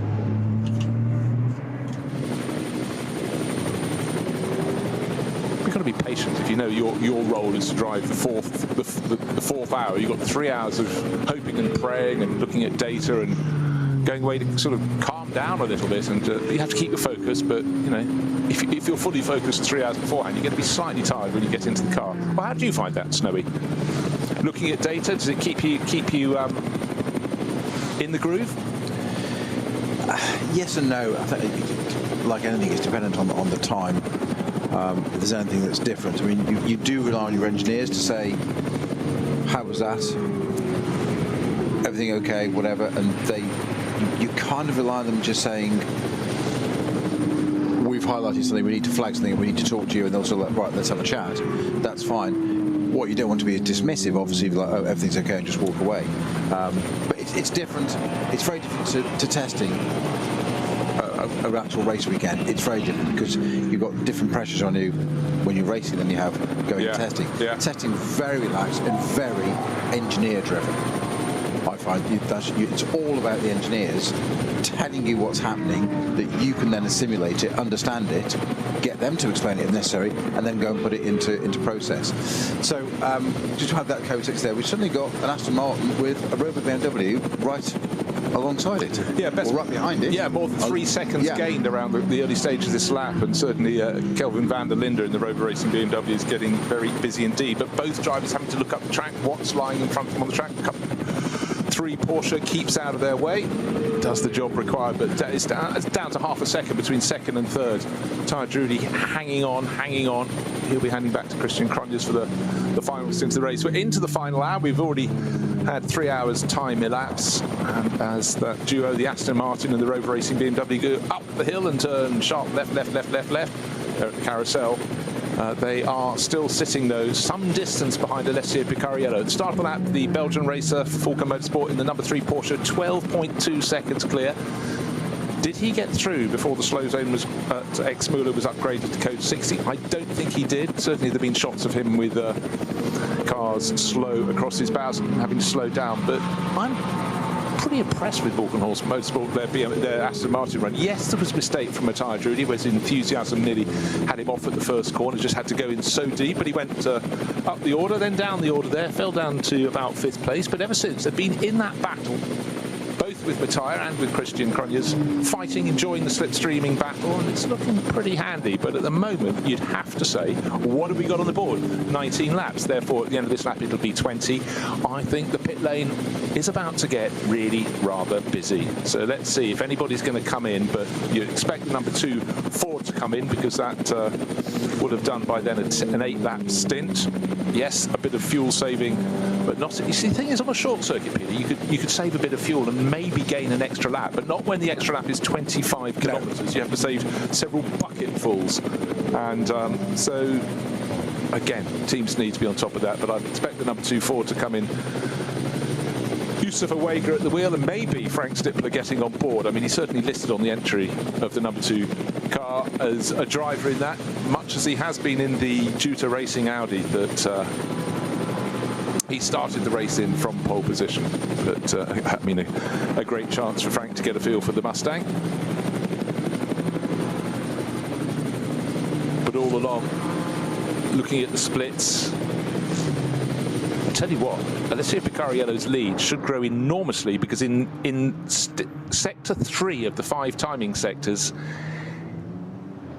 he went through 8.5 seconds faster than Matteo Drudi, and I think that is the timing of things being upgraded from slow zone to code 60. Could be slightly wrong, but certainly the Aston Martin driver lost out. And in fact, in that sector, that's why the Rover Racing BMW got on his tail, because he gained 4 and a bit seconds on Matteo Drudi. I wondered how a 4 and a bit second margin could have disappeared in next to nothing. Right. Oh yes, a slowish lap from Alessio Picariello because of those slow zones. 8 minutes 43. Coming into the final sequence of corners comes the Aston Martin, completely blocked by the production class BMW, and so his margin goes out, but BMW into the pit. So bear in mind, lap 20, BMW number 98 from Rover Racing. Well, it's just completed an 8-lap stint, because it did a pit stop after lap 6. This was the interesting thing to me, that short second stint for the 98 Rover Racing BMW, only 6 laps, and that was in clear racing. And we did debate, had it had a puncture or something to bring it in slightly early. Here it is, 54 minutes on the clock, relief all round for Matteo Drudi. That pesky BMW has dropped to the tail, and he knows, even if the Aston Martin for Walkenhorst comes in this next time around, his pit stop will be about 24 seconds faster, shorter. So big advantage if one of your rivals peels off. And we wondered how it had got into the race. Of course, the middle stints are nothing to do with timing of pit stops, the middle pit stops, but the first and the last, and by having that relatively early first pit stop after 6 laps, put it slightly on the back foot. Mind you, that said, the Aston Martin had pitted the lap before. You have to remember, some people came in early, but none as early as the number 2 the number 2 HRT Ford Performance Mustang. That was in after only 4 laps, and that certainly put them on the back foot for the remainder of the race. And the fact that their final pit stop will be earlier than some of their rivals, so even a top 10 result for them, very unlikely to happen. And at the moment, they're behind a pair of cars from the Cup 2 class, but we've got a Hyundai limping in rather slowly. Oh, the agonising moment where you get all the way along the Dottinger Höhe. But what you really don't need in front of you is a slope, and that's precisely what the drivers get as they come to Tiergarten. The track climbs up, and it's the Elantra R from the Hyundai team of Wickens who started it, and at the moment it's Stevens at the wheel, and he's the one with the problem. He can't get up the slope. It's on the left-hand side of the track from the driver's point of view, and it's going nowhere.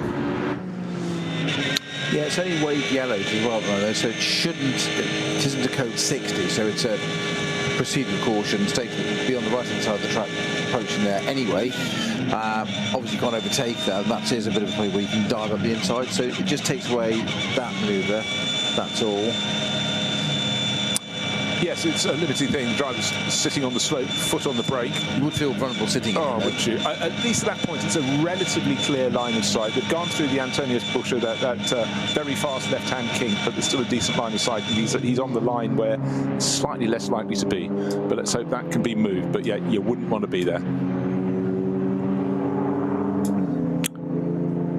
So one presumes that Kelvin van der Linde will hand over the 98 Rover Racing BMW to Raffaele Marcello, but then he knows whether Kelvin stays on or Raffaele takes that final stint, their final pits. This is their final pit stop will be a lot longer than their rivals coming in next time around, and double the deficit for those that come in after 22 laps. And then we will be getting towards the closing stages of this race.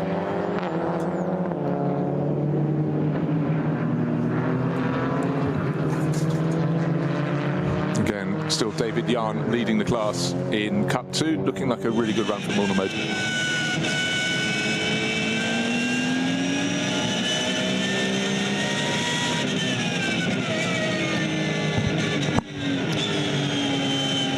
Track conditions have been absolutely fabulous today. The skies are blue, the skies are clear, tiny little vestiges of cloud.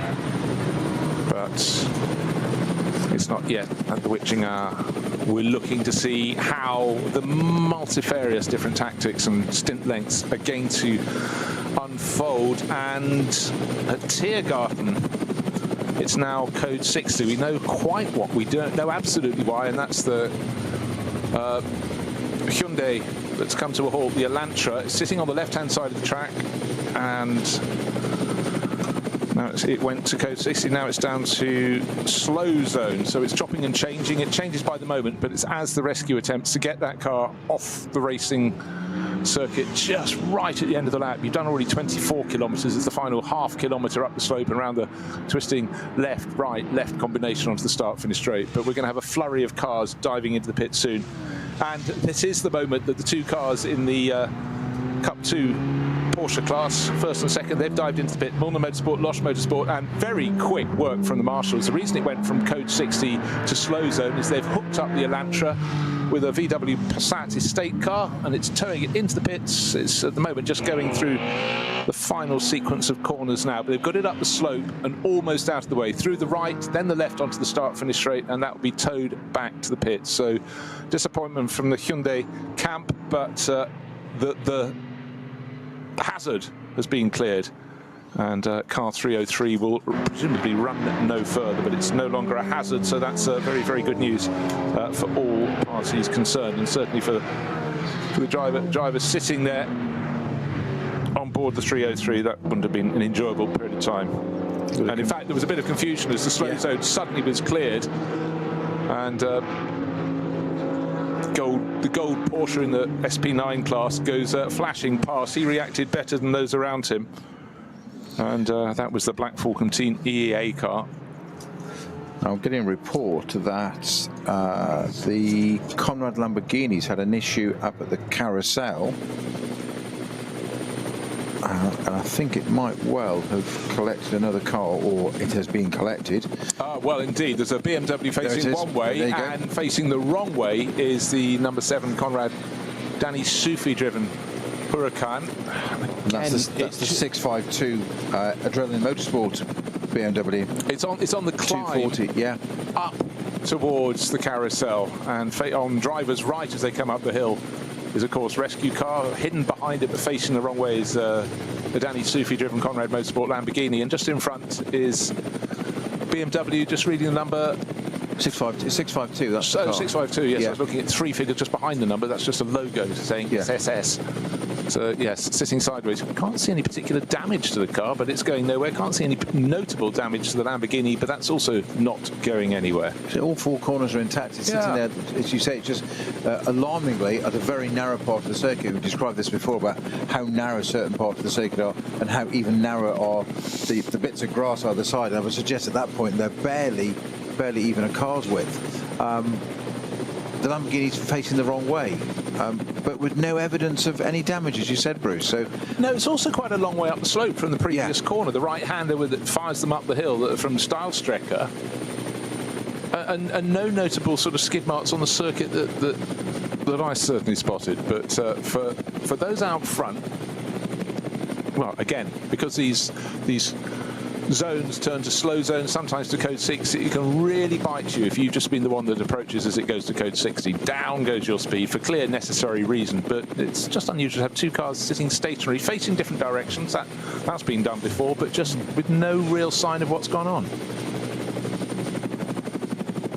Well, if we're getting more information on that as to how that's come about, right? You know, but it's certainly those two cars out, 007 and 652, totally different categories. So it's odd that they're out together at the same time, but very odd, as you say. No reference marks on the track, no tyre marks, no anything, no damage, and to have any car, let alone something the size of a GT3 car, facing the wrong way on the narrowest part of the circuit without any evidence of damage is a miracle. So quite how it's got there, I don't know, but it is definitely stationary and therefore tumbling down the order to wherever it was in the first place. Yeah, the slow zone has just been upgraded to a code 60 from the climb from Stylestrecker, so that's got to be cleared up. But just taking a look, I expected that number 2 Ford Mustang to make a fairly early final pit stop, and after 20 laps, I thought that was the maximum it could do before it came in. So it did a 4-lap stint, an 8-lap stint, an 8-lap stint. That has come in, and through the cycle of drivers, we'll wait to see the name on the door when it goes out or on the timing screen. It should be Frank Stippler, see what he can do, but you never know. A lot of these driver lineups chop and change through the course of a race. But next time around, who's likely to be in? Well, Alessio Picariello, one would feel. Number 3, yeah, that would be an 8-lap stint. So our race leader sitting on a margin of, wait for it. In fact, he's just dived in the pits. Just dived in after 21 laps. Also diving in is Matteo Drudi from 17 seconds down. Just bear that number in mind. But they know full well that other cars that come in on lap 22 will have about 24 seconds less time at a standstill. That's quite enormous. Suddenly, you know, you're used to races looking at gaps of half a second, 2 seconds, 3 seconds, 4, 5, you know, whatever. But 20-something, it seems like a car just isn't in the mix. However they are. Quick update from Race Control Tickets tells me that the 007 Lamborghini and the 652 BMW did have a collision. But again, I just find it quite... It must have been maybe one just ran a little bit wide coming out of Stylestrecker, and a little touch on the Lamborghini and round. But again, that's supposition, right? More cars starting to dive in the pits. One senses. One car not coming in is the Shearer Sport PHX Porsche, driven by Patrick Pilet, now race leader. That is due in next time around. I also want to see whether it's ahead of the number 4 Porsche of Dennis Marshall that just hasn't had such a good stint. It's now running at even pace, but bear in mind, for an awful lot of this race, the number 3 and 16 Porsches and number 4 Porsche have been very, very close together, but 4 and 16 are tied together because they have the same sequence of pit stops. They came in after 6 laps, they came in after 14 laps, they'll come in after 22. So neat, tidy, but also importantly, a shorter pit stop than a lot of their rivals. But one outlier, of course, is the Juta racing car. That pitted a lap later, but it hasn't got the pace. Now the AM drivers are on board. Frank Stippler did his bit. Still waiting to see if he takes over that number 2 Mustang. And no, it looks so he's not driving. It looks so Joseph Awega is staying on board. I'll just wait. Sometimes it takes a while for the driver's name to flip over, but the entry list definitely had Frank on that. Maybe he's going to hop back into the Juta racing Audi.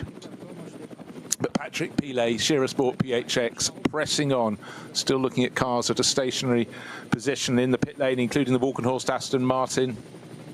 But it came in the same lap as Alessio Picariello did, and Picariello's car is going back into the race, presumably the number 3 Porsche in the hands of Dorian Boccalacci to take it through to the end of this race. Yes, Boccalacci's just left the pits, it's on its out already. Confirmed with that. And yeah, Christian Cronjes is now doing the final stint in the number 34 Aston Martin. And remember, the gap between them was about 15 seconds when they came into the pit lane. Again, it's so difficult on the races on the Nordschleife to just gauge the ultimate pace of a car because of these slow zones cropping up, being cancelled, made code 60s, you know, made slower, etc., etc. But Just want to see the pace of the number 4 Porsche, because that's the one that could still have a role to play. Most definitely. Looking strong again. We had this in round 1 when Johnny and I were covering this. The Porsches didn't really figure in qualifying that much. They were there, but they weren't only just into the top 10. But they just came to the fore, came through. Strategy, consistent weather helps enormously here. Nice, warm, exactly the same conditions in the round 1. Almost just lovely and sunny, just what you want. But it's consistent for the performance of the car. But they work their way up, and it looks like Falcon are doing pretty well the same on this at the moment. Their second car, they were first and second, weren't they, last round? They're currently first and fourth. Christian Krone's Falcon's Aston in between, but that's yet to pit, or is it Billy that's yet to pit next lap? The Aston.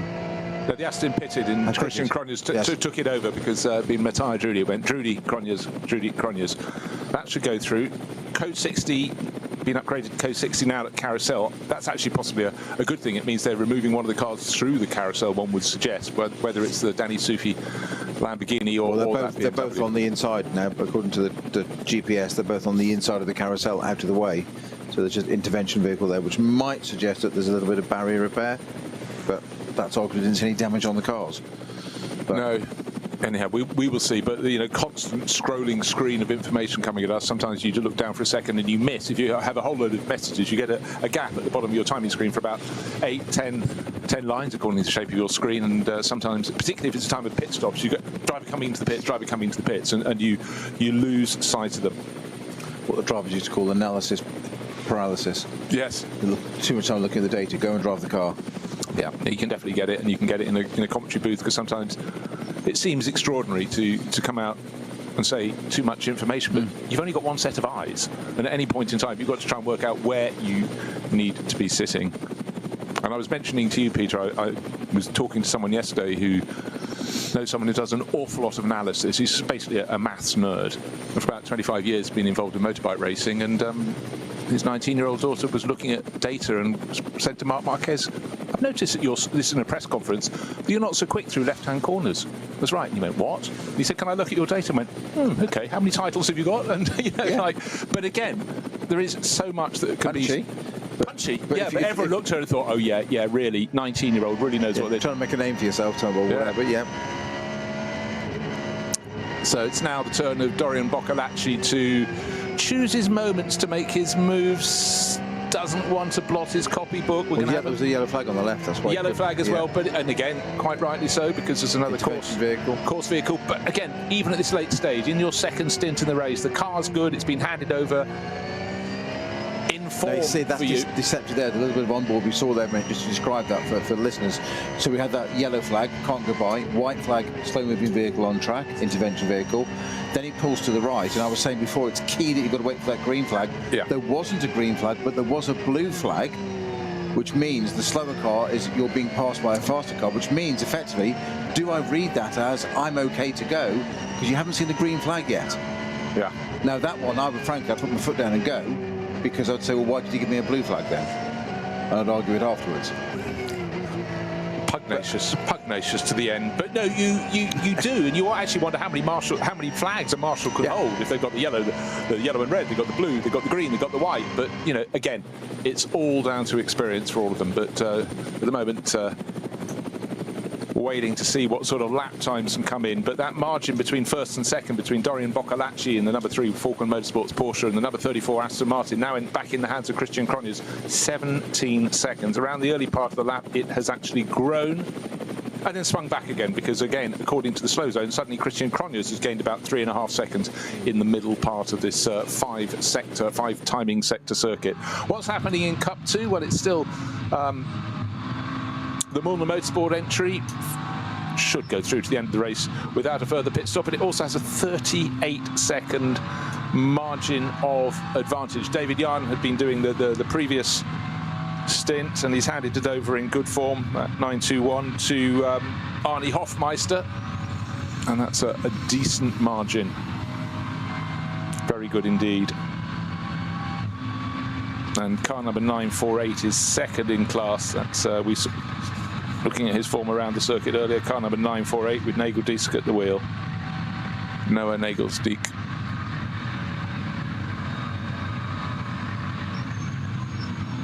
Track is gradually clearing on the approach to Stahlstrecke and carousel entry. That's good. It's green flag there, so chance for drivers to stretch their legs, but fully aware that next time around they could have a similar problem facing them. But it's all about where you find the problems.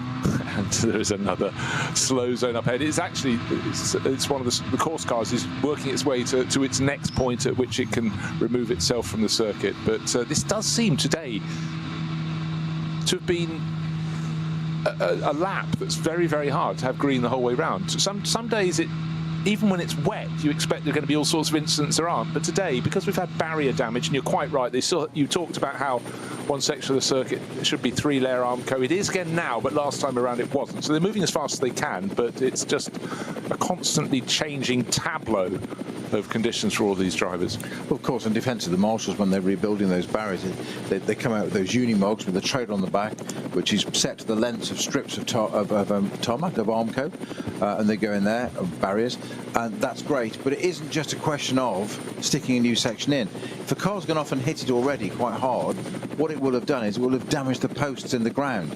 So it's basically, you can't paper over the cracks. You can't just put a bit of barrier and make it look pretty. It's got to be safe and attached to something. If you can't attach it to something that's bent and damaged. So that's what always takes the work. It's all the prepping and straightening something out, and sometimes they'll take them out to the ground. I remember it in the UK. I'm talking to Pat Blaney, operations manager of Thruxton Circuit once, when it's about truck racing.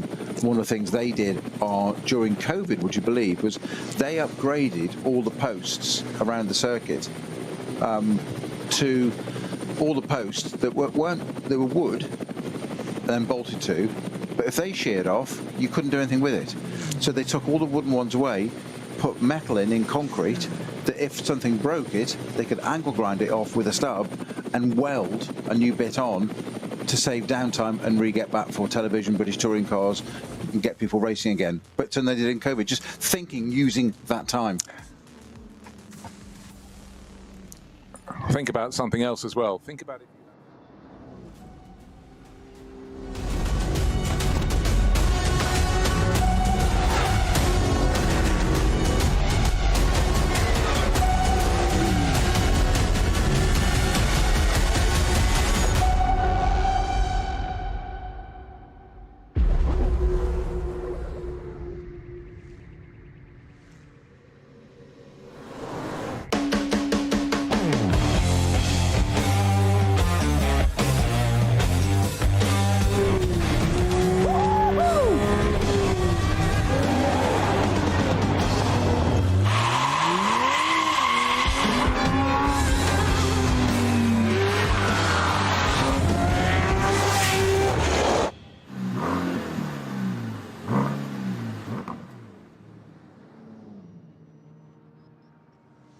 Sie sagen, es ist nur ein Auto, aber wir sagen, es ist Herzblut, Schweiß und Perfektion. Denn wenn du schraubst, dann zählt jeder Millimeter.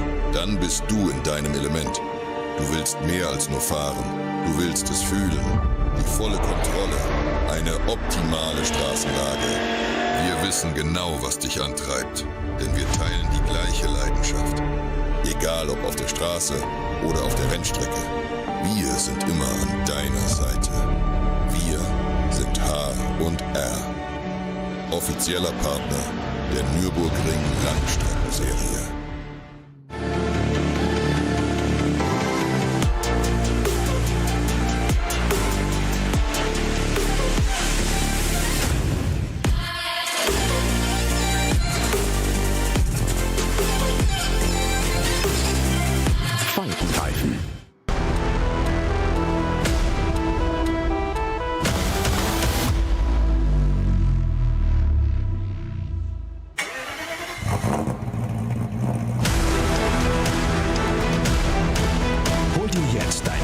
Motorsporterlebnis nach Hause.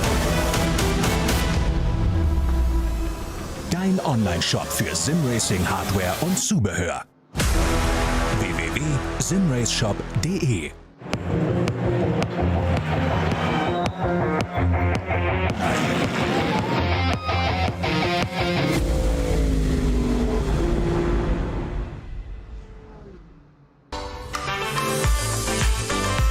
Liebe Fans, Lovely fans. besucht uns auf unseren Social Media Kanälen. Follow us. Auf Facebook, Instagram, YouTube und TikTok.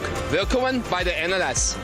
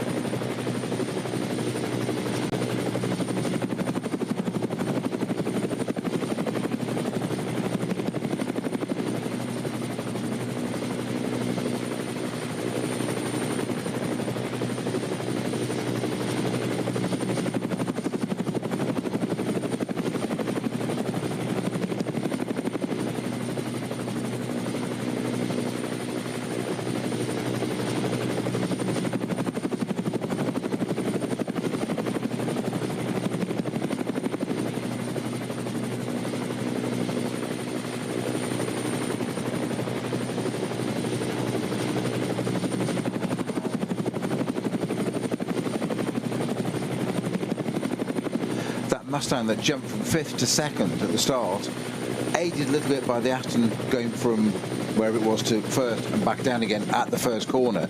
And we said, didn't we, in our build-up on the warm-up lap that, you know, it's a 4-hour race. You can't win it on the first corner. I'm not saying the Aston tried to, but it got through, and it's that opportunity to drive. You think, suddenly I've got past 1, I've got past 2. You get that momentum, then you get to the corner, and it just ran that bit wide, and all of a sudden it went from 1st to 4th again. The Mustang was the gainer from 5th to 2nd. What did they do then? We saw Dennis Olsen in that car struggling with that front end of that Mustang. He did a fantastic job. I'd say imperious, actually holding up those Porsches or holding them behind him. And then, but how much work is he having to do there? He's chatting to his engineers, as we've talked about. So I bet they're on the radar. I bet there's some dialogue going on. Look, guys, I can only do so much of this. Maybe it's taking too much out of the tyres to do that. So, right, adapt. Short stinted. Let's bring it up to 4 laps. We've gained the place. We've done the hard work now. Don't throw it away. And that's exactly what they've done in my simple understanding of it. I'm sure the rest of the world will disagree. It's not fact, but they're contrary. The rest of the world, we know that.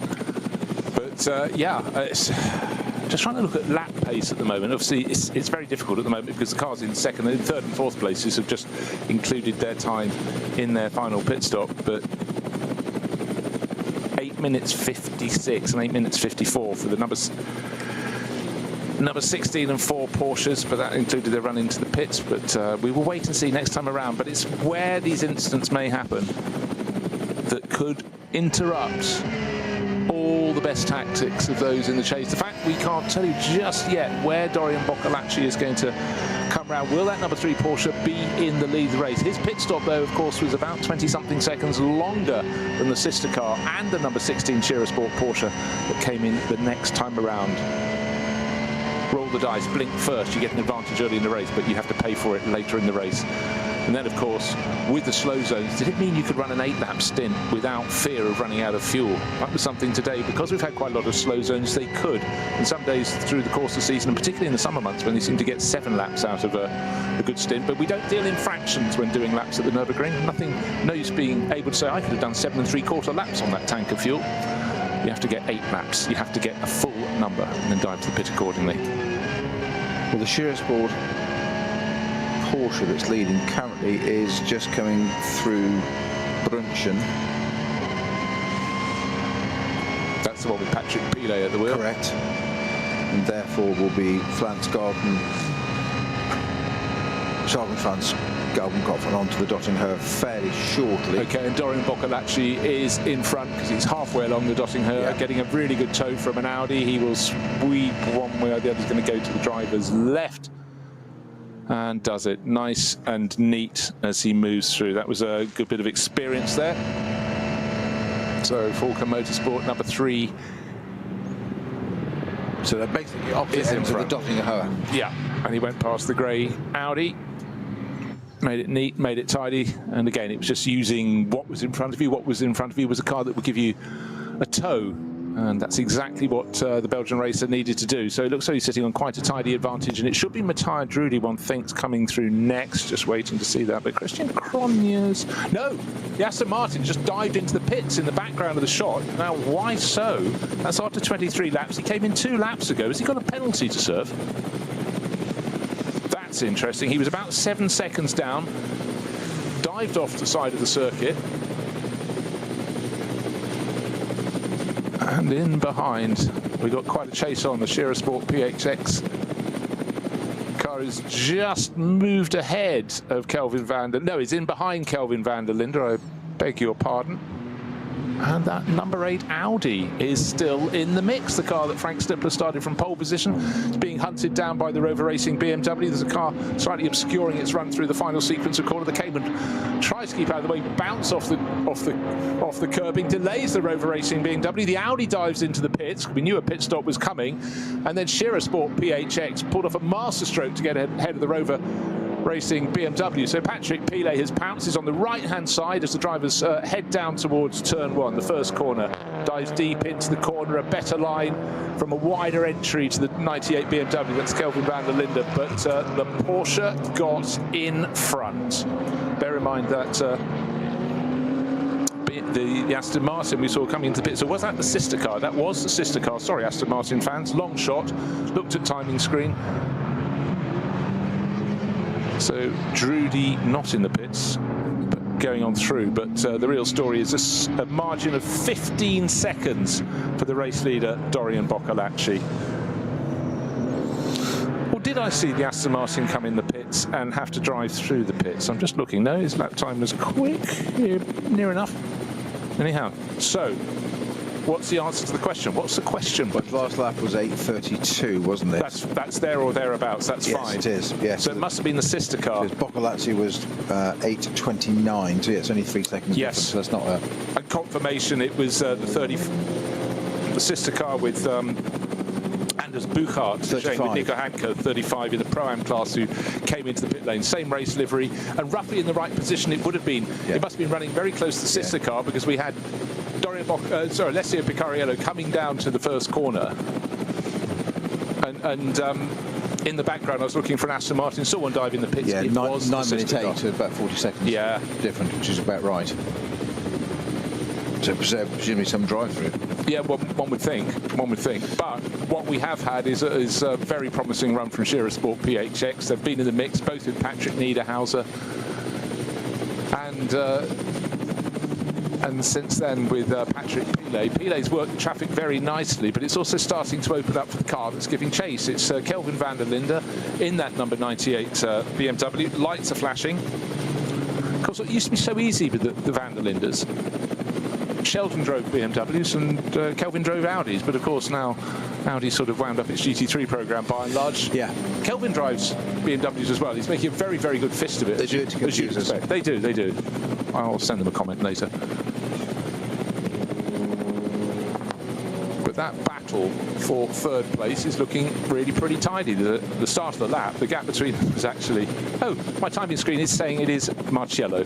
Never look at 2 timing screens, particularly if one is not the one you need to be looking at. So it's apologies, fan. We've cleared up which van der Linde it isn't, and it's neither of them. It's Raffaele Marciello.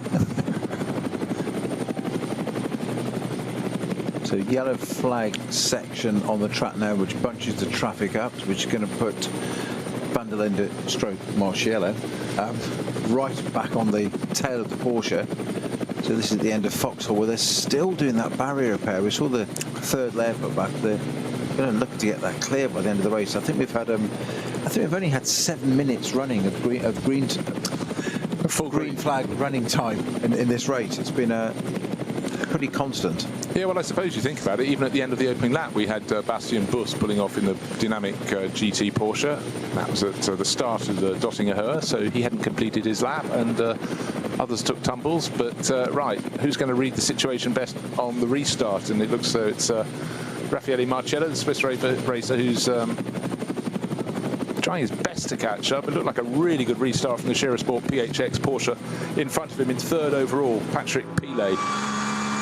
Wise old head. And the clock counts down to just over 21 minutes remaining. Are there going to be any slips twixt cup and lip? Let us find out. But you just have to say the pace of Doran Boccolacci in the number 3 Forker Motorsport Porsche is looking good. It's looking tidy. But we don't want any more incidents between now and the end of the race. We'd love a flat-out sprint to the finish, and most certainly drivers would like that. As we point out in this race, the front-running cars very soon get to the tail of the third batch of cars. The cars released according to performance in 3 different starting batches, which stretches them out. If they all started nose to tail, it would take them a lap or so more maybe to catch up with the tail end of the back markers. But those 3 separate starting groups, but it's not long before the front runners are upon them, and thereafter it's overtake, try not to make a mistake. And that's very much the essence of this race. And if a driver hops straight from single-seater racing into this, it would sort of fry their mind a bit. So many other variables have been knitted into the mix, but the trouble is, or the main thing is, of course, now in SP9, it's so super competitive. It's not so you can afford to build in a lot of caution. You can't back it off too much because you know you'll be jumped, but it's that balance. And that's where you make mistakes as well. When you try to, you try and drive slowly. And I think sort of things like one of our favourite phrases of our colleague Joe Bradley's, you can't teach a racing driver to drive slowly. And it's what he means by that is that mentally you work within a zone.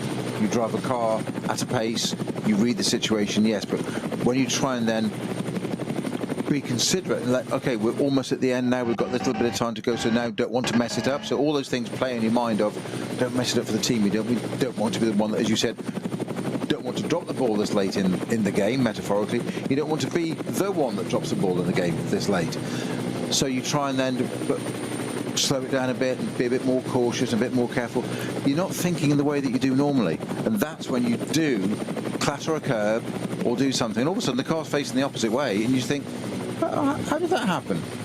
And then, yeah, you know, the rest is just pointless then. Easier to be 98% than 90. Yeah. Every single day of the week. 100%. If you're leading this race and it's all green, you can go at that. But again, you've got to nurse the tyres. You've got these different stint patterns you can do. But it's just worth pointing out again and again, with a lap as long as this, best part of 25 kilometres, you've got to be absolutely sure how you're going to break the race down. It's not like a lap. You can just add another lap. Oh, go on. We've got enough fuel. We can add another lap. There's so many different factors to do. How long do you get the best out of your tyres? And we have to point out different tyres here will perform differently at different temperatures. And one manufacturer's tyres could be absolutely great when the track temperature is 20 degrees, but rubbish at 30. Something we failed to mention all of this race is that it's a free tyre formula, this series as well. There isn't a set tyre. Different manufacturers, obviously Falcon Motorsport cars are because they're Falcon, but you've got Yokohamas, you've got Goodyears, you've got Michelin. It's a free tyre series, which is brilliant. It's just yet another variable to add into the mix. Well, it is, and you combine that. You might have one tyre manufacturer supplier brings tyres that are brilliant at this temperature, but they don't have tyres that work as well when we get to the rounds in the summer, or snow tyres for the ones in the autumn. Quick quick, slow. The driver's constantly on their toes, but what we can tell you is Dorian Boccolacci, he was leading by 17 seconds. Second place, Aston Martin. Christian Cronjes, just being careful, going past BMW, 10 seconds down. So he gained best part of just over 5 seconds on that lap. It's not like he's suddenly driven faster. No. He has to give chase, though, because with 17.5 minutes on the lap, that means they've got time for this lap, the next one, and just onto the following one by small margins. But all it will take is a slow zone, and this will be the penultimate lap of the race.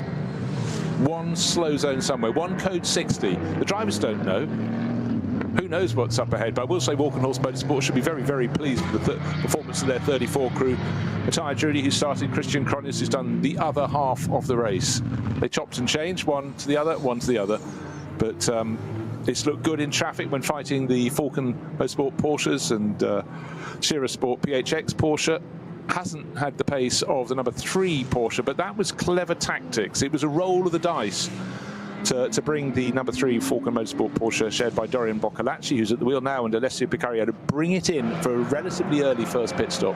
But, you know, the pendulum can swing. It could be elements of good fortune, and when you were in the pits, were your rivals, who may be stopping a lap later, being held up by a code 60. Certainly been a few of those through the course of this race, and it can have a huge impact. If you've got code 60 that runs for, you know, the space of sort of 2 or 3 corners, you could lose 10 seconds. As we saw it earlier with Stippler, didn't we, in the Audi, where you catch it relative to your immediate competitor. You know, if you catch it at the right time, it can be an advantage. It can be a disadvantage. We saw it completely. Really has. Again, looking at timing sectors, actually Christian Cronjes is taking little fractions out of the race lead of Dorian Boccolacci, but that number 3 Falcon Motorsport Porsche looking smooth. Lap times, it seems extraordinary to say down to the 8-minute 23s. We know a really good time could be 20 seconds faster. Fastest time in qualifying was quickly looks at notes. 8 minutes 5, or just under that. So traffic has a role to play. Tyre life has a role to play. But what one has to look for now is there an opportunity for much more overtaking in this race? Can Raffaele Marcello get into the top 3? He's all over the tail of Patrick Pilet. That's the one that may likely have a change, and likewise Felipe Fernandez Lazar in the Condo Racing with Rinaldi Ferrari is getting very close indeed. Start of this lap he was very nearly in 5th place. That's still held by the second of the Falcon Motorsport Porsches, Dennis Marshall, but it's only half a second, and certainly the pace is with the Ferrari driver at the moment, but he's got to make a move on this lap or the next, and there may just be one further lap beyond that. 15 minutes remain. That's under 2 laps from now, but I think our race leader, Alessio Picariello, could give pretty much everyone in this race an extra lap to go racing if he gets around just before the 4 hours. The 4-hour mark will bring the conclusion to this race, but only when he comes around the next time. So it could go either way. Top in SP9 Pro-Am is Alexei Veremenko. That's the number 8 Audi that started so well from pole position, the hands of Frank Stippler, shared with the driver who raced under the pseudonym of Selv. Second place in class, car number 48. Second in SP9 Pro-Am, that's the Black Falcon Team EAE Porsche 911 GT3R. Mike Stursberg has been driving that, is driving that right now, shared with Dan Arrow, Ben Bunagel and Mustafa Mehmet Kaya, so one of the 4 driver lineups, and they're doing a good job. Second in class at the moment. Third in SP9 Pro-Am is the second of the Works HRT Ford Performance Mustangs. That's one shared by Dennis Fetzer, followed by Patrick Assenheimer, by David Schumacher, and now Salman Owega, the other one of the Owega brothers in this race, and they're running in 11th place overall, just outside the top 10, actually very close to the next car up the track, which is the sister car. The sister car that pitted very, very early in this race and paid the price at that final pit stop, that longer final pit stop, put them right down onto the nose of the number 6 Mustang. You found out something, I can tell by the look in your face. A penalty? A code 60? A penalty for a short pit stop, under pit stop time. Car number 34, the second place Falcon Horse Aston, 37 seconds added to the end of the race. Whoa. Now, that will be very interesting indeed for all sorts of reasons. But is that they were 37 seconds short, which would be a mountain? Tends to be how they do it. If whichever amount you've flagrantly or whatever broken the rules by, then yes. Yeah, I keep on banding this figure around of about 24 seconds. Your aggregator. You just refuse to have the magic sheet of doom. But if it was one of those units, au contraire, yours is blank though with your no, that's the clip file. Patience, Jones. And the world continues turning. I do have one in here somewhere. I know I do. And turning. Pages fly off the calendar. This is theatre. Do I want some there? Right, what's happening in the end of the race? 10.5 seconds. Well, there we go. But I'm just thinking that if it's roughly 24 seconds, the difference between, let's say you come in on lap 22 or lap 21, if they were 37 seconds out, or maybe it's, well, anyhow, it seems like it's someone has made a mistake. Has it moved the 34 Aston Martin in the lead of the race? No, because Alessio Picarioli did a really good third stint, and now Dorian Boccolacci doing precisely what it says on the tin. He's pressing on, but the timing sectors are chopping and changing again. We've just had a code 60 now at Brunchen. That's just been upgraded. So they continue to keep the drivers on their toes, but it does mean the gap between cars in any group are ebbing and flowing according to whether one person got through when it was a slow zone and the next person gets a code 60. So it's changing all the time. Brunchen now there's a code 60 at Versailles as well. So busy days for all the marshals out on the track. Busy days for all the drivers on board these cars.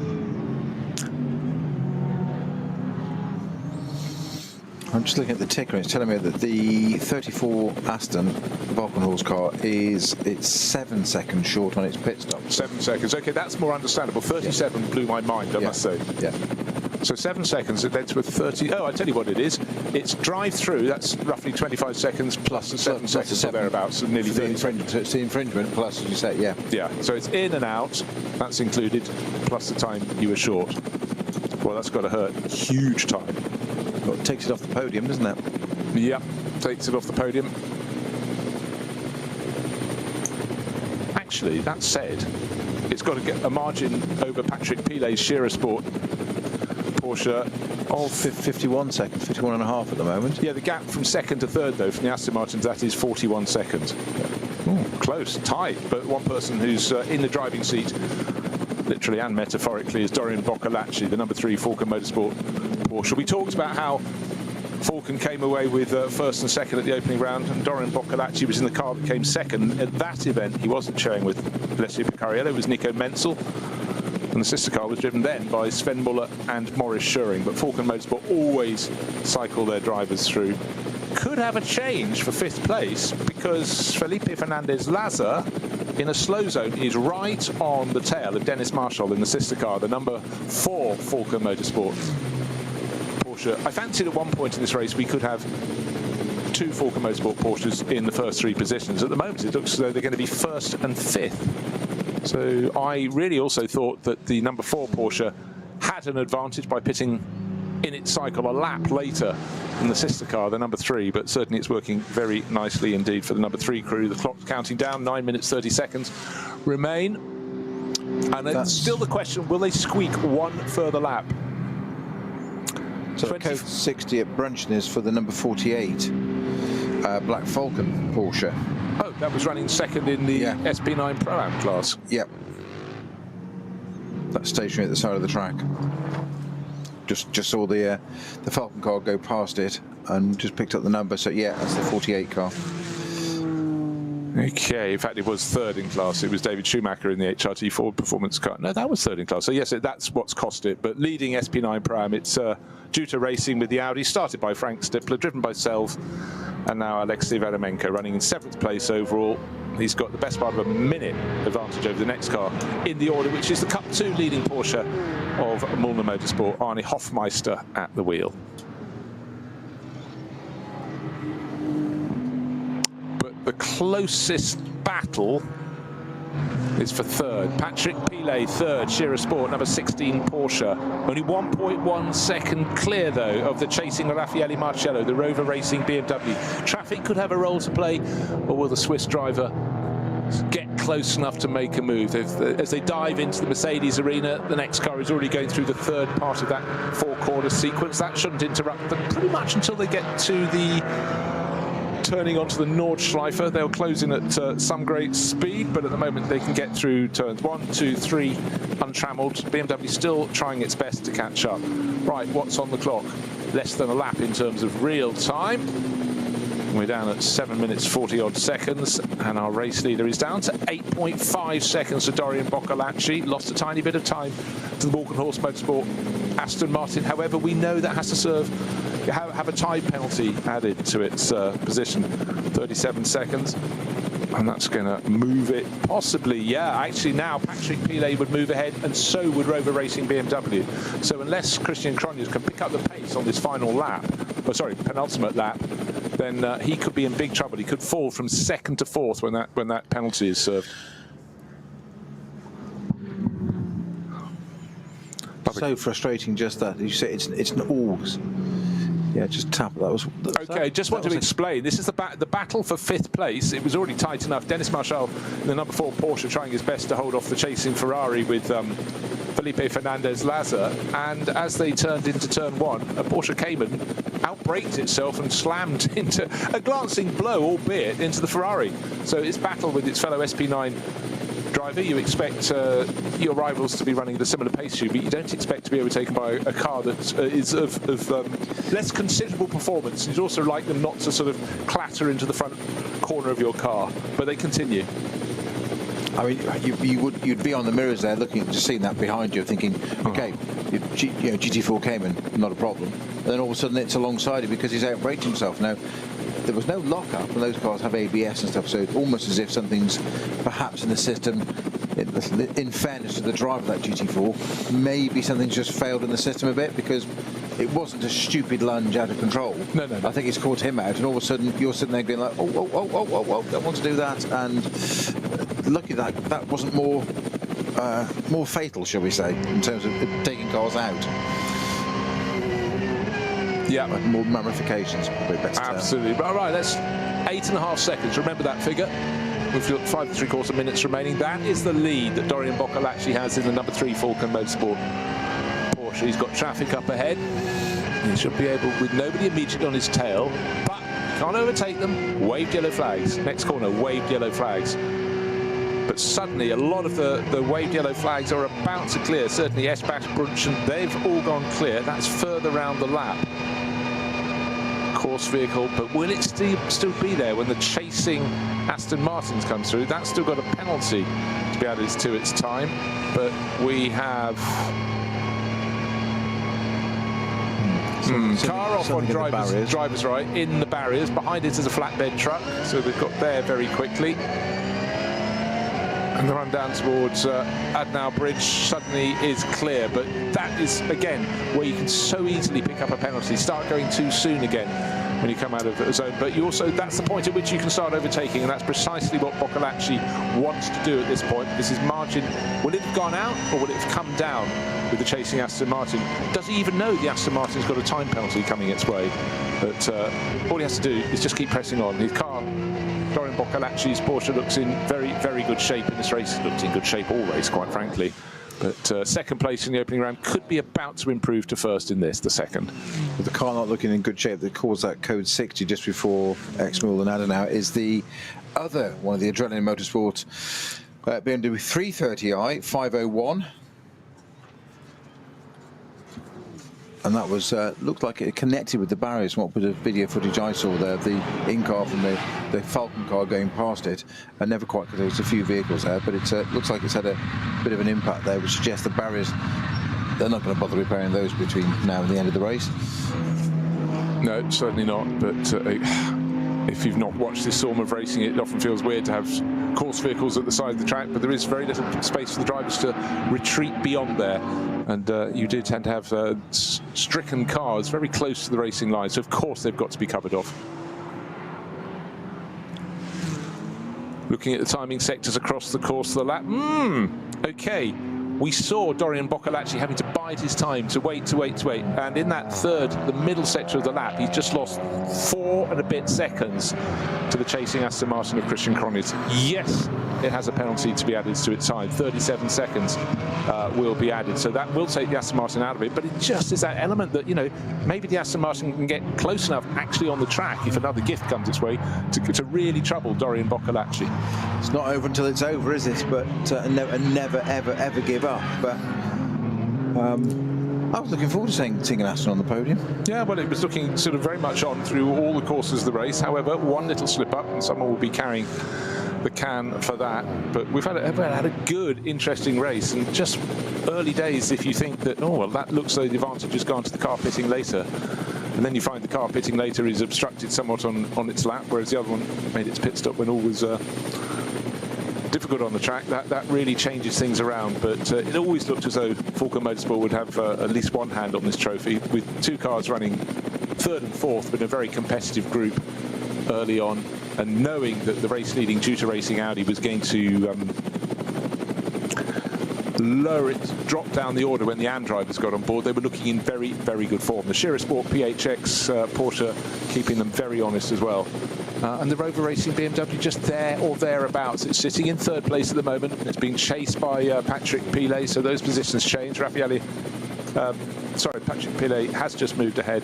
Sorry, behind. I'm just talking myself out of what I'm trying to explain. Marciello has moved ahead of Patrick Pilet. They were 3rd and 4th. They're now 4th and 3rd. And that surely will be that to the end of the race. We've got 1 minute and 30 plus seconds. But the big question is, will our race leader, Dorian Boccolacci, be able to back it off enough not to start another lap? His lights ablaze. He's coming down the Dottinger Hoa, looking for any possible elements up ahead of him. And in behind him, to within about 1.5 seconds, is the chasing Aston Martin. And if you're that driver, you're Christian Cronjes, you'll just chase him right the way to the finish and try and pass him, at least proves a point.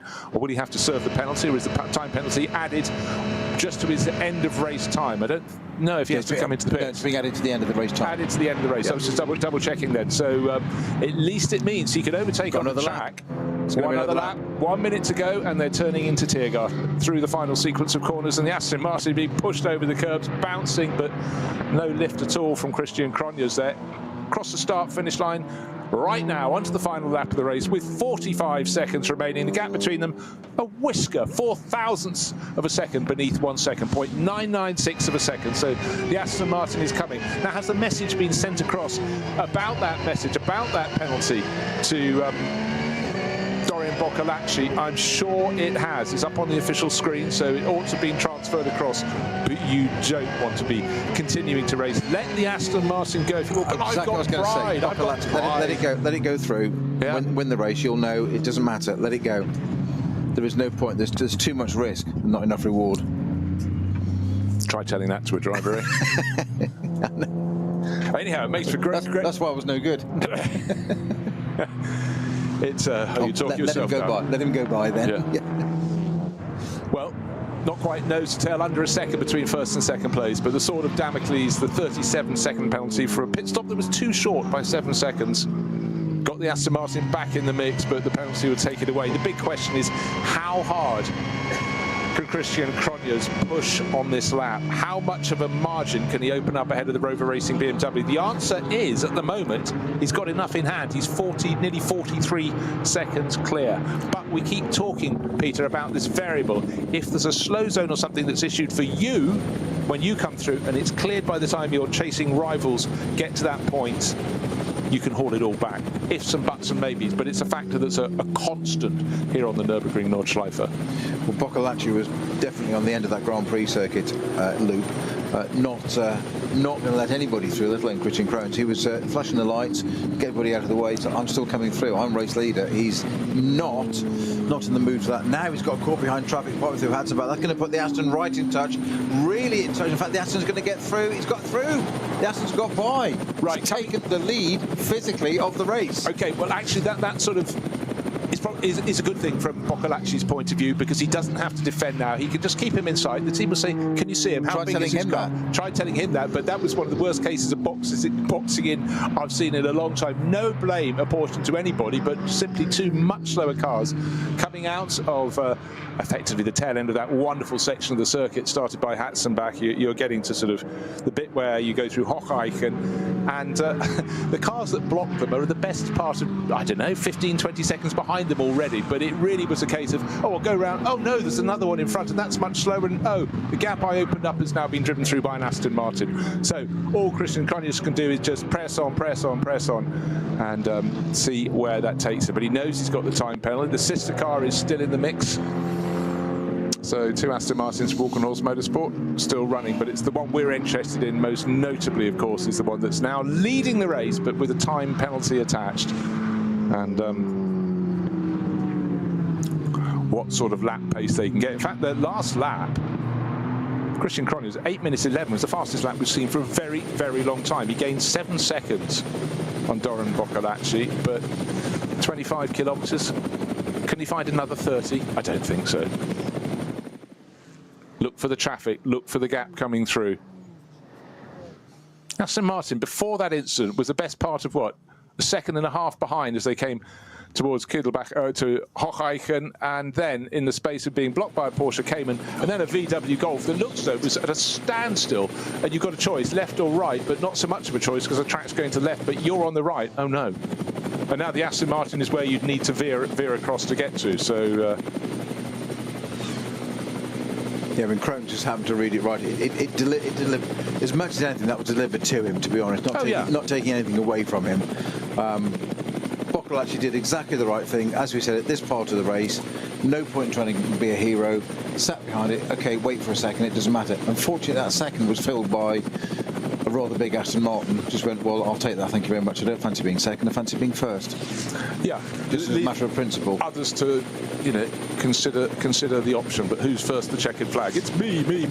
That's the sort of approach. And for Aston Martin fans, well, they'll take that. They'll be frustrated, no doubt, by the penalty, but it's a very clear rule, and the transgression will have cost them. But at the moment, I think they should have enough in hand. I'm just looking to the intervals. Oh, that second timing sector, they lost a bit of time to the chasing cars. It's going to be quite small margins. Whether Raffaele Marcello can have a better third sector of the 5 of the lap, we will see. But actually, having thought there was about a 5-second margin still in hand for Christian Cronjes, I think that's just been taken away from him. It's about where you find the traffic, where you find the slow zones, just waiting for the third timing sector to be completed. And again, it emphasises the gap between the first and second battle and the battle for third and fourth between Marcello and Patrick Pilet. When they get through the next timing sector, they were slower through the next timing sector. So just as the pendulum swung away from Aston Martin and towards Rover Racing BMW, it swung back the other way. We keep talking about this, Peter. How about through the course of this race, even on the course of a lap, you can be obstructed, you can be slow zones, whatever, and it's never uniform across the field. So the third place Marcello in the Rover BMW is 43 seconds down. Yeah, he was, and still is. Yes. But that's because they gained about 5 seconds. It was going to come down to about 37 seconds, which is exactly the amount of time that Christian Cronjes will have added to his time. But then they too were obstructed. So just as they gained 5 seconds in that timing sector, they then lost them. So the Aston can still be second? Aston can still be second. It was just looked as though the hard yards had been done. Christian Cronjes, by pressing on, had done enough. Because half a lap ago we thought it was going to be off the podium and in fourth. In fourth. Now it's second. So that's the point of pressing on. Actually, it's bought them and the traffic. Never say never, never give up. It's worked out that it could be second. Of course, they haven't finished the lap yet. So other things may happen. I've already packed my bag. One thing... This is a recording, by the way. One thing that ought to be clear, and I use the word ought because you never know around the Nürburgring Nordschleife, is that Alessio Picariello in the Falcon Motorsport pit garage maybe can stop playing with his phone and concentrate on the timing screens, because suddenly it's become very beneficial. We knew he was going to, he and Doron Boccolacci began to win this race once that timing penalty was issued. to Walkenhorst Motorsport for their Aston Martin. 37 seconds, you're not going to gain that back in a lap. Despite Christian Cronjes being in the front of the race and pulling clear now, in that lead that was presented to him as a gift, not by Dorian Boccolacci, just the way the traffic fell in front, he can streak off as much as he wants to. He's not going to build 37 seconds over Dorian, and a little bit of traffic ahead of him, getting very close to the end of this, the final lap. Last handful of corners will get down to Galgenkopf really very soon indeed, and then they will exit that corner and have the long run back along the Dottinger Höhe all the way to the finish. Schwalbenschwanz, tick. Galgenkopf, tick. Dottinger Höhe. Huge gap, in fact. It looks like about a quarter of the Dottinger Höhe between the Aston Martin that's streaking towards the checkered flag. I say it's pulled out a gap, hasn't it? And Alessio Picariello, but I think the message has got through. You can back off. Can you see him? Yes, that's fine. Just finish the race. If you can't see him, he still probably hasn't gained 37 seconds, but line of sight, there's about, it looks about, as I say, in 6 seconds. Terms, maintain visual contact. Absolutely so.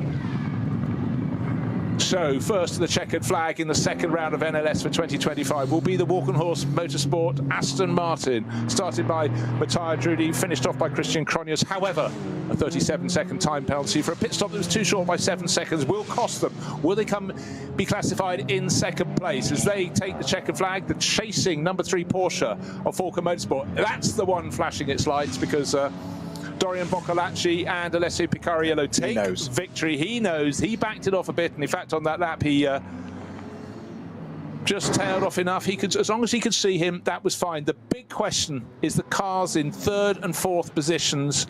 How close are they to each other? Which one's going to be in front? Is it going to be the BMW ahead of the Porsche? That's or Porsche ahead of BMW, Barrichello or Pilet, and will either of them have done enough to be within 37 seconds of the car that was first to the finish? So for now, Walkenhorst Motorsport holding on in second place. It's going to be very tight indeed, but I think they've done just enough. Rover Racing crossed the finish line. Raffaele Marcello 43 seconds, 44 seconds down. So there we have it. Our podium will be number 3, number 34, and number 98. It'll be Porsche, it will be Aston Martin, and it will be BMW. Just how we like it, a real spread. And just in behind them, number 16, Patrick Pilet. Really good run for him. He fell back a little bit on that final lap to come 4th for Schirrsport PHX. The second of the Falken Motorsport Porsches. That's car number 4. Dennis Marshall brings that to the close. Another 7 seconds back in 5th, but he was only just in front of Felipe Fernandez-Laza in the realised Condo Racing by Rinaldi Ferrari. So plenty of manufacturer variety. Porsche bragging rights again. Walkenhorst Motorsport, well, the gap between those two cars at the end was 6.2 seconds. The extra time, the time that the Aston Martin saved in the pits was 7 seconds. So not much in it. So in terms of, without the penalty, it could have been very, very close indeed. But hey, you're pushing on. It may work, it may not. Interesting race, different tactics.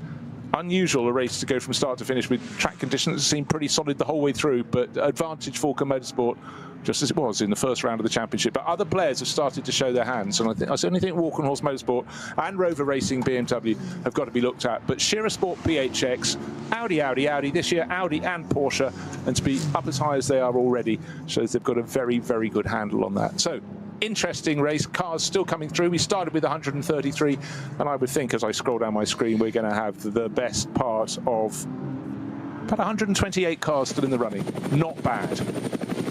921, by the way, that started P8. That's the Mulder Motorsport GT3 Cup car, which was started 8th, but still finished 10th overall. First non-SP9 car. They had a really good run. Good, solid run. Yep. Great finish. Top 10.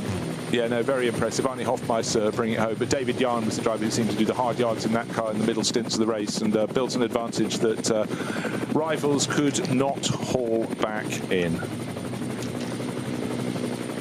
And just worth pointing out, the SP9 Pro-Am did go to Juta Racing, and that was the car that started on pole position. Frank Stippler at the wheel. He was the driver who finished the race in a different car. If you're that good, why not? He finished the race in one of the 2 HRT Ford Performance Mustangs and ended up in 8th place overall, just a whisker, 12 seconds clear of the sister car. So Mustangs in 8th and 9th. But Juta Racing advantage and class victory in Pro. I'd expect no less from a professional like Christian Krohn, but as he's brought the Aston in after that short loop through the GP circuit to the three positions, he's pulled up on the right-hand side, position 2. He knows he took the flag on the track, but he knows that doesn't count. Let that Falcon car go through. But it's just respectful. It's just the right thing to do. No, it is. It is. You know, it wouldn't have been. I very much doubt it was his fault. The car went early. Someone somewhere has obviously made a bit of an error. But in some ways, it was quite good that he got ahead to win the race. Yes, he grabbed a moment where Dorian Boccolacci was caught out by a wall of traffic. Only 2 cars, but in the wrong place at the wrong time.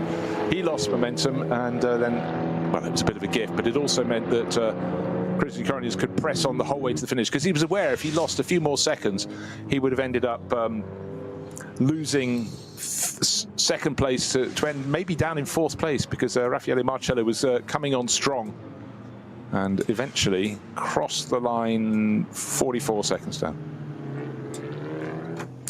So there we are, NLS2 done and dusted. Advantage for Falcon Motorsport, disadvantage Walkenhorst with their Aston Martin. Great race. That's it from me today. Join us later in spring. Peter Snowden and I will be back.